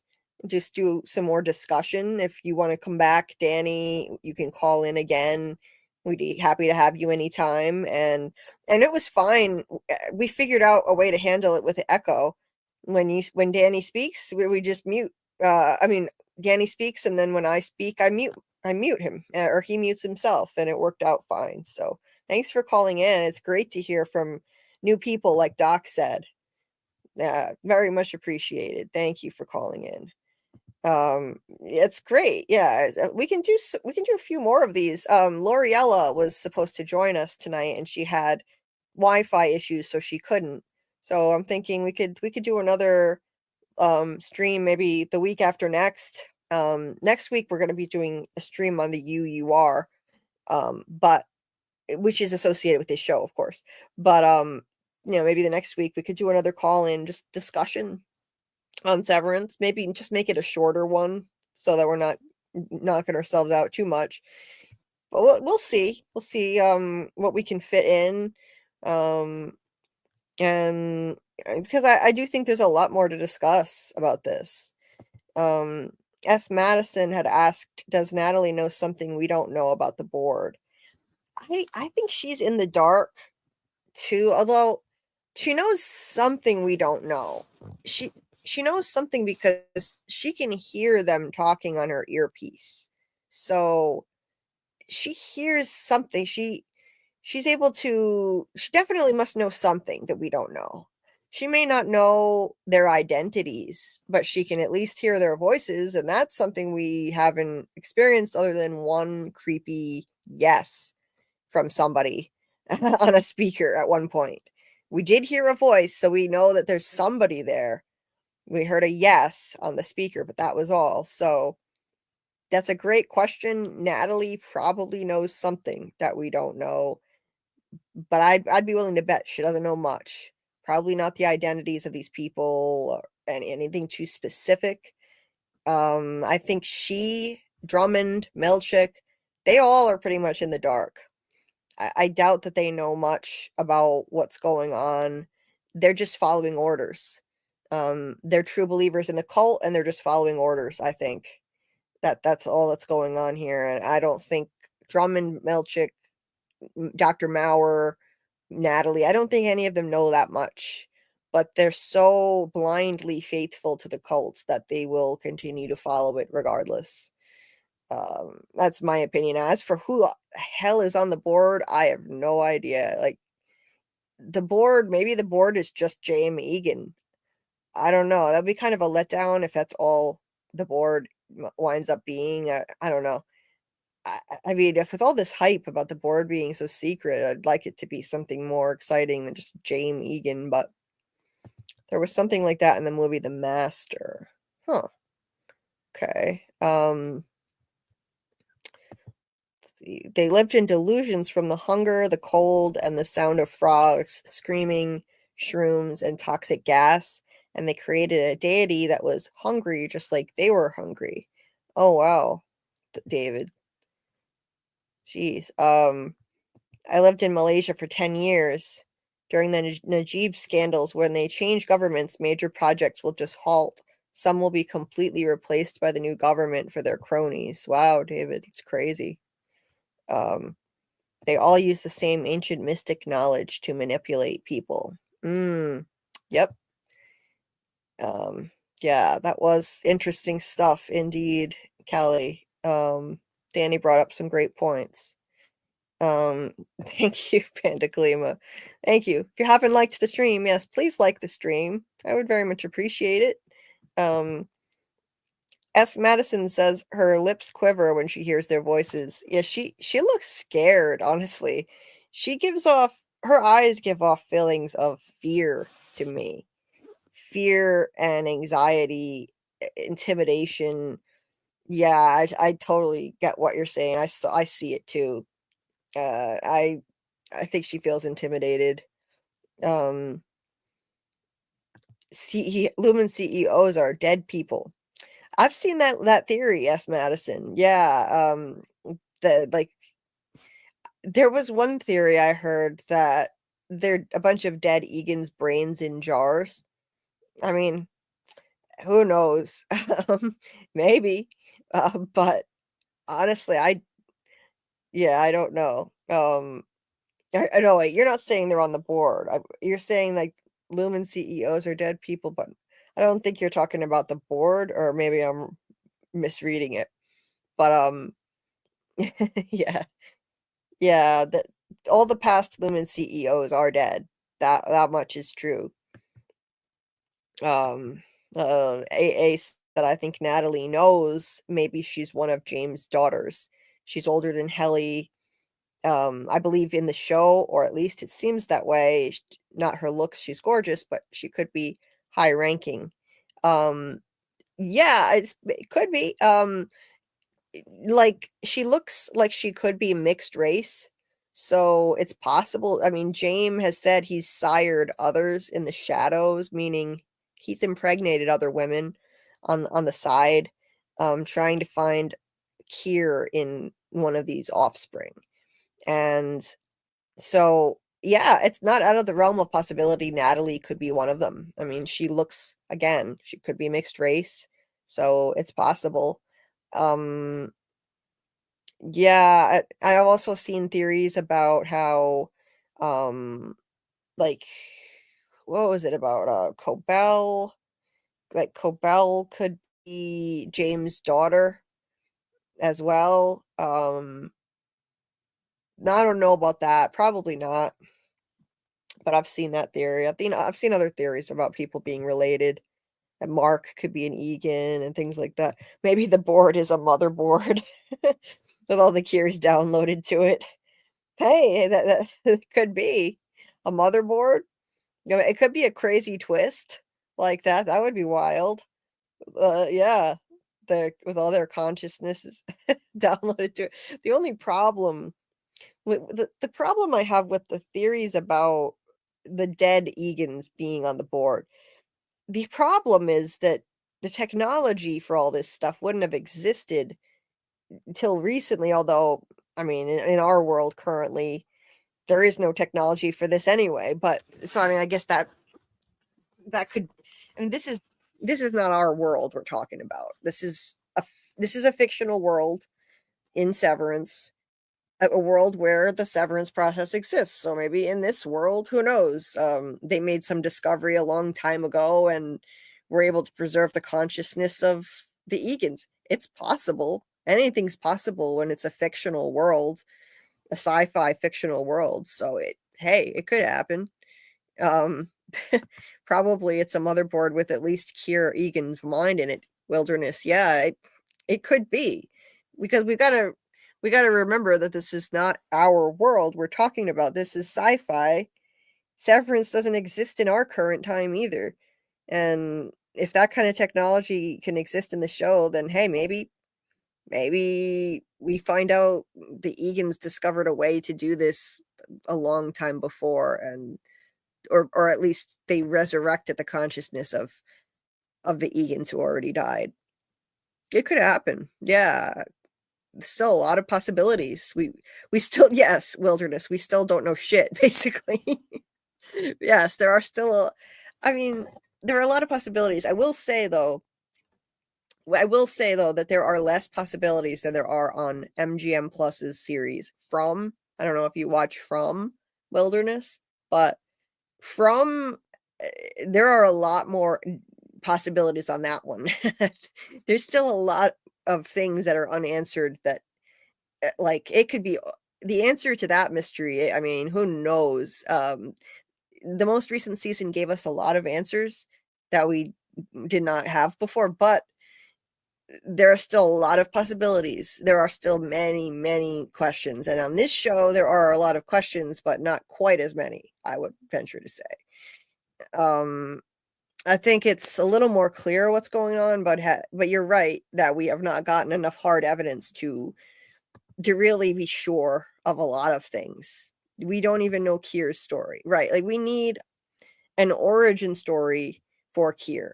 We need like, we had Mark Geller on last week, and he was saying how he would really like to come on and do an origin story episode for Kier, and I think that would be a great thing to do in season 3, and I really hope it happens, because all we know is the propaganda shit about this guy, and we don't know. I'm sure a lot of that is bullshit. It's propaganda. This is a cult. So all we know is what Lumen has told everyone about his life, that basically he, from what I've gathered at the Ortbo, we got a little more information. It sounded like he was already a laborer as a child. That's what it sounds like to me. That he and his brother Dieter, I don't think Dieter existed. That part I think is a lie. I think that is an allegory, but I think he probably worked in an ether factory as a kid. That part was true. Went off into the woods. And I think the true story of Kier, that whole Dieter thing, I think he went off into the woods and he was running away from having to live this life of difficulty working in an ether factory as a miner. And I think the Dieter part of him was just a part of himself that he felt he needed to eradicate. The childish folly. That's one of Kier's teachings. You must eradicate childish folly. And Dieter, in this story, Dieter didn't want to go back. He wanted to live out in the woods forever. He didn't want to go back and work in the ether factory. And that was the childish folly that needed to go. So I think his death was a metaphorical death of part of Kier that he needed to get rid of and left behind in the wilderness. And he went back to the ether factory, grew up, and started the company of Lumen. Now, who knows? That whole story could have been bullshit. Maybe he wasn't a child laborer at all, but I think maybe part of it was true, I tend to think. And then as for the rest of it, though, I mean, yeah, who knows? There's a painting of him and Imogene, his wife, when they met at working as laborers, I think at an ether factory. And supposedly they met and fell in love there. In the painting, Kier looks older than Imogene. Imogene looks like she could be a minor. So there's already a troubling thing there. Maybe they exploit minor women in this cult. Anyway, they get together. Kier goes to Woe's Hollow at some point and tames the four tempers, whatever that means. There's very little we really know about him that we can be sure of. All we got is propaganda. So it would be great if they would just let us have an episode, a bottle episode, and tell us his origin story. Get Mark Geller on there. We need to petition Apple to do a Mark Geller origin story for, have him play Kier. He's the voice of Kier, and it would be very helpful to give us a window into that.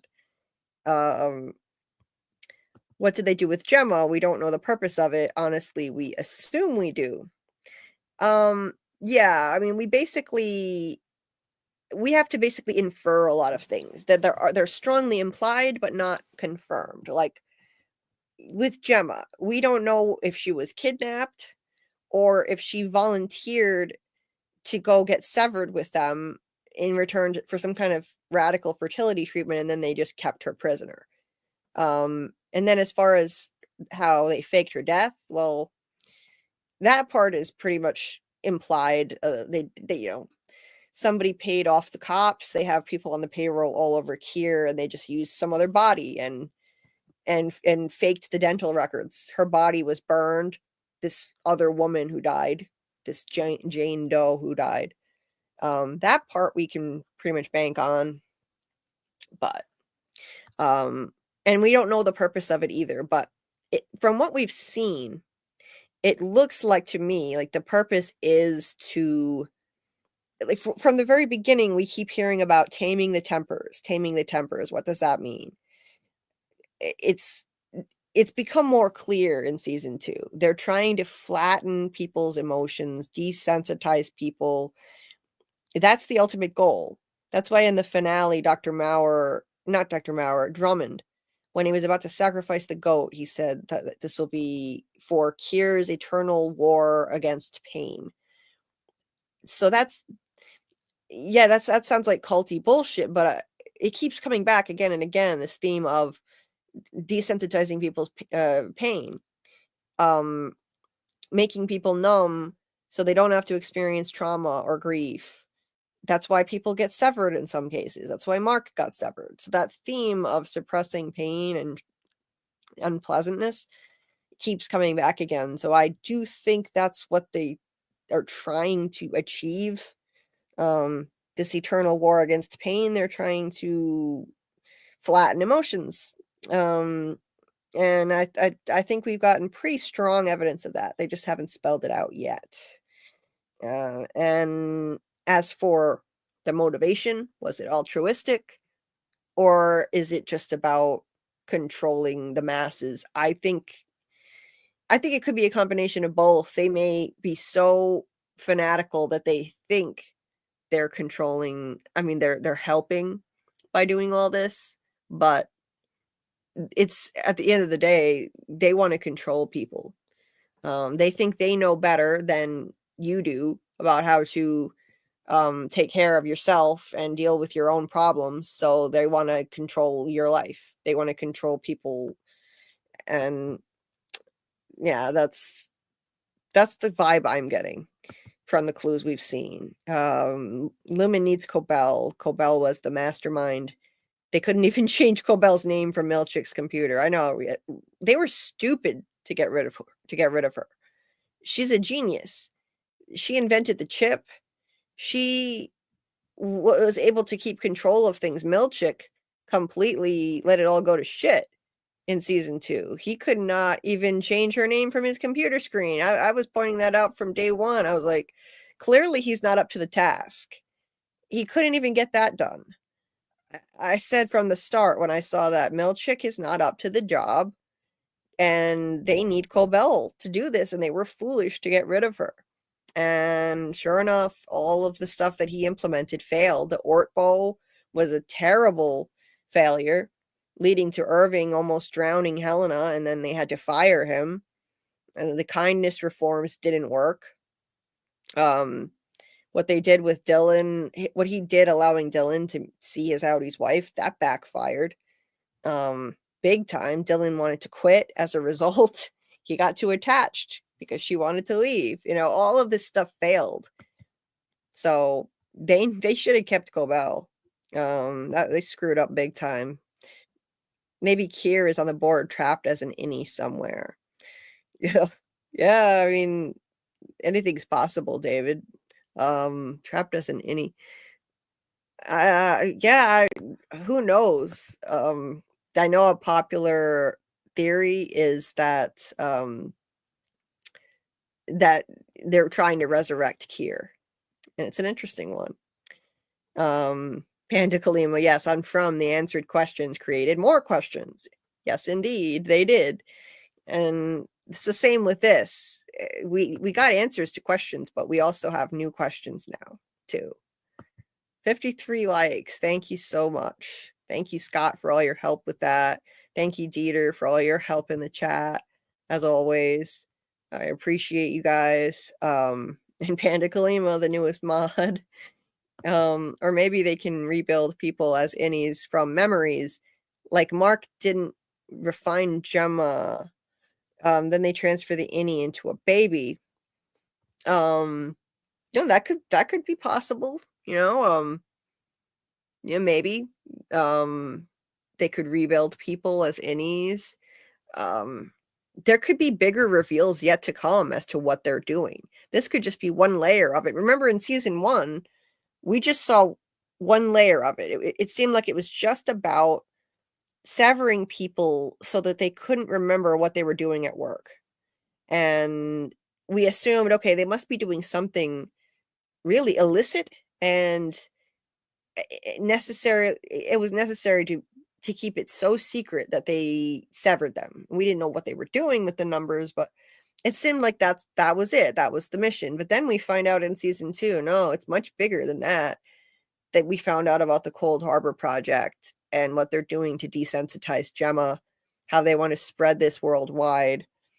And there could be even more to it that we don't know about. There could be other projects and other applications for the chip that we're not aware of. Maybe rebuilding people's consciousness, maybe immortality, maybe resurrecting Kier. I'm not on board with that theory myself, but it's a valid theory. It's certainly a valid theory. All theories valid. Dieter, yes, I know you exist. I just mentioned you, although you typed this before. Oh, okay. You were talking about when I said Dieter Egan doesn't exist. Okay. Well, thanks, Wilderness.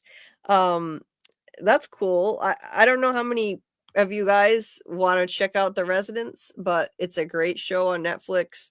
We are going to do watch parties. I wish we had come up with a solid plan for that so that we could tell you now, but I'll put out a YouTube community post.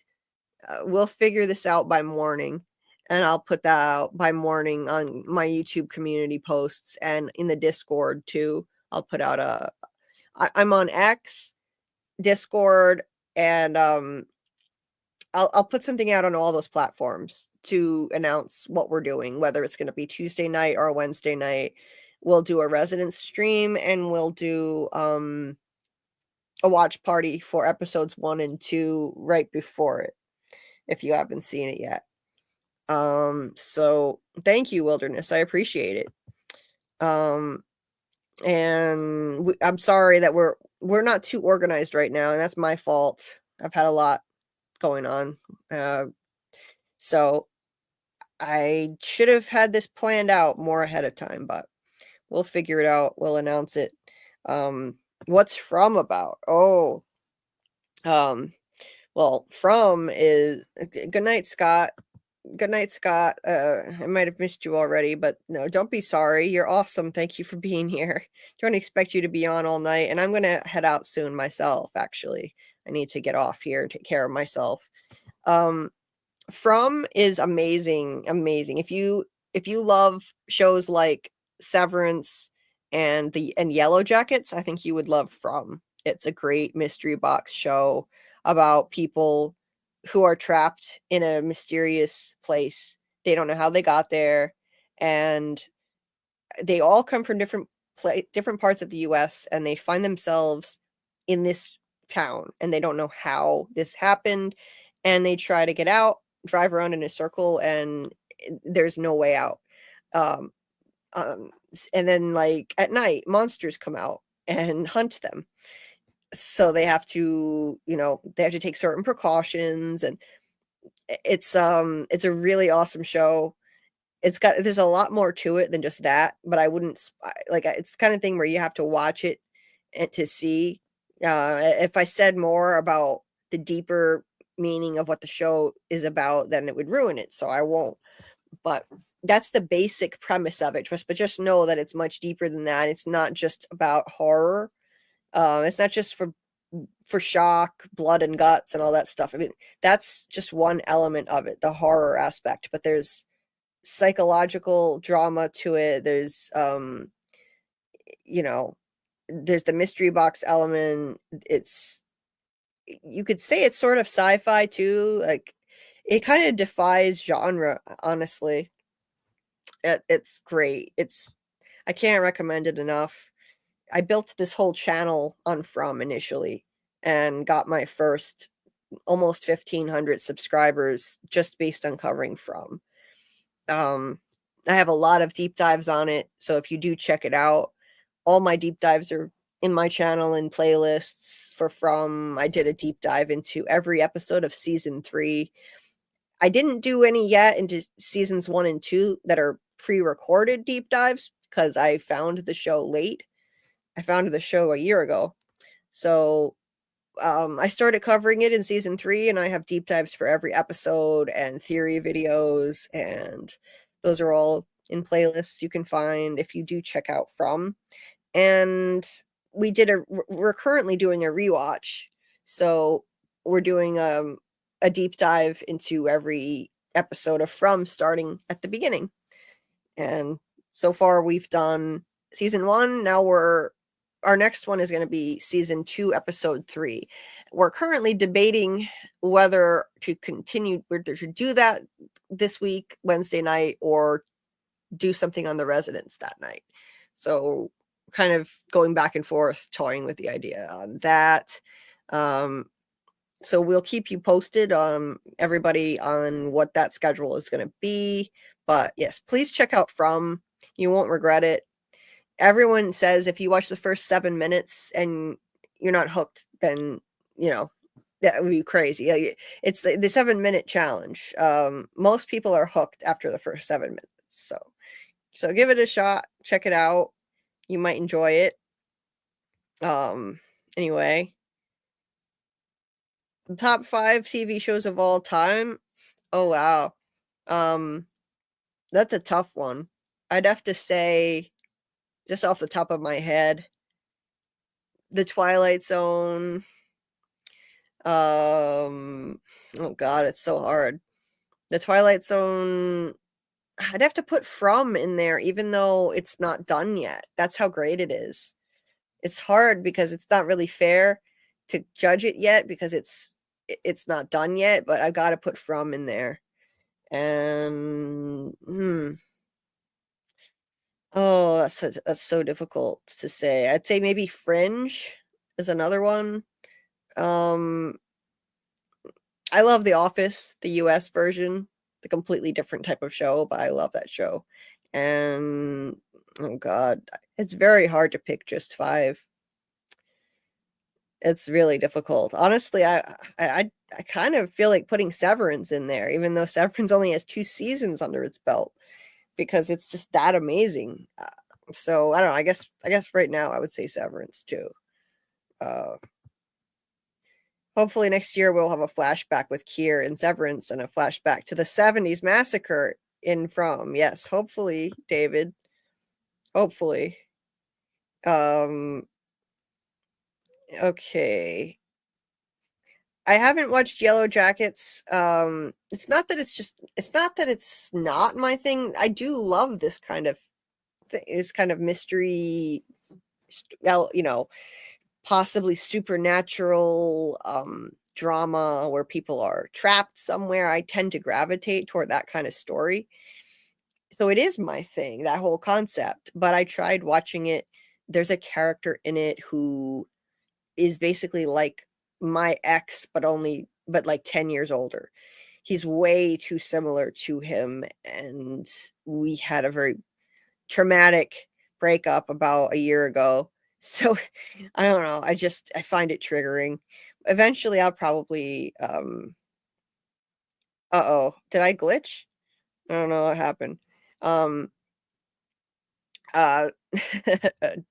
don't know what happened. I hope I'm not glitching and you can still hear me. Anyway, I'll probably go back to Yellow Jackets eventually, but it was kind of a bad time. It was just really bad timing for me to try to get into it when Scarlet suggested I get into it before season 3. It's okay, Dieter. I should wrap up. I should really wrap up anyway in a few minutes because my pain is getting bad. So I don't mind just looking through your comments by myself in the meantime. David said we don't know if Gemma died and was reborn through the refinement process, or if she didn't die but maybe had major brain damage and was rebuilt. That's true. Okay, good. You can still hear me. Good.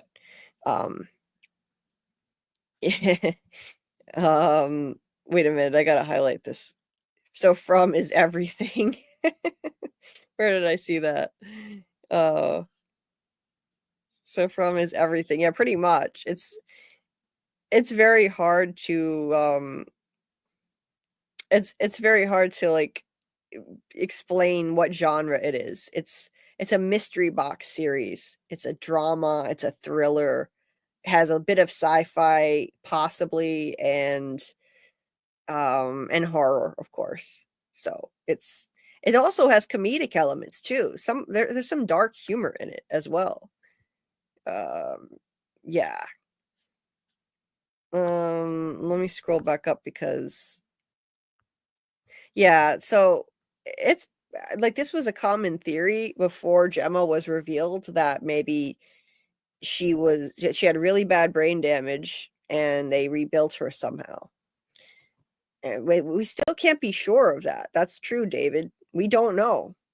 There's a lot we still don't know. It's possible she died and was reborn. They rebuilt her somehow, or like they reconstructed her after brain damage. But she does seem like a normal person when she's her outie on the testing floor. She seemed like pretty much like a regular person. She even said to Dr. Maurer, "Can you just talk like a regular person?" So it sounded like a normal Gemma there. Like she's still herself. But you never know. Good night, Doc. Thanks for being here, my friend. See you later. See you next time. And make sure, by the way, Doc Kaiju Labs has a channel. Dieter, I don't know if you're able to Dieter, if you're able to drop the link to Doc's channel, that would be great. Or otherwise I will do it. I just heard a noise. What the hell was that? I thought that was, I couldn't tell if that was a cat, one of the cats howling, or my mom yelling something.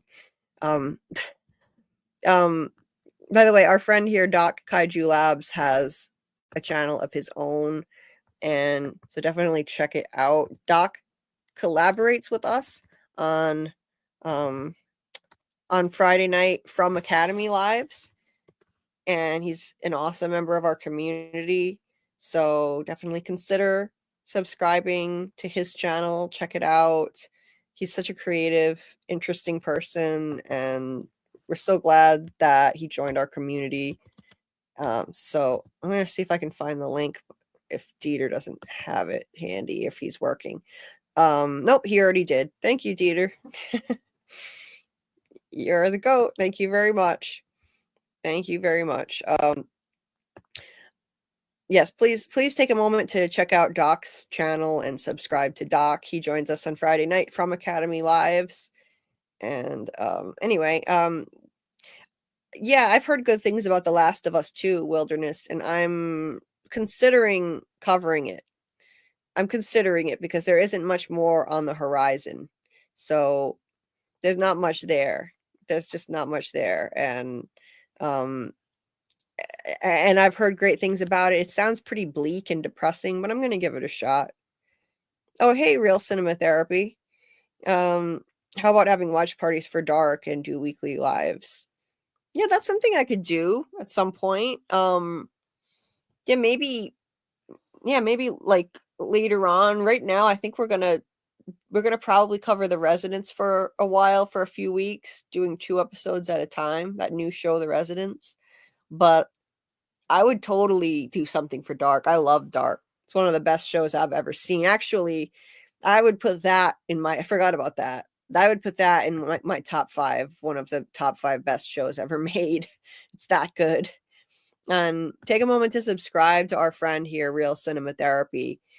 She was supposed to join tonight as a guest, but she's having internet issues. So I'm sure another night she'll join us again. And maybe next week. I think next week we're going to be doing a discussion on the UUR. So we could have her join us for that, or the week after, I think we'll probably do another Severance theory talk. So I'd like to probably do, I think, 2 more Severance lives before we wrap that up. So yeah, check out Real Cinema Therapy's channel. She covers Severance. She does great psychological analysis of the show, which is really essential to understanding the show. The psychological element of it is key to Severance. So she brings a great perspective to it with her unique expertise and insight. So check that out. She just put out I think she just put out a video a couple days ago of her latest one on Severance, if I'm not mistaken. So check it out. We also know her as Grow and Thrive on here. You might remember her as Grow and Thrive. Same person. Awesome lady. And I would really appreciate it if you would support her. She's such a kind, lovely member of our community. Wilderness. Yes, Julie, what I was saying is that we don't even know the purpose of the severed chip. We assume it's for control, but we don't actually know it for sure. Well, yeah, I mean, the thing is, we don't know anything. If we knew this stuff for sure, well, the show would have to be over. They've got to, they can't just tell us too much. Shows like Severance, and also From, by the way, I know you haven't seen it yet, but shows like Severance and From, mystery is a huge element of the show. So if they were to tell us everything outright, like, yeah, this is why we're doing what we're doing, I wouldn't enjoy it as much. I like theorizing. We don't know things definitively, but we can pick up on clues and hints, strong implications of things. So that's what I like the best. That's why I love mysteries. I love making up theories. So yeah, we don't know. We can make assumptions that it's for control, but we don't know. Absolutely. Let's see. Yeah, From psychological horror and a J.J. Abrams like mystery box. Absolutely. Yes. Let's see. There were a few other things I missed I was going to highlight here. Where'd it go? I've been actually just watching Lost for the first time. Wilderness. I'm in the 5th season right now, watching it for the first time. I'm very much enjoying it. Oh, there's Real Cinema Therapy. I missed your first comment. Nice to see you in the chat, then. Thank you so much for the support. I appreciate it. And you're doing great with your videos too. Sorry your Wi-Fi, your internet's screwed up tonight. That sucks. I'm sorry that happened. Let's see. Random Crest would rather be stuck in Fromville, the wilderness with the Yellow Jackets, or in the town of Kier, working as a severed employee for Lumen. That would be a good poll. That's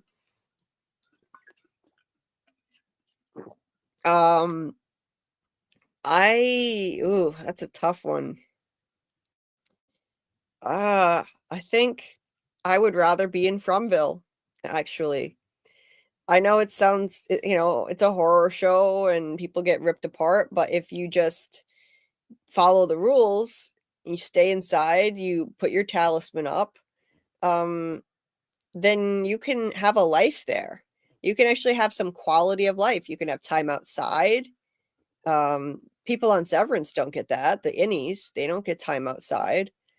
Now, I don't know. I've never seen enough of Yellow Jackets to give you a clear answer, a good answer on that. I've only seen 2 episodes, but I would pick Fromville over being an innie on the severed floor. But let me know in the chat what you guys would pick. I'm curious. What else? So, maybe I'll make a poll as I'm getting ready to wrap up, and I'll read more of your comments. I might just make one more poll. I'm going to look at the final result of this poll as to what we should do for this schedule this week. I'll look at the final result, and then I'm going to start one more, I think, because I would like to know what you guys would think about a Tuesday live for the residents, because we could do that. That's an option. It would be a lot for me. That's the only problem. I don't know if I can get prepared in time, but I guess hopefully I could do it. I know people are anxious to get back to the From Rewatch, and I am too, actually. So, we took 2 weeks off of the From Rewatch, and yeah, we want to get back to it, of course. But right now, we're still doing some Severance stuff. Okay, here's the final result of the poll. So the winning result was the From Rewatch at 66% and 34% for the residents. I'm not surprised. Yeah. I think it's time we get back to the From Rewatch. I do. Honestly, we could do a live on the residents and just keep it a normal length. And as long as I don't go too crazy with it, I think I can handle it. I think I could handle it. I'm thinking right now, based on the result of this poll, I'd say we'll do the From Rewatch Wednesday night. We'll get back into the rewatch. We took 2 weeks off. I think it's time to get back to it. And Tuesday night, we could do a short live for the residents, just like a low-key thing. No more than 2 hours. Not 4 hours, not 5, like 2 hours and then done. I think I could do that. For those of you who don't know, who are new here, I have a really severe pain condition that makes it very difficult to do basic things, and sometimes doing a lot of lives can make it worse. But let's see. I'm going to do one more poll. Let's see. For the would you like a live for the residents on Tuesday night? Live watch party. If we do this, we would do a watch party for the residents in the Discord first, and then do a live stream Tuesday night. So I'm gonna try that. I want to see what you guys think about that, and I'll just go through a few more comments before I wrap this thing up. Okay. And my cat is here purring really loud. You might be able to hear her in the background. Let's see. It's okay, Dieter. I don't mind finishing up alone. I'm fine. This isn't like I just started. I've done so many of these. I was scared to stream alone when I started back in the fall, but I'm fine. I don't have to have company on here. I'm okay. Trust me, I'm fine. I wouldn't prefer to do this all the time because I like, hearing another voice on here, but for part of a live, absolutely fine. I'm fine. What else?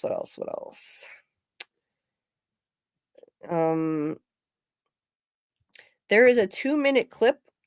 David said there's a 2-minute clip on YouTube with the actor playing Jack talking about what the ending means. So just jump straight to that. It explains all of Lost in 2 minutes. Jeez, I'm gonna have to look that up, David. And when I finish watching Lost, I'll check it out.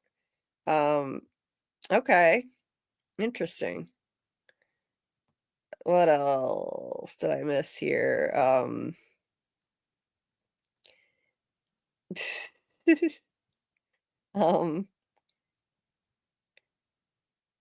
Dieter said I would do the Residence Live Friday is still from. Or I just thought of something else we could do.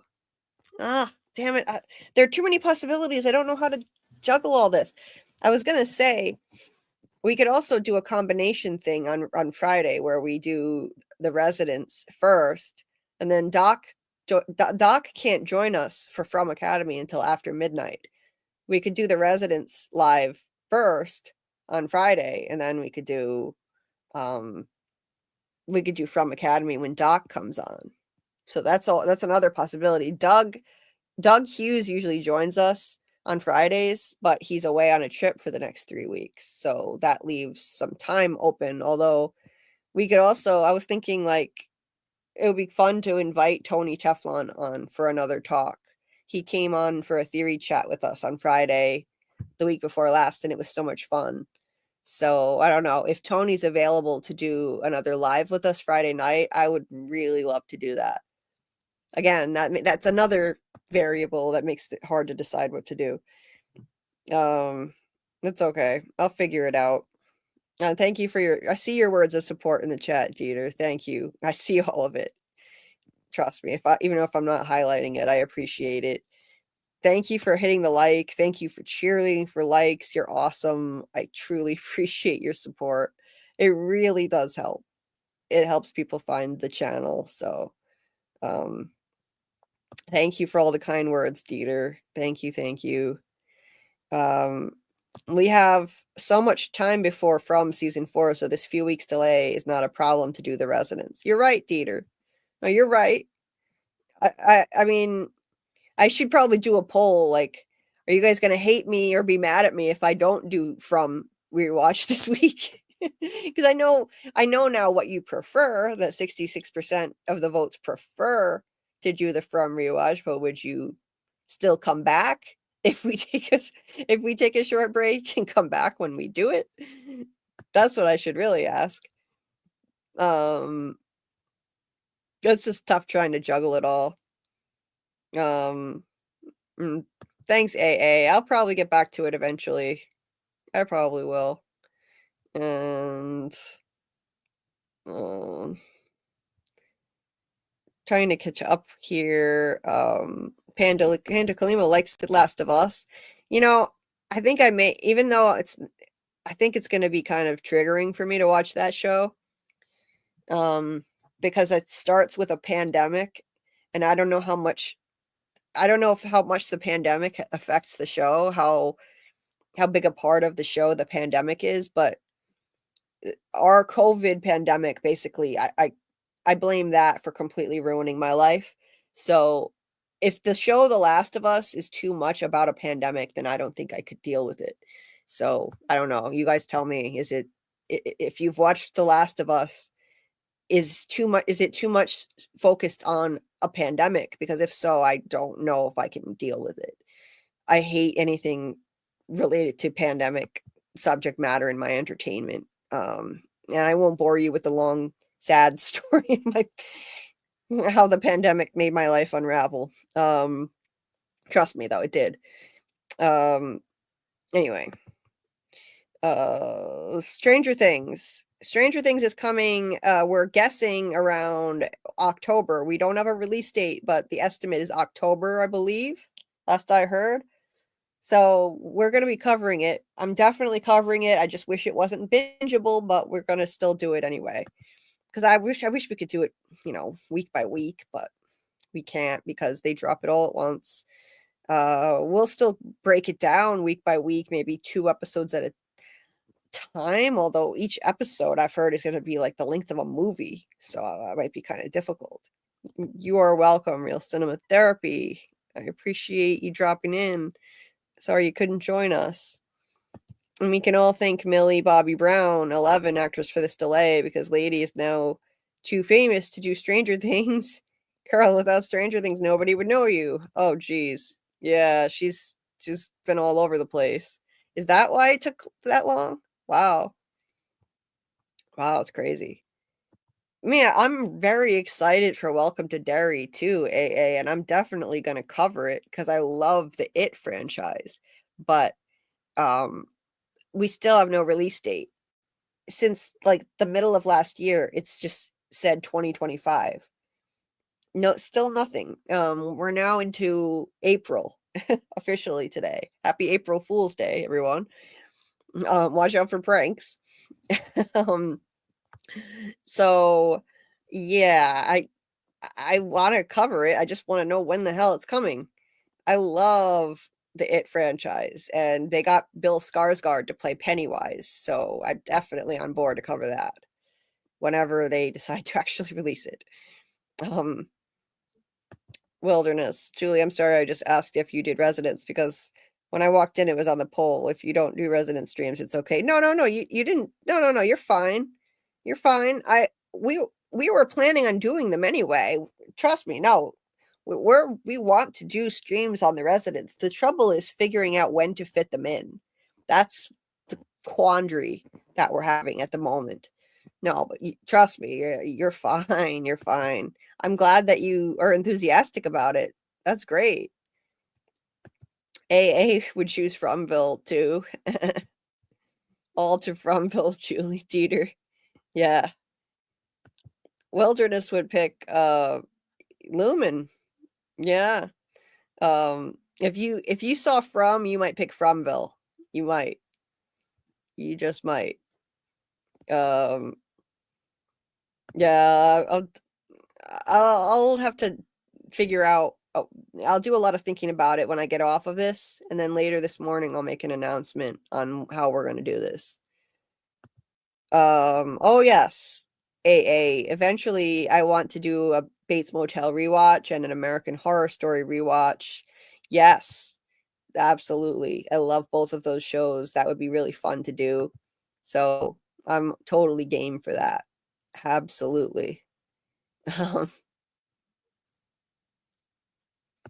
Wilderness. No, I think the guy who reminds me of my ex is still alive. He's that guy that's married to Shauna in the present, who's like a fitness addict. He's obsessed with exercise, going to the gym and drinking smoothies. That guy. That's the guy. He's like my ex, but 10 years older. So yeah, it's not great. Yeah, it was Boo, AA. That was Boo purring in my face. My cat. She often makes appearances when I'm on camera too. The Last of Us it's the only new show coming out that's really getting a lot of buzz that I've heard about. Wilderness. The Handmaid's Tale is coming out April 8th. I think the show is phenomenal, but it's a difficult watch. You know, it's got some really heavy subject matter, and I get why some people may not want to watch, but I think it's a phenomenal show, and I want to try and make time to do episode breakdowns for The Handmaid's Tale when it comes out next week, at April 8th. So a week from now. The Last of Us, I have to still watch the entire first season. I've never watched it before. So I'm going to give it a shot and see if it's something honestly, if it's that popular, I may just have to bite the bullet and cover it if there's nothing else to do, because, you know, I gotta keep the channel in the algorithm, and if I'm not covering anything current, then it might kind of fall out. I'm new to this YouTube stuff, but I think I need to cover something current. And you are welcome, Wilderness. You're welcome. Thank you for being such an awesome participant in the chat tonight with everybody else. Okay, AA, it's not solely based on the pandemic. It's mostly based on the after effects. For example, the zombies and things that like that, the different communities that people have built to survive. Okay, so it's not like a realistic pandemic then. Obviously, real pandemics don't cause zombies. So that makes it better for me to deal with. Okay. If it were something like Contagion, you know, something realistic about a pandemic, I don't think I would enjoy that at all.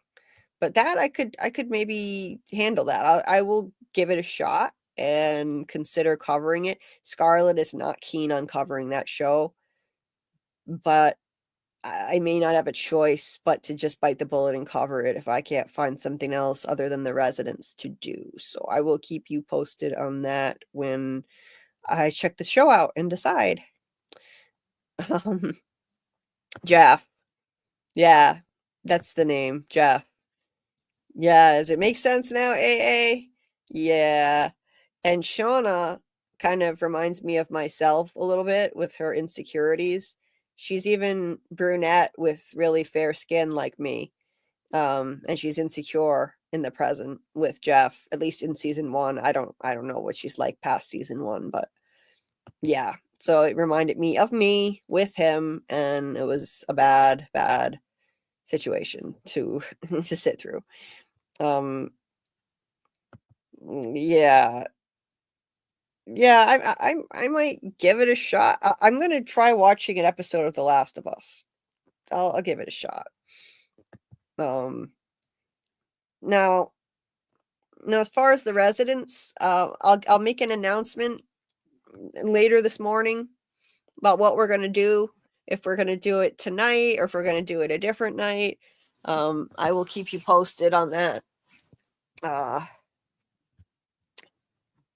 So The Last of Us is more zombie story than pandemic. It gets to the aftermath quickly. Okay. Well, that's better. It's a contagion that is spread by fungus that takes over your mind. All right. That's not so bad. That might be doable for me.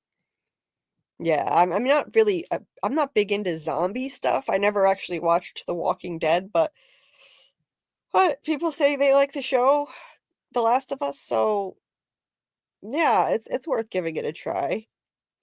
Thank you, Jeter. I appreciate it.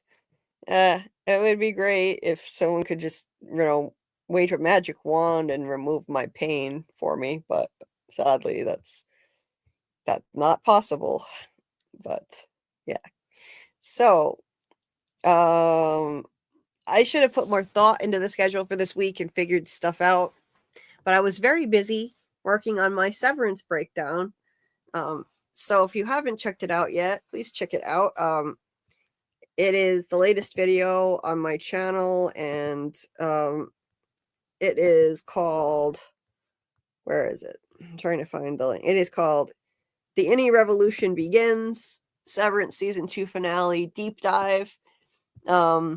I pulled an all-nighter to finish that and get it out yesterday, and I'm gonna put the link in the chat here. There's also a link in the description of the video.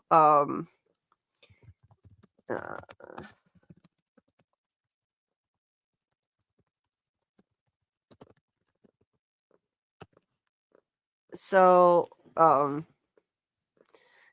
there's a link to my deep dive into the Severance finale that I put out yesterday. I made some predictions in it about what I think is going to happen in season 3, with all the characters, and just giving my theories and analysis of all the stuff that happened in the episode. Not a recap, but just my interpretation of events, and what I think is going on here, and how it ties into the overall big picture of Lumen's endgame and all that stuff.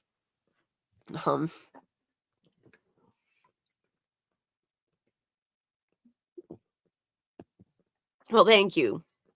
Thank you so much. You're so sweet. Don't be afraid. We're here for you. We can watch The Last of Us as a family. Well, thank you so much. Are you in the Discord? Because we do watch parties for all kinds of things in there. If you haven't joined the Discord, it's great for watch parties, so we can watch stuff together. Like we've been doing watch parties for movies. We're going to keep doing watch parties for shows and movies that are similar concepts to Severance and From, and anything in that vein that could be remotely tied to it, and just random great films and shows. We did a couple of weeks ago, we did a watch party for Young Frankenstein, and when Doug Hughes comes back from his trip, he's an actor on From, for those of you who don't know. When Doug comes back, he's going to join us for more watch parties of films like Blazing Saddles and The Producers, the original one, stuff like that. So we're going to wait for him to do those. We did a Young Frankenstein watch party with him, which was a lot of fun. And we are going to continue to do watch parties for the residents. And I just need to figure out over the next few hours whether it's going to be tonight, Tuesday night, or whether it's going to be Wednesday night. So I'll watch my keep an eye on YouTube. I'll post something in my community tab, my community posts, and I'll also put out announcements on Discord and tag everybody, and on my X/Twitter account. So, oh, good.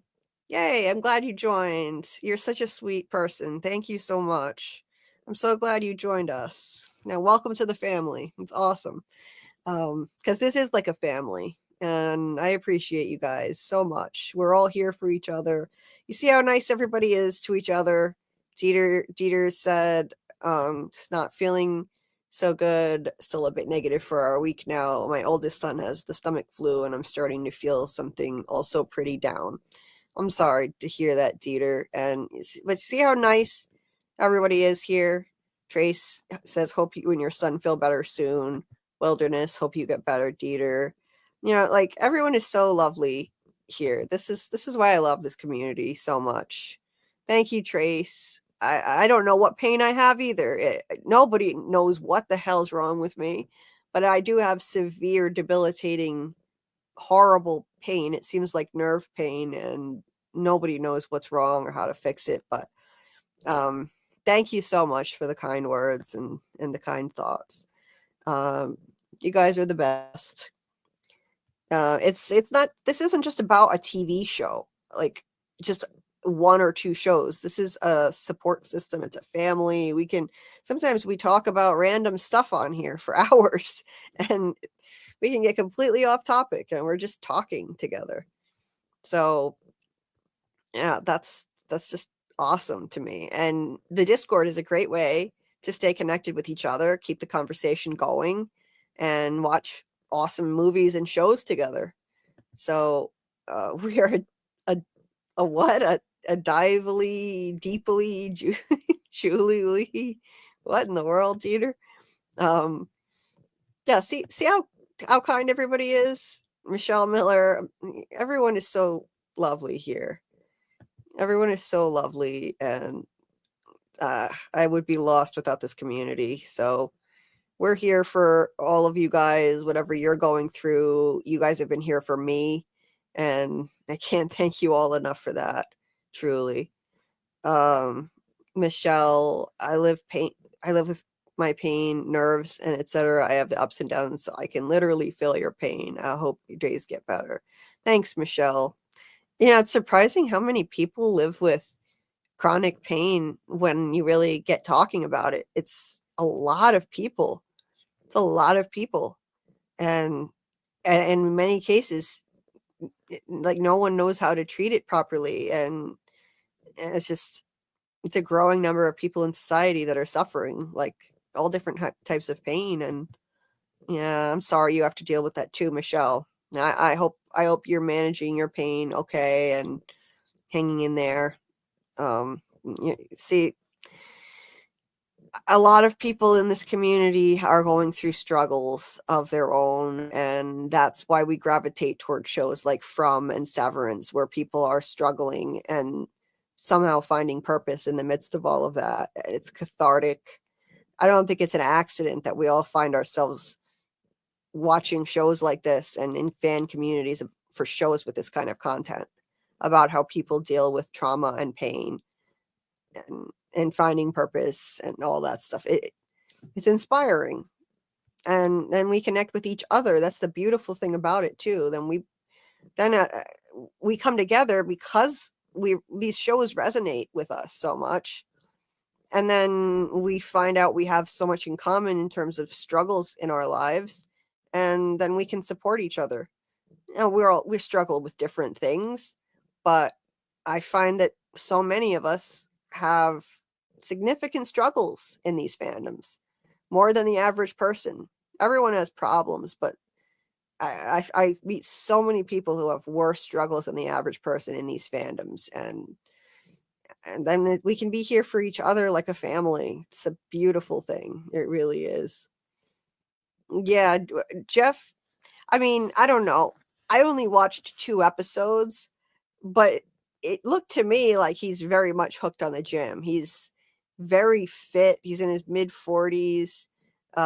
He's drinking smoothies, talking about the gym and all that stuff. So I don't know. That's how he came off to me. I wouldn't know if maybe he's not a gym addict, but that's just how it came off to me.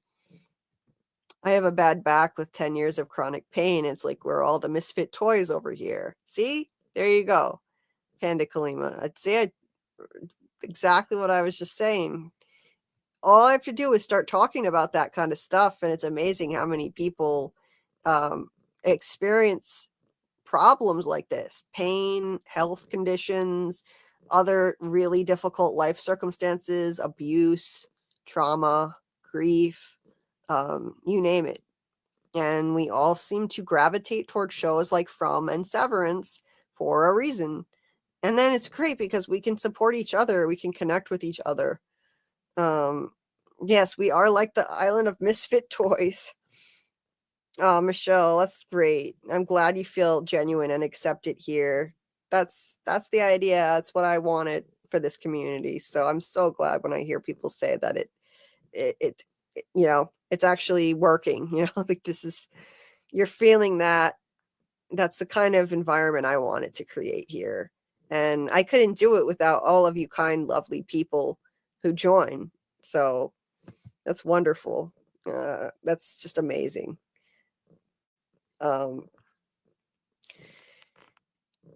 And so I wish I could announce firm plans for the rest of the week like I normally do, but in the next couple hours, I'll get my shit together and figure it out. Right now, I'm in too much pain to really think straight.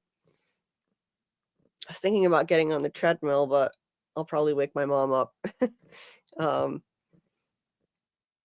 Yeah. Well, it's not just the gym thing, Wilderness. There's other stuff about him, his appearance, his personality. and the way he interacts with Shauna. It's very much like, it felt a lot like me and my ex, but yeah. Yes, it's an amazing community with amazing people, indeed. AA. It's like we're drawn together through the unseen hand of Kier. Maybe the unseen hand of Kier at work. Praise Kier, as Kier is on the screen here. Yeah.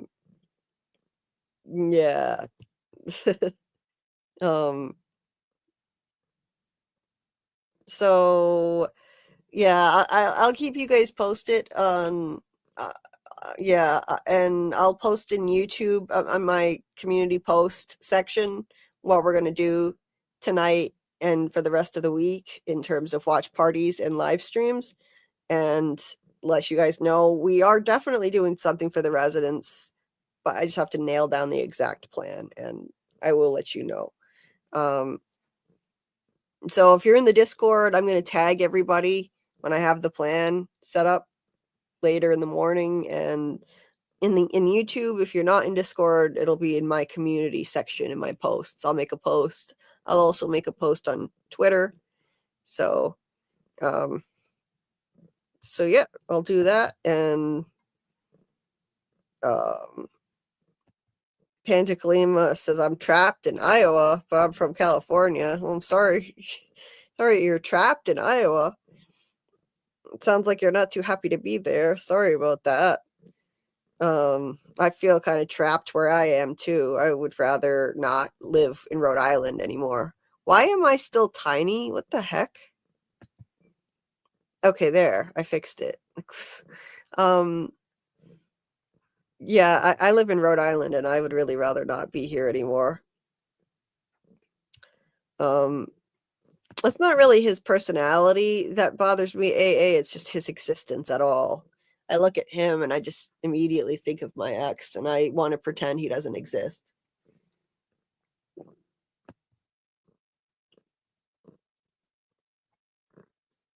Sorry, when I take a drink, it gets silent.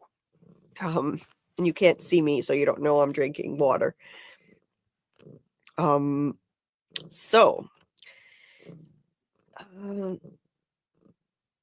cloned Tyrone. Watch Party or Live would be cool to do because that movie has a lot of different topics and avenues you can theorize about. I never heard of that, actually. Thanks for the tip. I'll add that to my list. Thank you for the suggestion. So if you're listening on the replay, keep an eye on my YouTube community posts. I'll make an announcement later this morning about what we're going to do for tonight, tomorrow, Tuesday, Wednesday, and the plans for Friday are still also kind of murky. So I need to nail down my schedule for the week. It's usually more set and planned out. This week we're a mess, but I'll post that later this morning and in the Discord. So keep an eye on that. If you haven't checked out my video for episode 10, the finale of Severance, please give it a view. I'd really appreciate it. It's kind of dying out there, a slow death, because I took too long to release it. I took too long. It's it took me like over a week after the finale aired, and I finally released it yesterday. So it's not a recap. It's worth watching, and all my predictions for what's going to happen, what I think will happen next season, just my personal opinions on where I think it's heading, where it could be heading. My predictions are mostly toward the end of the video, but then the rest of the video is just kind of me theorizing and analyzing the finale, that kind of thing. I don't do recaps, but I do go through the sequence of events and analyze it from there. But if you watched the show, you don't need a recap. So trust me, it's much more than that. So I'm looking at the final result of the poll, and 62% said yes, you would like a watch party and live for the residents on Tuesday night. 38% said no. So, okay. Well, I am going to end the poll there. Thank you, Panda Kalima. Appreciate it. So let's see. This is my Severance finale deep dive.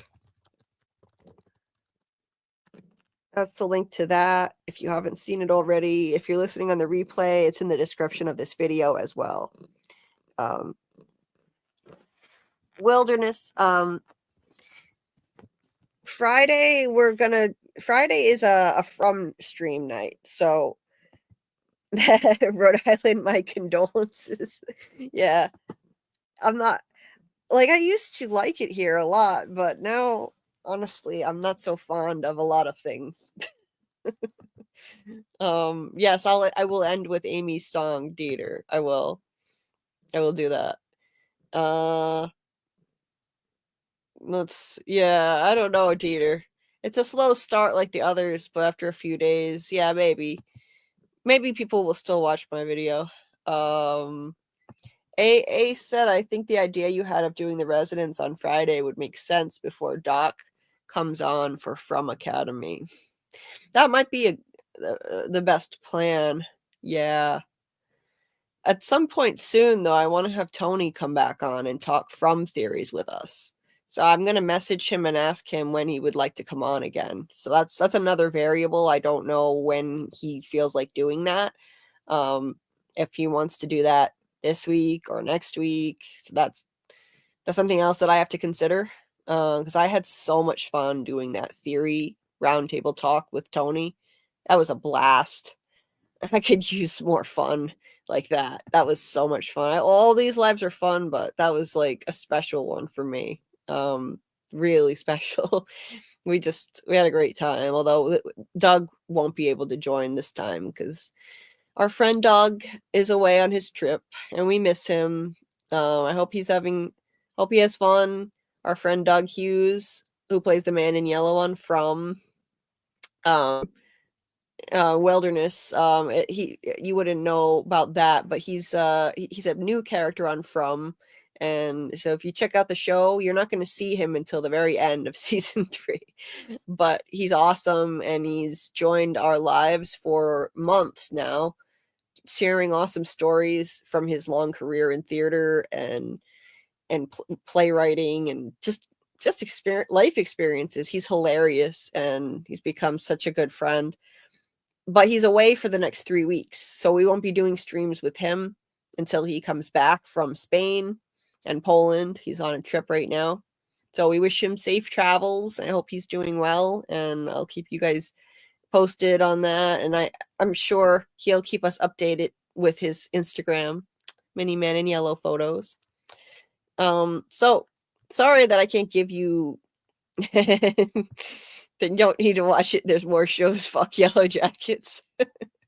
You get it. If he just triggers me in general. Thank you for understanding that. I know that avoiding things is not healthy, but I mean, if I don't have to have a reminder of him in something that's supposed to be entertainment for me, then why have it? Anyway. 60 likes, yay! Right before we're getting ready to wrap up. That's terrific. That's great. Tony, I don't think Tony watches The Residents. I don't know if if you've heard of him, Tony Teflon. He has a great channel, Teflon TV. It's so much fun.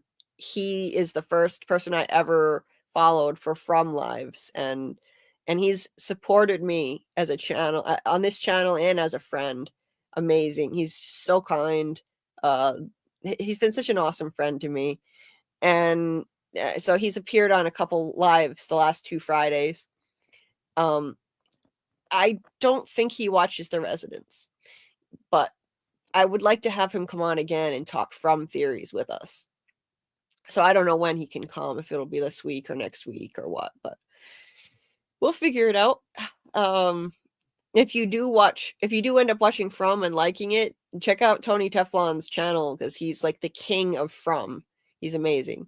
He was covering it when nobody else was at the very beginning, and he helped to build this. He helped to build this fan base for From. He really did.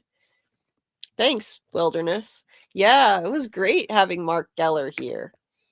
I was honored to get an interview for the first time on Severance. I was honored, you know. It was so cool. He was such a chill, nice guy. He has a long background in theater. We had some technical difficulties, so if you know, it's still worth watching it if you want to check out the replay. Just be mindful that we had some audio difficulties that were out of our control during that, and he's so nice. He did say that he's willing to come back. He'll come back anytime and talk to us again. So I think we'll plan another live with him, hopefully before too long, if he'd like to come back on, and maybe next time we'll have less technical issues. He's a super cool guy. He really is. It was great to be able to interview somebody from the show. Yeah, if I could get Cobell actress here, that would be like a dream, but probably not in a million years. Hey, Jehovah Sins, hey there. 61. Oh, now 63 likes. That's amazing. Thank you so much. You guys are awesome. Thank you, Wilderness. I appreciate it. This community is awesome, and I'm just grateful that they found me. Honestly, I'm grateful that they found me. I feel like I'm the fortunate one here. So you guys are doing me a huge favor and have made a gigantic difference in my life. So, you know, it takes the whole community to foster this kind of climate of welcoming and acceptance. And I'm trying to, you know, that's the kind of climate I wanted to create, but I can't do it without the help of so many awesome, kind people in the chat. So all the credit goes to you guys. He's the helicopter from, yeah, inside joke there about Tony. The link to Tony's channel, Dieter just dropped the link to Tony's channel in the chat. He just reached a huge milestone on Christmas Day, 100,000 subscribers, and we were so happy for him. It's a big deal for a YouTuber to hit 100K. Yeah, you get a special plaque. It's awesome. So we're happy for him. And Tony also wrote a book, Darkest Before the Dawn. Check out his book. It's great. It's gotten amazing reviews. So check that out. There's a link to that on Amazon. And I'll let you know, hopefully we can get Tony back on here again soon. I would really enjoy that. I've never seen Squid Game AA. I thought they already finished season 2, but okay, so they split it in half, I'm guessing then. Okay. Well, maybe I can try and catch up. I've heard it's a great show, and I love Korean stuff. I love K-pop. I love the Korean language, so I would be all for watching a Korean show. So I fell in love with the Korean language a few years ago when I discovered K-pop. So I would watch that show. I wish I hadn't missed the part 1 of season 2, or like I've never even seen the show at all. But I'll check it out.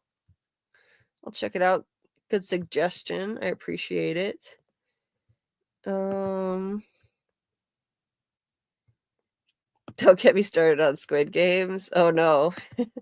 What was the idea of ending this season like that? Oh, yeah, divisive ending, I guess, huh?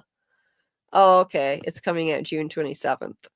Well, it's something on the horizon. Actually, damn.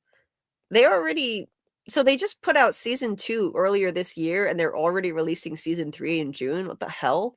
That's fast. That's crazy. Jeez, imagine if they did that with From and Severance. Oh my god. I honestly, to be honest with you, I know I'm weird to say this, but I wouldn't want that.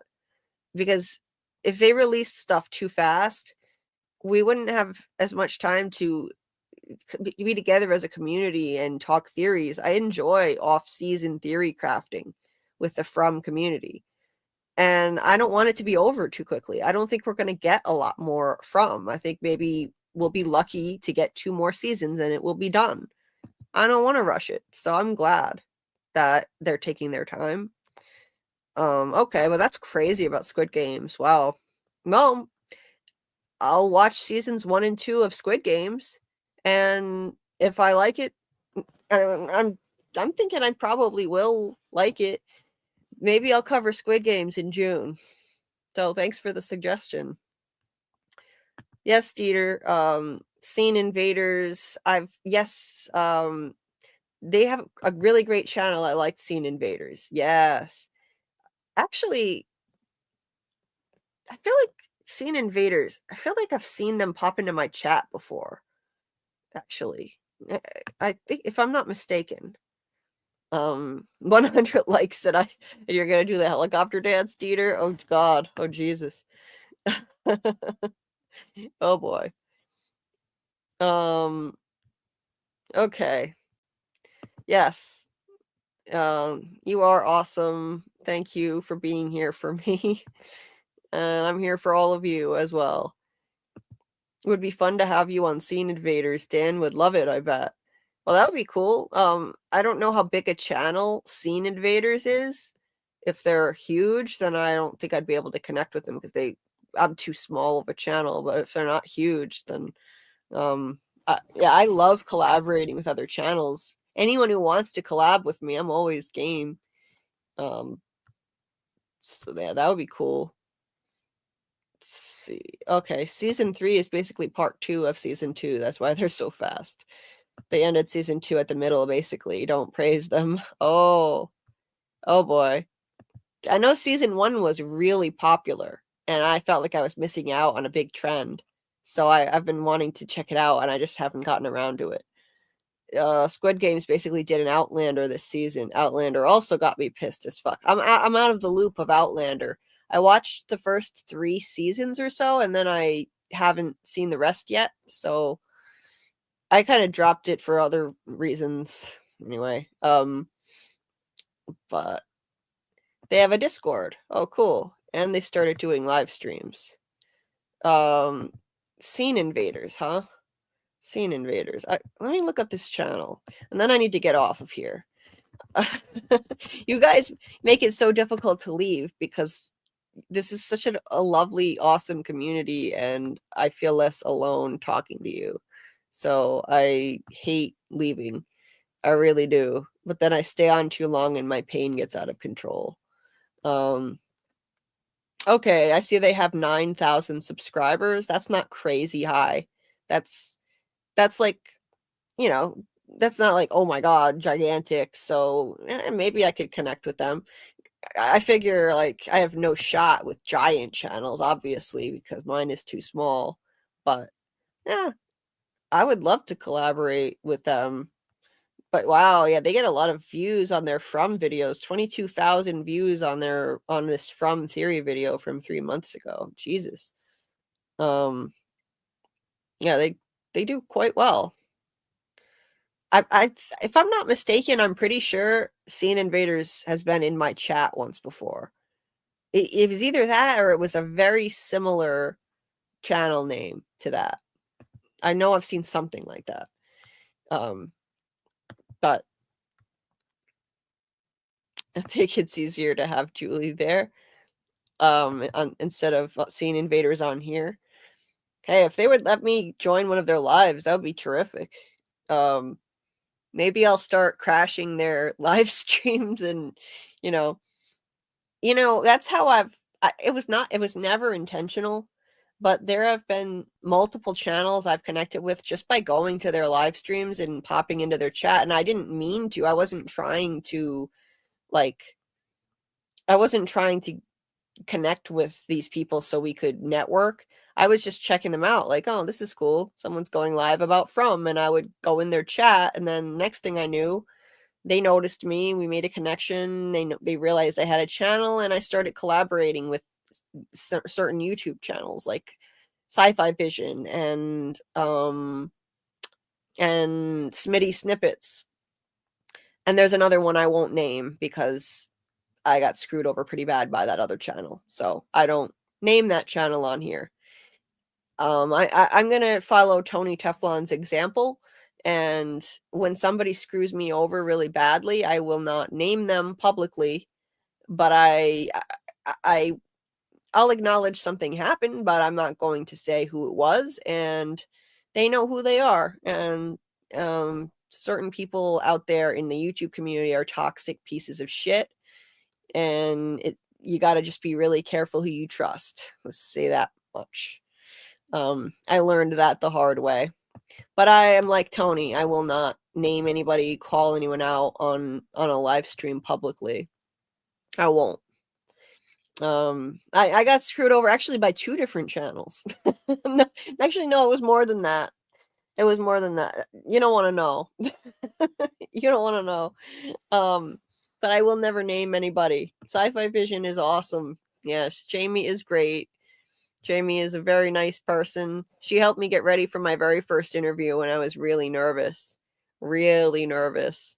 And she helped me prepare. She spent a long time helping me. She's great. And she does a live stream with Scarlet on Yellow Jackets on Sunday nights. So check that out if you're a Yellow Jackets fan. Wilderness. I can't say it publicly, but if you join the Discord, maybe I'll tell you in there. But I won't say it publicly. I'm going to follow Tony Teflon's example, and I won't say it publicly because I don't want to start a war, and I don't want to, I don't want to stir up problems where I don't need them. Trust me. There have been a few. Yeah. I'll just say Tony Teflon's been amazingly supportive, and I appreciate him. So I'll follow his example, and I won't name any names. But then there have been some amazing people I've connected with, like Sci-Fi Vision has been so supportive in helping me getting ready for my first interview. Jeremy Ice and Fire, he was so supportive helping me launch my channel. He's a great guy. You just have to be careful out there about, certain toxic people, and, watch out who you trust. Yeah, just watch out who you trust. Yeah, people can be so jealous. Yes, indeed. And it doesn't matter how nice you are either. You could be Mother Teresa, and people will still come for you. People will still come for you. People will still screw you over, use you. I mean, I've been used pretty badly just to get views. Yeah, some pretty messed up stuff, to be honest. Another thing you never want to do is get into some kind of romantic relationship with another YouTuber. Trust me, that's a bad idea too. Your co-host has a channel. No, she doesn't actually. Scarlet, she wants to have a channel, but she hasn't been able to find the time to devote to it. It's very time consuming. So she doesn't have one, but if she gets one, if she starts one, we will certainly let you know. Yeah, join my Discord. I spill a little more of the tea in there, but I still don't do it publicly. If I share things with people, it's only in direct messages privately. And I'm careful. Like, I don't want to cause more trouble for myself. It's like telling your mom that you were bullied at school, and then your mom goes to the school administration and tells them, and you wind up getting bullied even more. Fuck those toxic ass people. Indeed. Like, one time I was bullied in junior high. My mom went to the school and complained, and then it got even worse. So it's kind of like that. I don't need to stir up any more problems by mentioning their names. That's all. Yeah, people can be so jealous. Yeah, Michelle, that's very true. And and users of people, you know, like being used. I was kind of used and then tossed aside by somebody. Tony is great. Yes, he's funny, he's respectful, he's an amazing person. We loved having him here as a guest, so I'm hoping that he'll come on again really soon. Yeah, Michelle, some people are out for views and people are very mean. 100%. Just out for views and they don't care about anyone's feelings, like telling me exactly what I wanted to hear, what I desperately needed to hear, but all I was there for was just to get this person views because they weren't getting enough traffic to their channel. So I was basically like, I was used to get views by this person. That's all. They not like us. Oh, are you a Kendrick fan? Oh, Wilderness. You're even cooler now to me. Seriously? You just dropped a Kendrick reference? You're amazing. Oh my god. I freaking love Kendrick Lamar so much. So much that Dieter actually put a Kendrick bot in my Discord. I'm not a Drake fan for sure. A minor. Oh, that's fantastic. I'm not a Drake fan either. Sorry, Drake fans, if there are any in the chat, as Drake fans leave the chat. But Dieter put a bot in my Discord that plays Kendrick Lamar music 24/7, and it's connected to his Spotify. So he did that just for me because I love Kendrick's music so much. So, oh, and to join my Millie Bobby Brown hate, she's a Drake girl. Yeah, there's some weird shit going on there, as Kendrick Lamar would say. There's some weird shit going on, and some of these artists be there to police it. Yeah, Drake was a little too close to Millie Bobby Brown when she was underage. It just kind of looks creepy. It doesn't look good. It's not a good look. So yeah, I don't like that. I don't like that. I think Drake likes the underage girls. Yeah. So yeah, I hope 11 gets killed. Oh damn. Shit. I don't want that on the show, but I'm not, to be honest with you, I don't like Millie Bobby Brown. I don't. Millie Bobby Brown irritates the hell out of me. I think she's in love with herself. Sorry. I love the show and I love 11. I love Stranger Things, but I find her obnoxious. I don't know. Maybe I'm just jealous of her wonderful, glamorous life with her gorgeous fiance or whoever. I don't know if she's married yet. I think they're just engaged. But yeah. Another Kendrick fan. Yes. Your puerile attempt at verbal flagellation reek of inefficacy, you obsequious, intellectually destitute troglodyte. Muster wit or retreat into irrelevance. Oh my goodness. Oh my god. The logophile in me just loves this vocabulary, Dieter. I love that. That's amazing. I love words. Devour feculence. Yes. They can devour feculence. Fuck them. Fuck them bullies. Cactus butt. Yeah, indeed. Indeed. Yeah. Hell yeah. Dieter, you are hilarious dropping the link to Kendrick Lamar's channel. I doubt he needs our help. The dude has like hundreds of millions of followers. Oh my god. I think he's good. But I love my Kendrick. Yeah.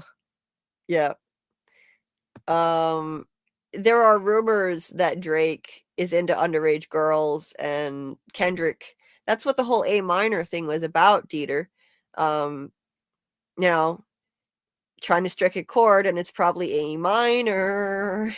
A minor it's a play on words. A minor is a chord, a musical chord, but a minor is also a minor, meaning under 18, and that's the shot he was taking at Drake, one of many in that song. you know, hey Drake, I hear you like him young. You better not ever go to cell block 1. That's Kendrick keeps making references to that in. I actually can rap the entire song, but I won't. I know every word to that song, except I don't say the N-word parts, of course, because I'm white, so I don't do that. But I cut that part out, but I know all the words to that song. And yeah, Kendrick keeps making references to the fact that Drake has been rumored to be into underage girls. So not little kids, but underage girls. Are we questioning that still? I just don't know how police doesn't get to Drake, honestly, because K-Dot wouldn't say those things if he doesn't have proof. I agree. Why aren't they investigating this shit? When I heard Meet the Grams, I was like, okay, where's the investigation into this? Like, I believe he wouldn't say these things if it wasn't true. He said, like, him and Weinstein should get fucked up in a cell for the rest of their life. That's what he said. That he compared him to Harvey Weinstein. He literally said that. He's like, yeah, he said that, that he should die so all these women could live with a purpose. And like, I mean, comparing him to Weinstein. He also said, Cat Williams been giving her truth, so I'm gonna give mine. The embassy about to get raided too. It's only a matter of time. Cat Williams is the one who blew the whistle on Diddy, and so he's saying that the embassy where Drake lives, that's the name of Drake's mansion. The embassy needs to get raided, like Diddy's mansion got raided. So how come they're not investigating that shit? It's crazy. Like, he needs to be investigated. I really don't think that Kendrick would say those things if he didn't really believe it. Yes. Oh yes. I'm a huge K-Dot fan. Now, I'm a new diehard, so I have a lot to learn. I'm still getting introduced to his full catalog of music. I went from being a casual fan to a diehard fan a few months ago. I was living under a rock, and I've been catching up. I've been listening to him every day, and I'm obsessed with his music. So I'm a diehard fan now. No, I'm not gonna rap. I'm gonna rap. Slim Julie, please stand up. I could do it. I did it for my mom, and she was like, "Oh my god."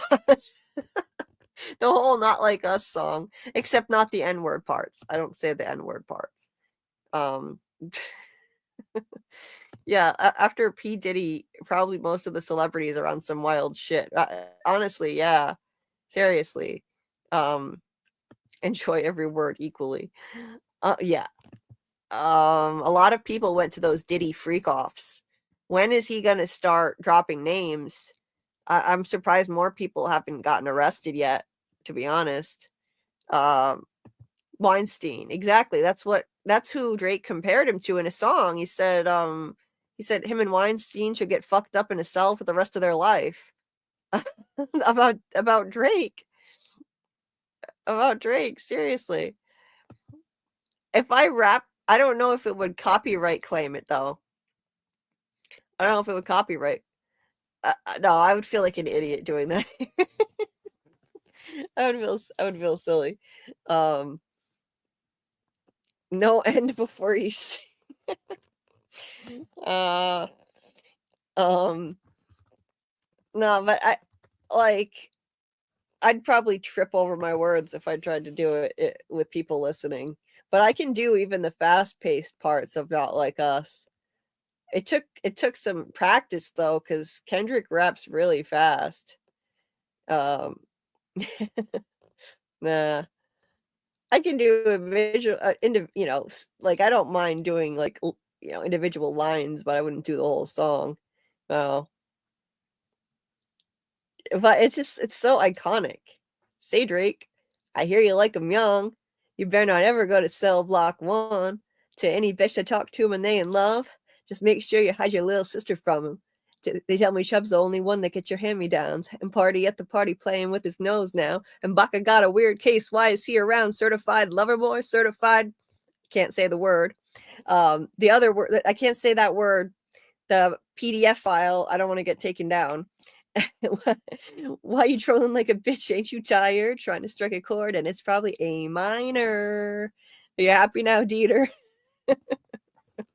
But I can't say the PDF file because sometimes that word can get taken down. But you know, that's when people say we substitute the PDF file. You know what we mean on YouTube censorship and all that.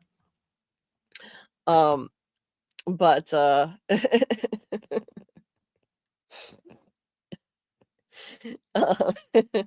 yeah, I love the wop wop wop wop wop. Yes. Wop wop wop wop wop. Fuck 'em up. Oh god, I love that song. It never gets old. It never gets old. I can't even tell you how many times I've listened to Okay, Julie. I can't even tell you how many times I've watched that Super Bowl halftime show. I can't even tell you. Like, so many times. Like, I've watched that over and over again.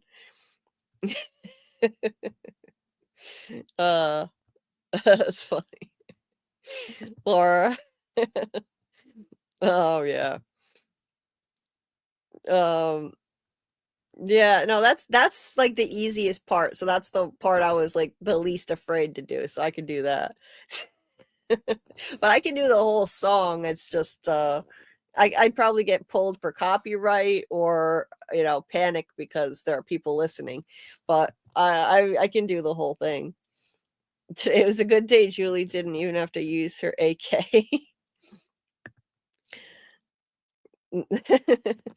Well, I wasn't that good, Dieter. I don't think I could start doing rap covers all the time. Trust me. Okay, Julie. Yeah. Oh.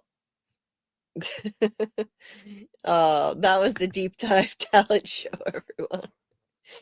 People who were just popping in would have been like, what the hell is going on? I thought this was a Severance live. This is what happens when we go off track and go off on tangents.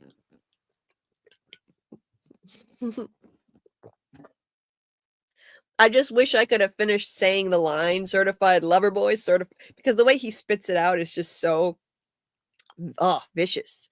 Certified lover boy, certified. I can't say it though because I don't want the stream to get blocked. I love it. I love it. I love saying it with the same vitriol and inflection that he does.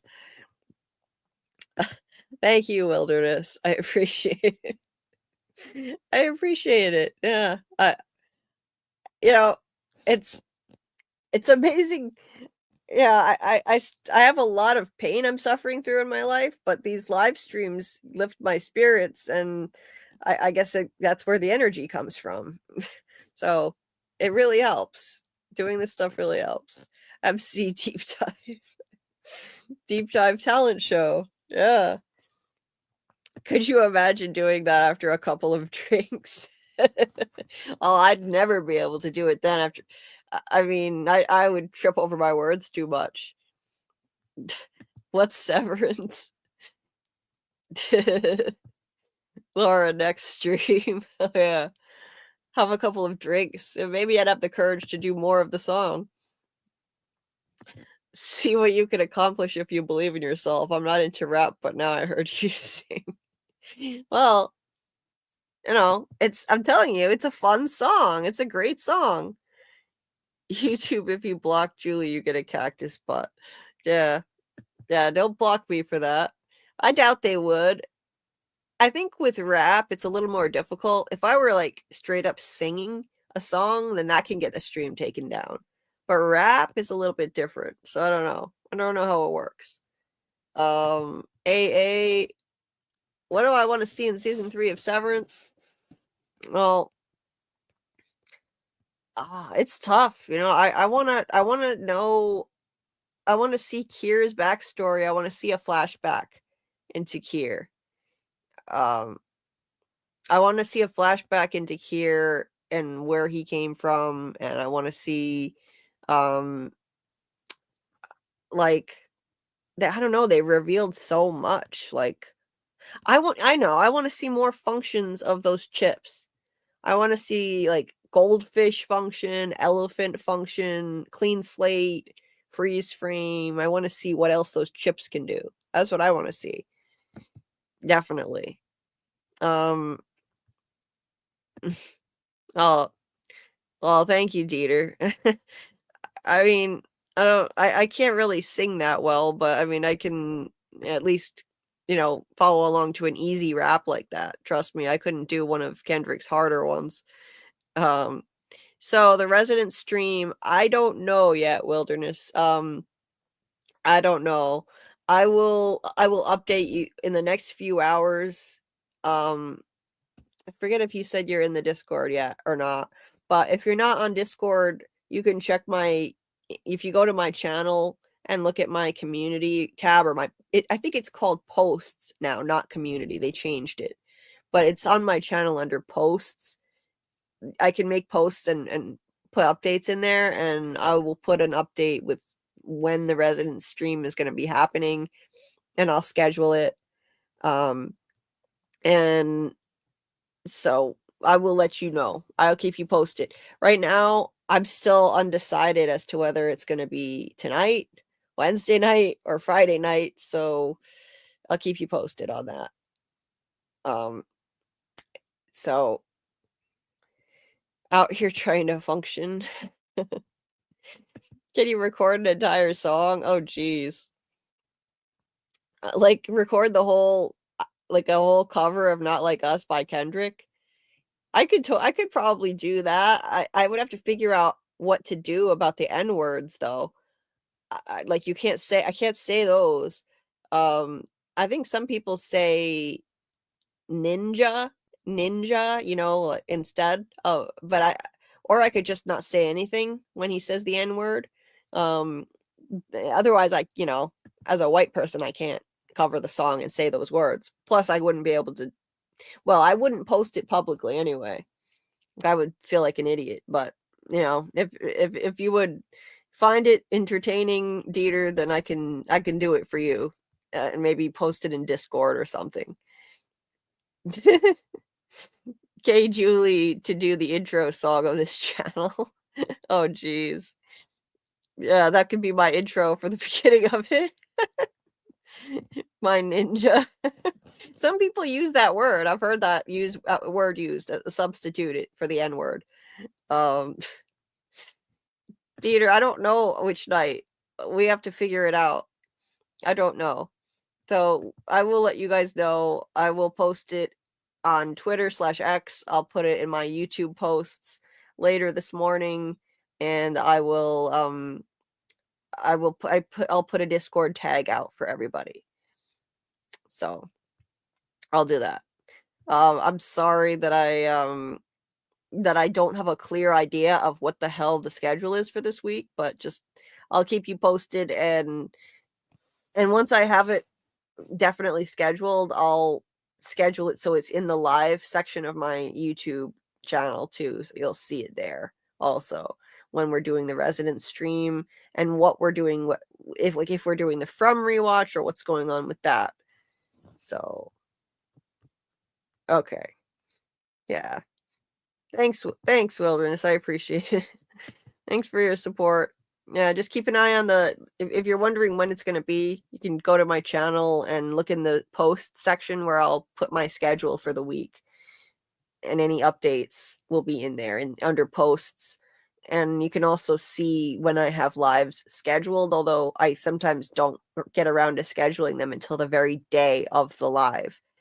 I'm trying to do better and schedule them more ahead of time, but lately I've not been so successful at that. So cool. Yes, please join us in the Discord. that way, it's a great way to keep you updated on the latest live stream schedules, watch party schedules, all that stuff. So I can tag everybody and then you get a notification. So it's great. So that would be awesome. The Discord link is in the description of this video. So hopefully you can find it. Oh, as my cat asking to be fed, which is my cue to get off of here. But before I go, I'm gonna play a song that one of our lovely members of our community made for with Severance as a theme. The Children of Kier song. I'm gonna see if I can play it. The only thing is, I hope it'll work. I'm gonna share my screen to play it. Hopefully you'll be able to hear it. What the hell? My cat just knocked an entire pile of things on the floor. Okay. Wreaking havoc in here. Boo, did you really need to do that? She just like made a gigantic mess, but that's what happens when she wants to be fed. The cats start knocking things over. So if you want to stay updated on the latest as to what's going on with live streams and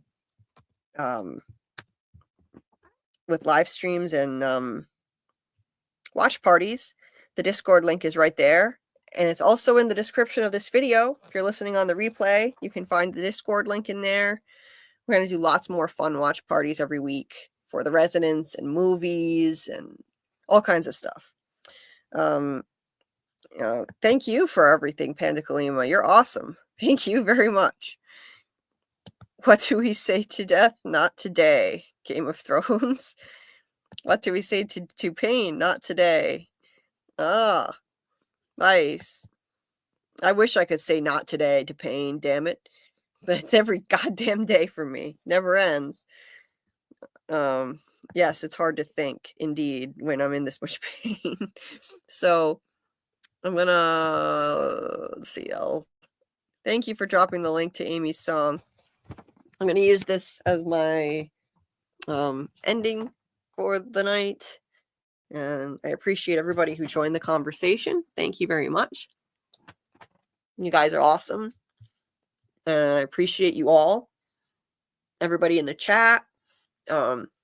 Scarlet and Paul from Smitty Snippets who joined earlier. Thank you for the great conversation. And we're not done with the Severance content either. We're gonna do a live next week on the UUR. I'm trying to find the specific song, Dieter. I don't see the one. It's Children of Kier, I think, that you want it to play, and I don't see it.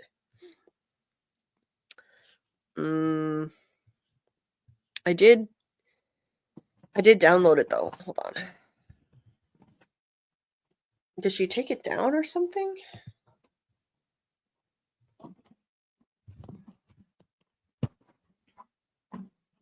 Oh. Oh.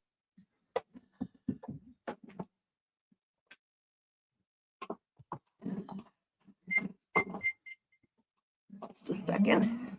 I'm looking for it right now. I'm just going to play it straight from my computer, and hopefully I'll be able to hear the audio. Hold on. I've got to share my screen.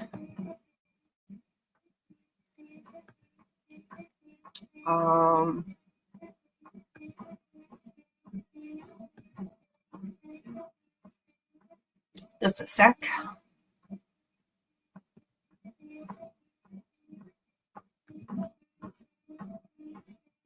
Thank you, Dieter. Thank you so much. Good night, AA. Thank you, Wilderness. I'm trying to get better medical treatment, but so far I haven't had any luck. But I'm not going to give up. I did give up for the last year, but now I'm trying again. We try, but sometimes pain doesn't listen. Indeed. Unfortunately. But I try anyway.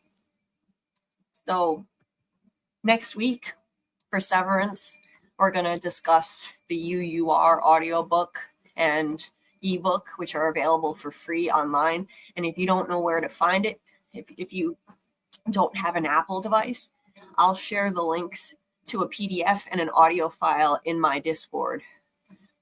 So you can access them in there too if you need help finding them. They're highly entertaining. It's like the first few chapters of Rickon's book, and it's so funny. So we'll have some fun discussing that. That'll be next Monday at 10:30 p.m. Eastern. And as far as the schedule for the rest of this week, I will keep you guys posted. And good night to Pandakalima and Wilderness. So glad we connected tonight. I'm gonna share my screen and play this song that our lovely Amy made. Hopefully it will work. Fingers crossed.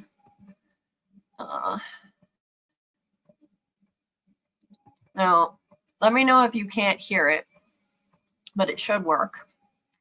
Have a good day or a good night, everybody.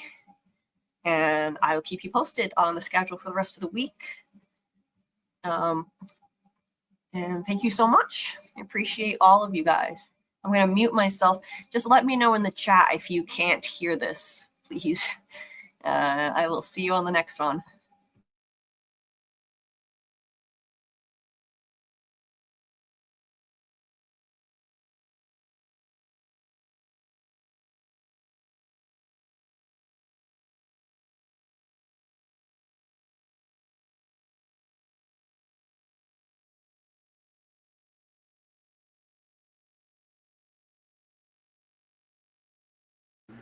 Let not weakness shake your spine. Through the sweat, the stars align. Raise your hands to build the sky. Worker strength will never die. Calloused hands and hearts of fire. Turn the gears and lift each wire. Unity's the dream we share. Breathe the steel and taste the air. Rise and shine, almighty crew. The world will bow to what you do. Forge your path with iron spine. Together we will make it shine. Nights are cold and days are long. Still the rhythm beats so strong. Every brick and every beam holds the weight of every dream. Sweat and grit, they are your crown. Rivers flow but never drown. Stand as tall as mountain peaks. Power speaks when silence leaks. Rise and shine, almighty crew. The world will bow to what you do. Forge your path with iron spine. Together we will make it shine.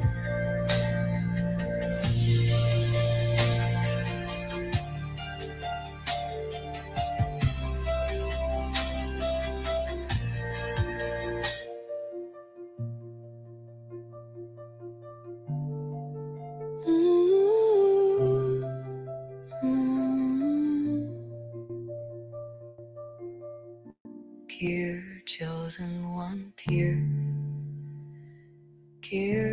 chosen one, dear.